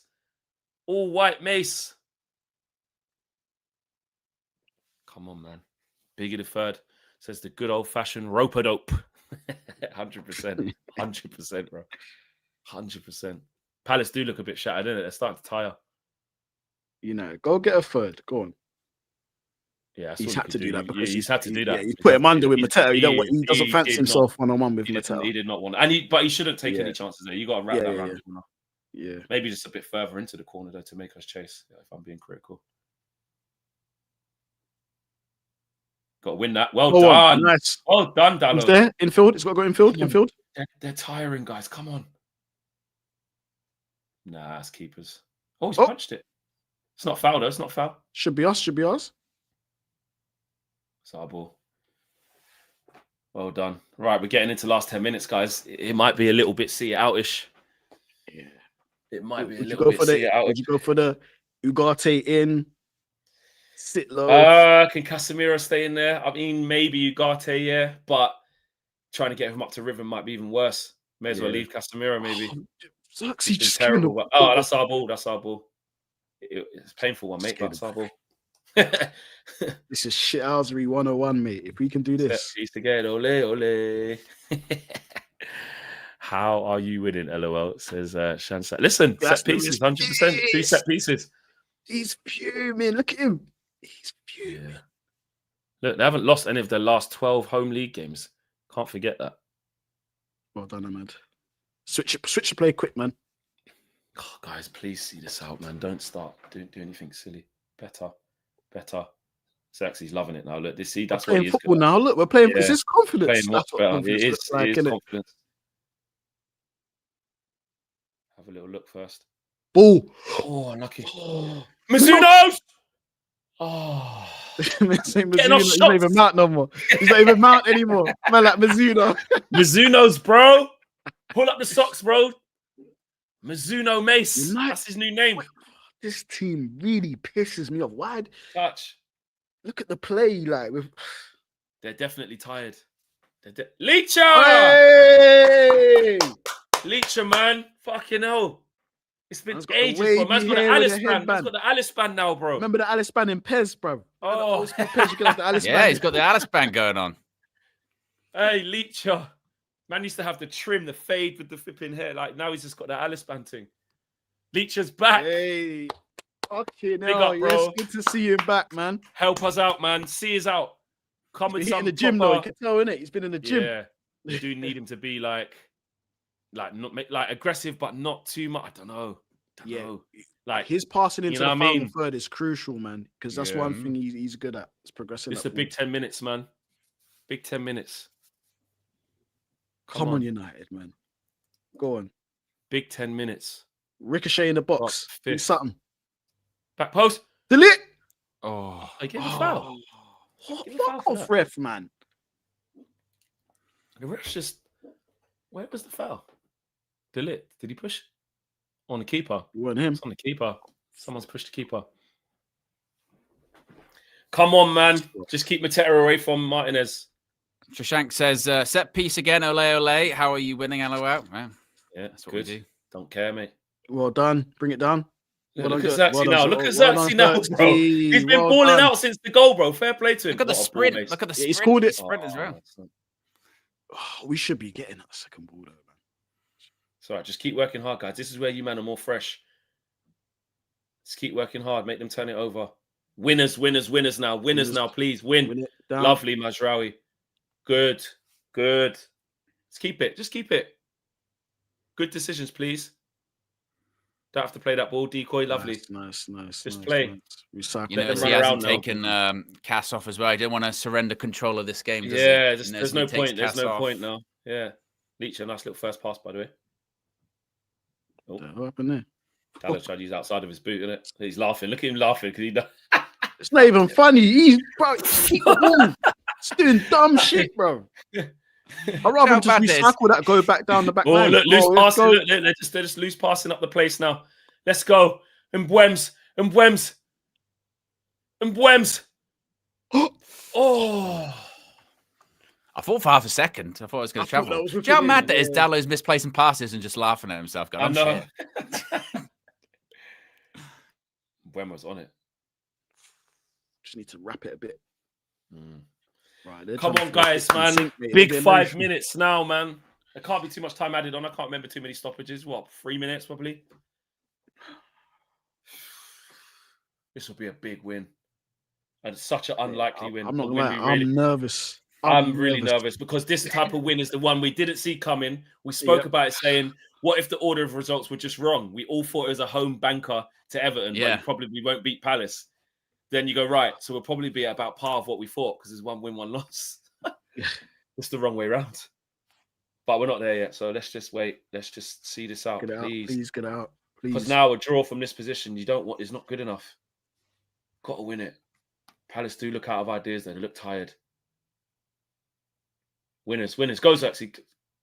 Oh, don't let Will Hughes take it down like that, guys. Come on, just defend properly, please. Keeper.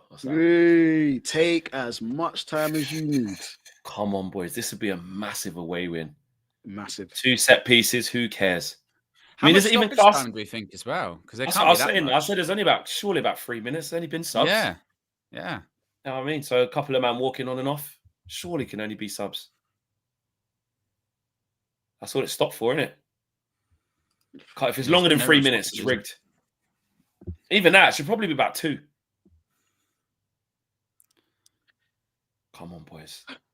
Mate, this is the longest 5 minutes. It's probably going to be in total, 7 minutes we're kind of estimating from this point. 7 minutes. At least. Yeah. Then you just start rounding it to 10. Yeah. Dan says, Xerxes in the second half has given the PS5 pad to his older brother to help win the game. Yeah. Pass the pad in a different way. Yeah, it's been completely different for him second half.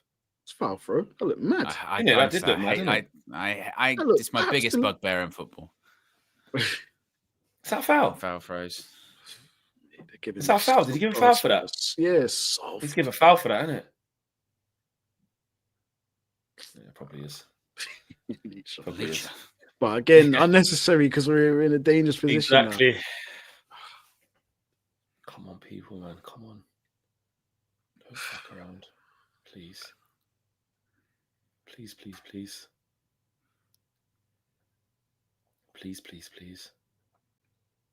Oh, why going deeper? Why did they just go deeper?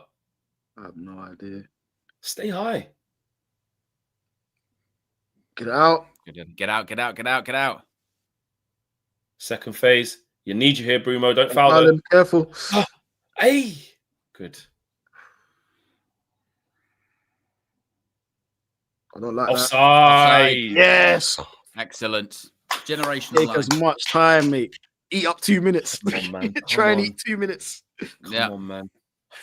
Fucking hell, mate. Yeah, it's marvelous. This means a lot, man. This win would mean a lot. That'll be huge.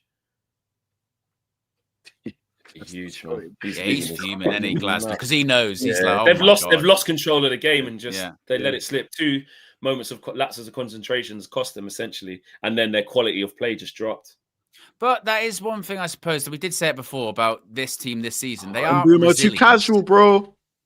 Too casual, man. He was. Obviously, they got the late goal against Liverpool, against Spurs, against Forest. So there is this element of resiliency in this team. Yeah. They're just unbelievably frustrating and a lot of the time very shit. Yeah. But they do have magic in them at points. At points, definitely. But this is just, these are just to get over the line. Like if you would have said before the game, you'd say, win. If I don't care, you wouldn't even ask how it happened. You just said, take it. Don't care. So, but obviously when you watch it, you got to go through the emotions of the game, innit? It's what happens when you watch football. Lovely. Need a couple more defensive stops, guys, and then just keep the ball. Keep going, Xerxes. Keep going. Second half, Sonny Lomans ain't had to make a save. Oh, Flex, you prick. Why would you say that? Why would you say that? Well, you was allowed to say we can come back and stuff.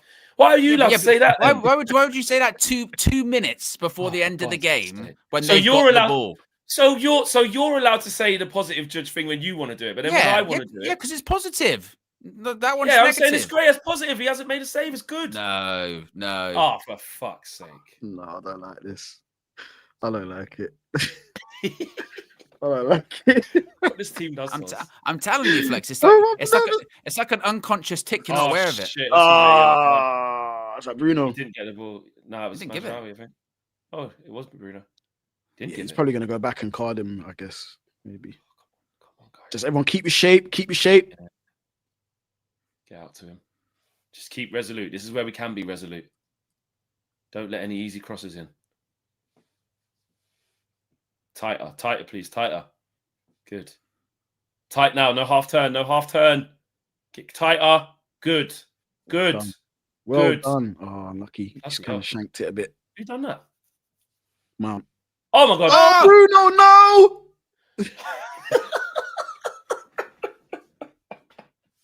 Ref, can we have that? Oh my God. Man United, please. How long's added on?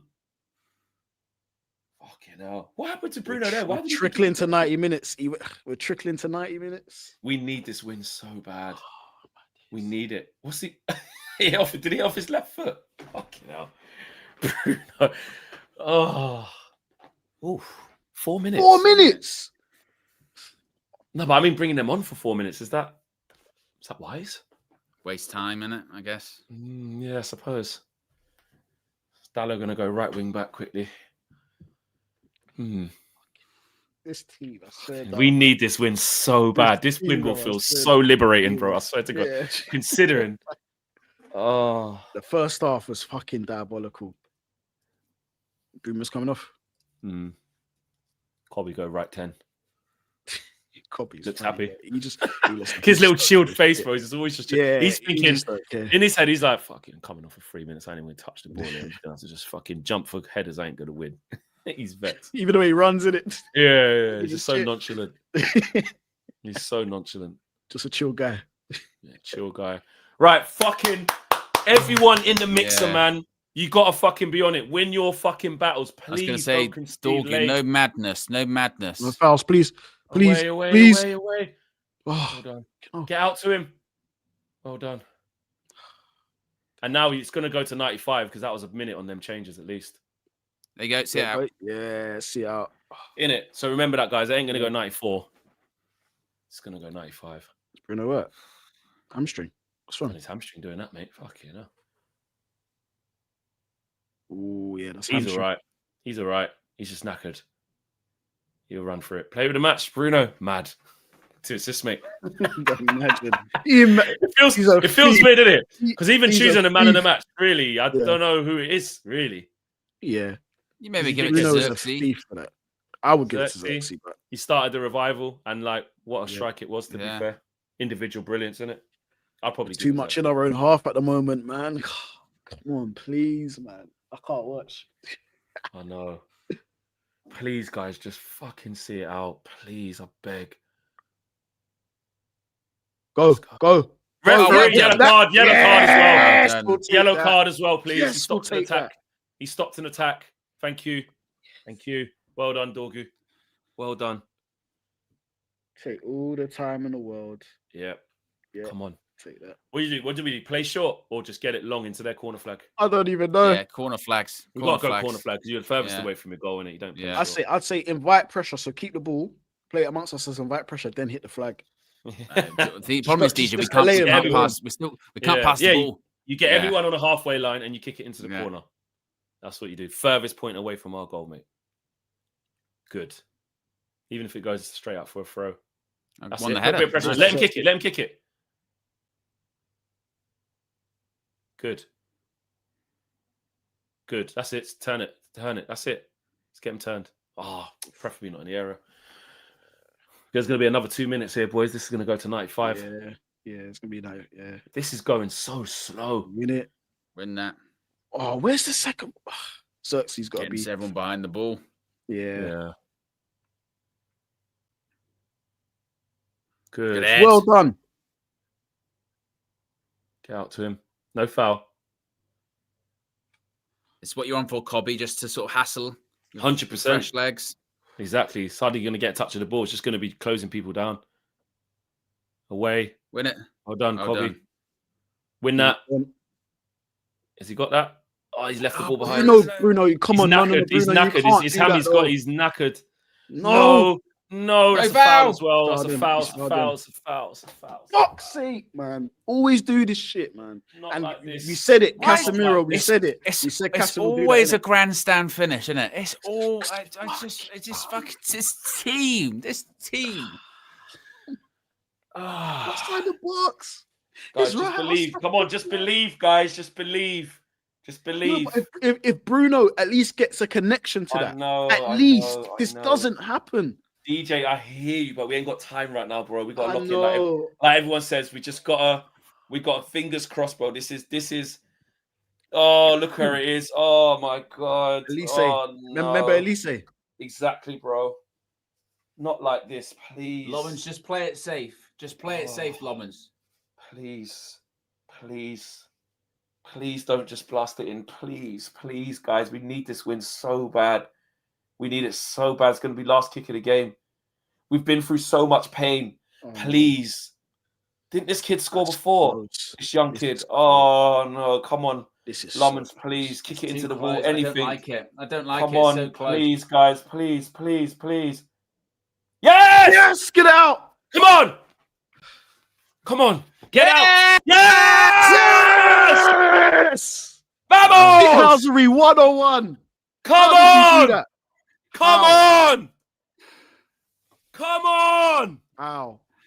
How did we even do that? Come on!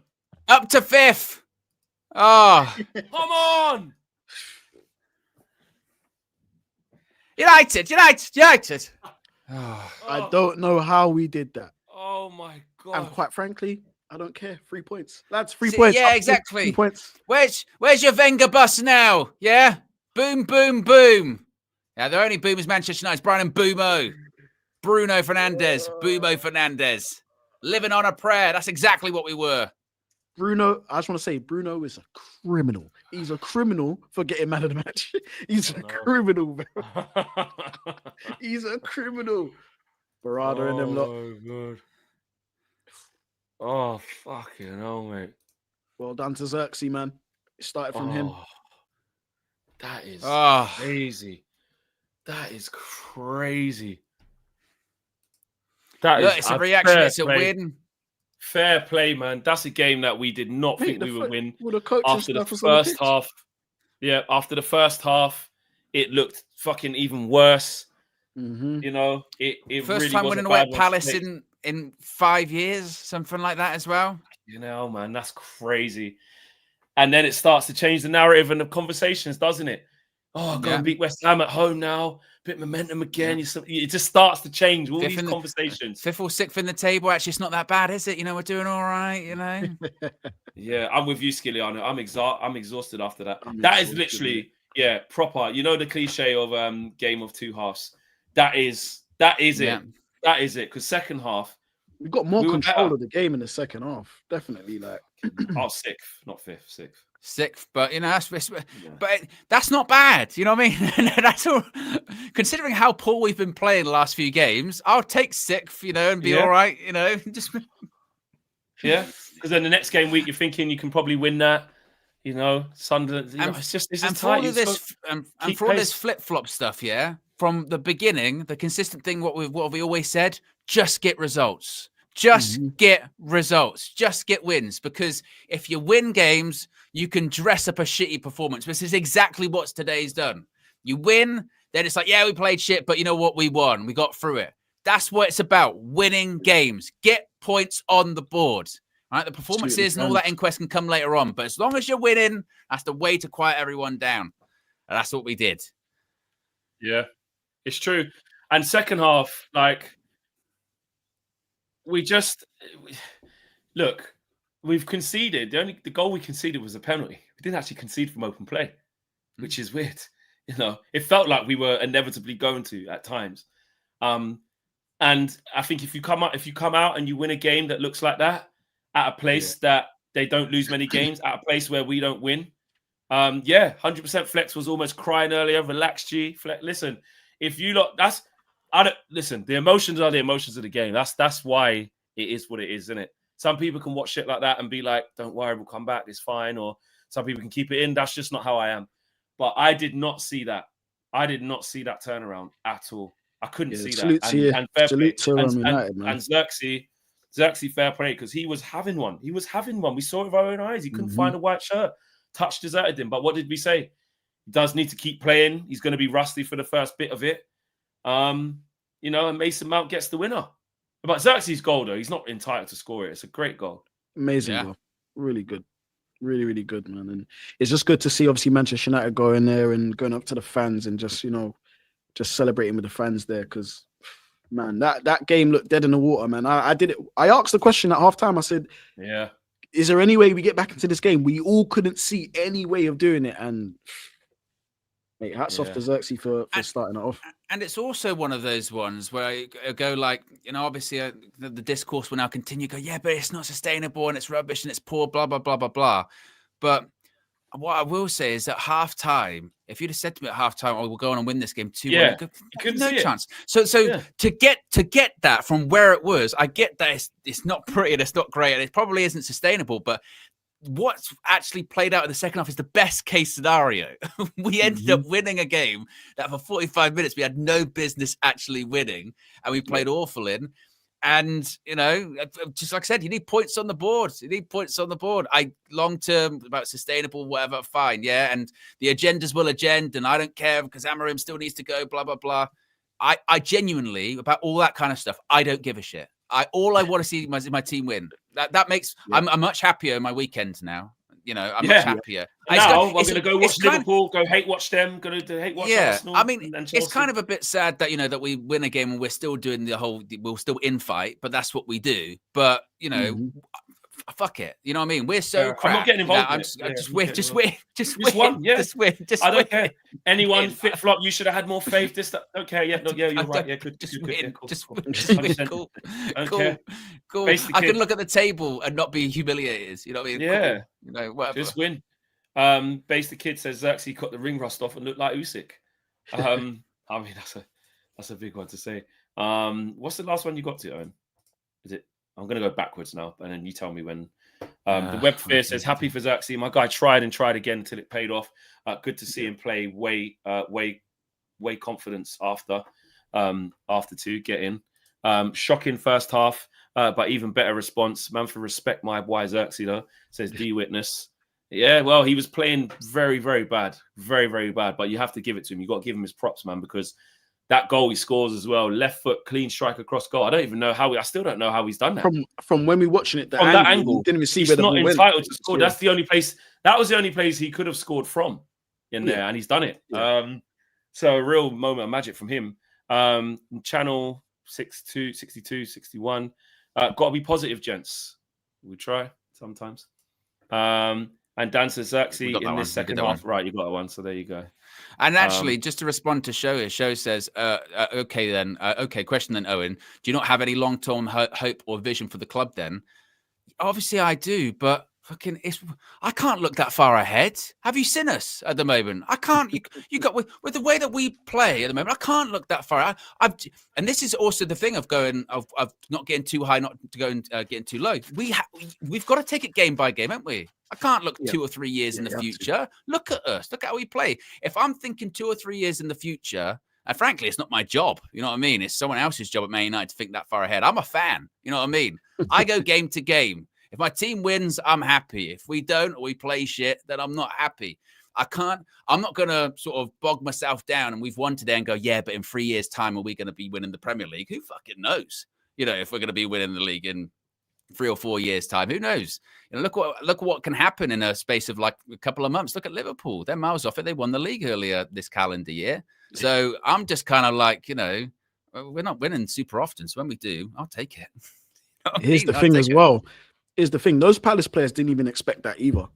They were walking around like, yep, this is a formality for them. Like we're the minnows, but they ran out of gas. They definitely ran out of gas. How we pulled that off. A shithousery fucking pull off, mate. Second. I think you know, in the end of the day, I think we saw them run out of gas and lose their grip on the game. First half shocking. Second half was better. Like it was. I don't think it was outstanding second half, but it was better. It was better than what we did in the first half. We started running more. We started defending better. We started winning duels. And maybe I think both of those are true. The intensity and consistency that Palace were playing with dropped off a little bit. We increased ours, and you kind of pass each other like that or meet each other in the middle, don't you? And then something gives. And today, the result gave for Palace because we had 2 good moments, a moment of brilliance from Joshua Zirkzee, because again, I know Bruno delivers the ball to him there, but it's barely an assist. He's got it all to do. I don't know how he scored from there. And Mason Mount's got it all to do. Obviously, Bruno's just tapped the ball to him to the side, and you know the walls are a bit fractious, and he scored. So, Mizuno Mount. And then we saw it out well because you know, even though obviously now we can say it, I said Lemons didn't have to make a save second half, and he didn't. You know, first half he had to make a couple of saves. They had opportunities where Mateta was putting it wide because Mateta should have, for actually how good Mateta is, let's be honest, he should have had them, you know what I mean, outside. He picked the wrong option twice in open play. All right, he's done well with a penalty, but they could have been way gone. So they were wasteful, actually, Palace, when they were dominant. Did take their chances. And then we've gone bang, bang. And then shut up shop. So take it all day. Massive win. I think also as well, Ridwan says it here, and it is so true. Like, no one thought we were going to lose at home to Everton, particularly when they went down to 10 men. Yeah. And then no one thought we were going to go and win today against Palace. Like, that's why I think we do have to take it game by game because football's mental. Look, we won at Anfield for the first time in a decade this season. We won the first time at Selhurst Park in 5 years. And that's only Ruben Amorim's 5th away win out of like 13. Like, at this point, it's impossible to predict, isn't it? You know what I mean? That's what I said at the top of the show. It's impossible. You know, I said you don't know what United's turning up. You don't know, like we don't. People asking me, "Oh, DJ, what do you reckon of this game?" I'm like, I don't know. Honestly, I don't because these look, they've had us at the edge of our seat, like just madness, man. It's madness. Like these guys, like I think at West Ham, we could play West Ham and beat them 2-0. We can, or we could easily lose 3-0. It's literally one extreme to the other. Like it's just And then, like you said, as a fan, you say one extreme to another. As a fan, that's where you go with it, isn't it? You only react to what you see, you know. Harry, you're a shit. According to people, you're a shit. Yeah, apparently. Exactly. You're a shit. He's nearly in tears coming off the pitch or whatever, you know. Struggling. But and again, that's because people react in the game, and we're all guilty of it. But I mean, again, I could get really heavily focused on the performance or whatever, but I don't really care. Yeah, I hear that. I care about the performance when we lose. You know, I'll be honest. I mean, there's different ways of being a fan, isn't it? Some fans are really focused on that as well, like the long-term thing, because they're like, well, if I get too bogged down with the short-term stuff, I can lose track of how good or bad we actually are. Because some people don't like doing it short-term only because you're only in that moment. You can't see a bigger picture. And when you can't see a bigger picture, you can either think you're really bad when you're not, or you can think you're really good when you're not. So you do kind of have to look at it and go, but how are we playing? What does that mean? Is that sustainable? You know what it's like, Flex? But it's tiring. You're tired. I know you're tired from it all. That's what it is. I'm free. I know. You know, it's like losing weight. Yeah, you can have like a really great strategy. You got a diet in place, a workout plan. You go, tell you what, look, I'm losing weight sustainably. I've got a good plan together. It's going good. And then you can have a situation where you go, I don't know how I've lost weight. I've been eating like shit, but I'll fucking take it. You know, but my clothes fit me a bit better. And then when you have someone go, yeah, but you need to do it like this, you go, I don't care. I don't care. I'm losing weight, man. I don't care. I'll do it my own way. It's a bit like that. You know, you just take it. Take your wins. That's right. Have you read these ones? This next match. Austin says, yay, a win, but not getting too thrilled yet. But a win is a win. Defo. Because what they've shown us is that at home to West Ham could be a problem. Who knows? You don't know what Man United is going to turn up. Nathan says, we've scored and won a game at Palace. Let's go. Yep. Positive vibes. And Tagmofo says, Yoro was not unlocking Ahmad and Mbumo past 2 games. Maybe he's shaken by Maz being back and ready. I don't think it's just Mazraoui being back and ready. He's just in a tough little spot at the minute. And to protect him, you know, let's be honest, against West Ham, you don't start him, I don't think. I think you bring in Mazraoui and just give him some time out, you know. I saw some quotes from Amorim talking about Dorgu. I missed that.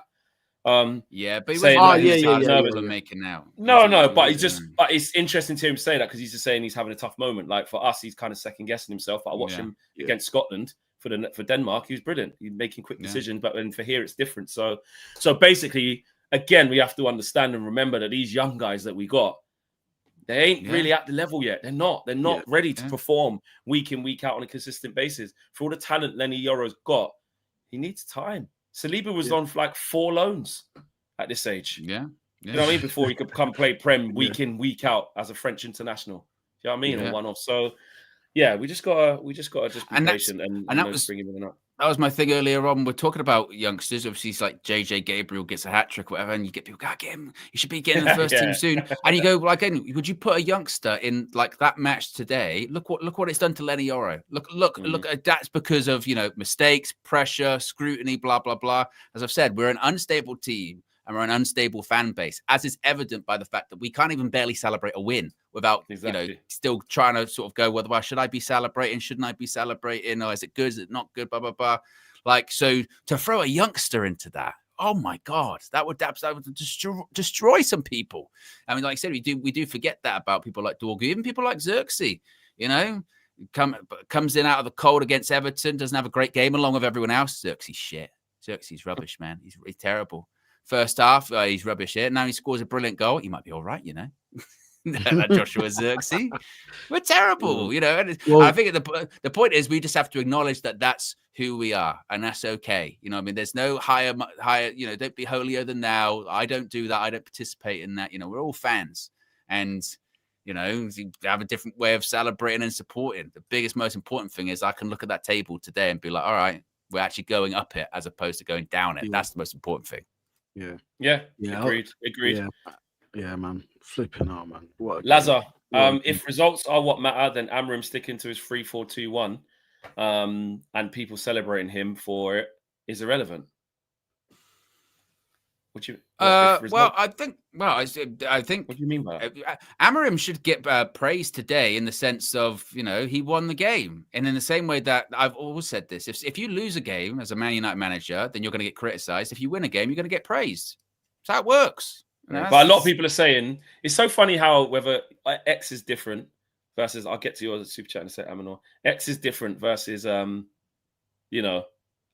things. So like I can see on X everyone's saying it's a win, but we were lucky and Amorim still shit, and it's quite negative on there. Here it feels a little bit mixed, and maybe a bit more positive. They're always like that with Amorim, though. Amorim's damned if he does, damned if he does, damned if he doesn't. Like literally, damned if he wins, damned if he loses. Exactly. Yeah, that's what I'm saying. Amanor says it's 2025, and Luke Shaw is still our best centre back. I think probably Harry Maguire is probably our best centre back. But yeah, it's crazy. It's crazy. How far off is James from fucking 20 league starts, by the way? We only played 20 games. Very close. Well, we played what? Is that the 13th game, 12th game? What game was this? Something like that, yeah. Yeah, he's been very consistent. 300th appearance for Manchester United today as well. But weirdly, he hasn't been consistent, though. I saw someone in the chat also said, where was it here? It was about, there you go. Clanbuster said, moments won the game, Owen. I said this earlier on before the match. Moments will always win a football match. I get the point that you need patterns of play and you do need a style of play. Yeah, that's what they mean. Be consistent. I get that. But at the same time, every football match, even the game today between Arsenal and Chelsea, will be won by moments. That's how football operates. You know what I mean? It's about the real thing is about consistently creating opportunities for those moments. But as far as Bruno did a couple of moments of magic, well, that's why he's in the team, because he can do that. You know, that's why you pay people money to get into the team, is because they can create something out of nothing. They can do a bit of magic like that's, and also. We've watched the game. We're shit. So, yeah, that's the only way we're going to win the match is by moments. Yeah. You know, we're not going to win by consistent play or anything like that. We're rubbish. So, yeah. Yeah, we won by moments. That's how if we win other matches this season, that's how we're going to win, isn't it? By moments, not by consistent play. Yeah, you know, that's what we're going to have to do. Yeah, it's true. There you have it, guys. There you have it. The main thing is just win. Like you said, we're that fan base that even when we do win, we find a way to argue amongst each other. Yeah, we don't like and it. Have different. It's just weird. But it's because we're stuck in that bit in it where no one's really sure how to unequivocally feel. That's why. Yeah. Khan, Karnaran, I think. Sorry if I pronounced your name wrong. Says, okay, we didn't produce much in attack, but how much did Palace produce? That's what I was saying. They didn't. I mean, apart from the first half when Lummans made a couple of saves. That were easy saves, and Mateta kicked it wide a couple of times. We didn't let them play at second half. Even they were unbeaten for 12 games at home. Good win. Greetings from Turkey. As a Turkish person, glorious glory, Man United. Again, that's the other side of the glass, isn't it? Other side of the coin. Sorry. Like, you know, Palace didn't create anything in the second half because we didn't let them. Yes, they tired, but you know, when I was saying that thing about Lummans hasn't had to do anything, it's true. He didn't do anything second half, and we upped to intensity. So listen, a win is a win. More reaction. Go on. No, I was going to say, and that's where I do say Ruben deserves praise, because no people go, he didn't change anything second half. Well, maybe he felt he didn't have to. You know, I know you can do better than that. You know, and I don't have any options, so I got to make this work. You know, there's lots of things to criticize Ruben Amorim for, but I'm not sure winning games is one of them. You know what I mean? You know what I mean? Well, then it goes to the manner of how we won. That's still shit. So, okay. But like you said, on a bigger picture, you don't get wins like that and start going, see, we're turning the corner, see, everything, see. That's what I mean. We don't know how to we just go too far on different sides. Masraoui sub was a good sub. You know what I mean? Yeah, it was. And he played well when he come on. Played well when he come on. And that's his best position, right centre back. That's what I mean. All right, guys, there you go. More reaction from me straight after this. And of course, the player ratings. Remember to scan the QR code right there. That will take you to the Football Flex. The stream has already been set up for Arsenal against Chelsea, or Chelsea against Arsenal later on tonight. I didn't even realize Liverpool were live. Could have stayed on, done a marathon, but I'm too tired for that. I can only choose one. I think the blockbuster game today is that Arsenal Liverpool, Chelsea. Sorry, but I will be watching Liverpool. And if they fuck up, if they dare, I'm going to be right back on here before I even go live on for this. So yeah, for the Chelsea game. So yes, tune in for that. There's 1,300 of you. I'd love to have 1,300 of you over on Football Flex. Just to watch a good hate watch between two best teams in the league and see who comes out. Someone's got to get licks. Someone's going to take it. Someone. So there you go. Yes. All right, people. Big up to yourselves. Great stream. Big up to DJ. Big up to Owen on 0 hours sleep. Getting it done. A little bit more reaction from me. Stay tuned, people. We're out of here. Take care. Smash a like on the way out as well. And make sure you guys subscribe to United View and subscribe to the Football Flex. And I'll see you there. Probably about 10 to... Is it? Oh, no, 20 past 4. I'll see you there. Set up. The redirect's already set up, yeah. There you go. Big up. I'll see you all there, peeps. Bless.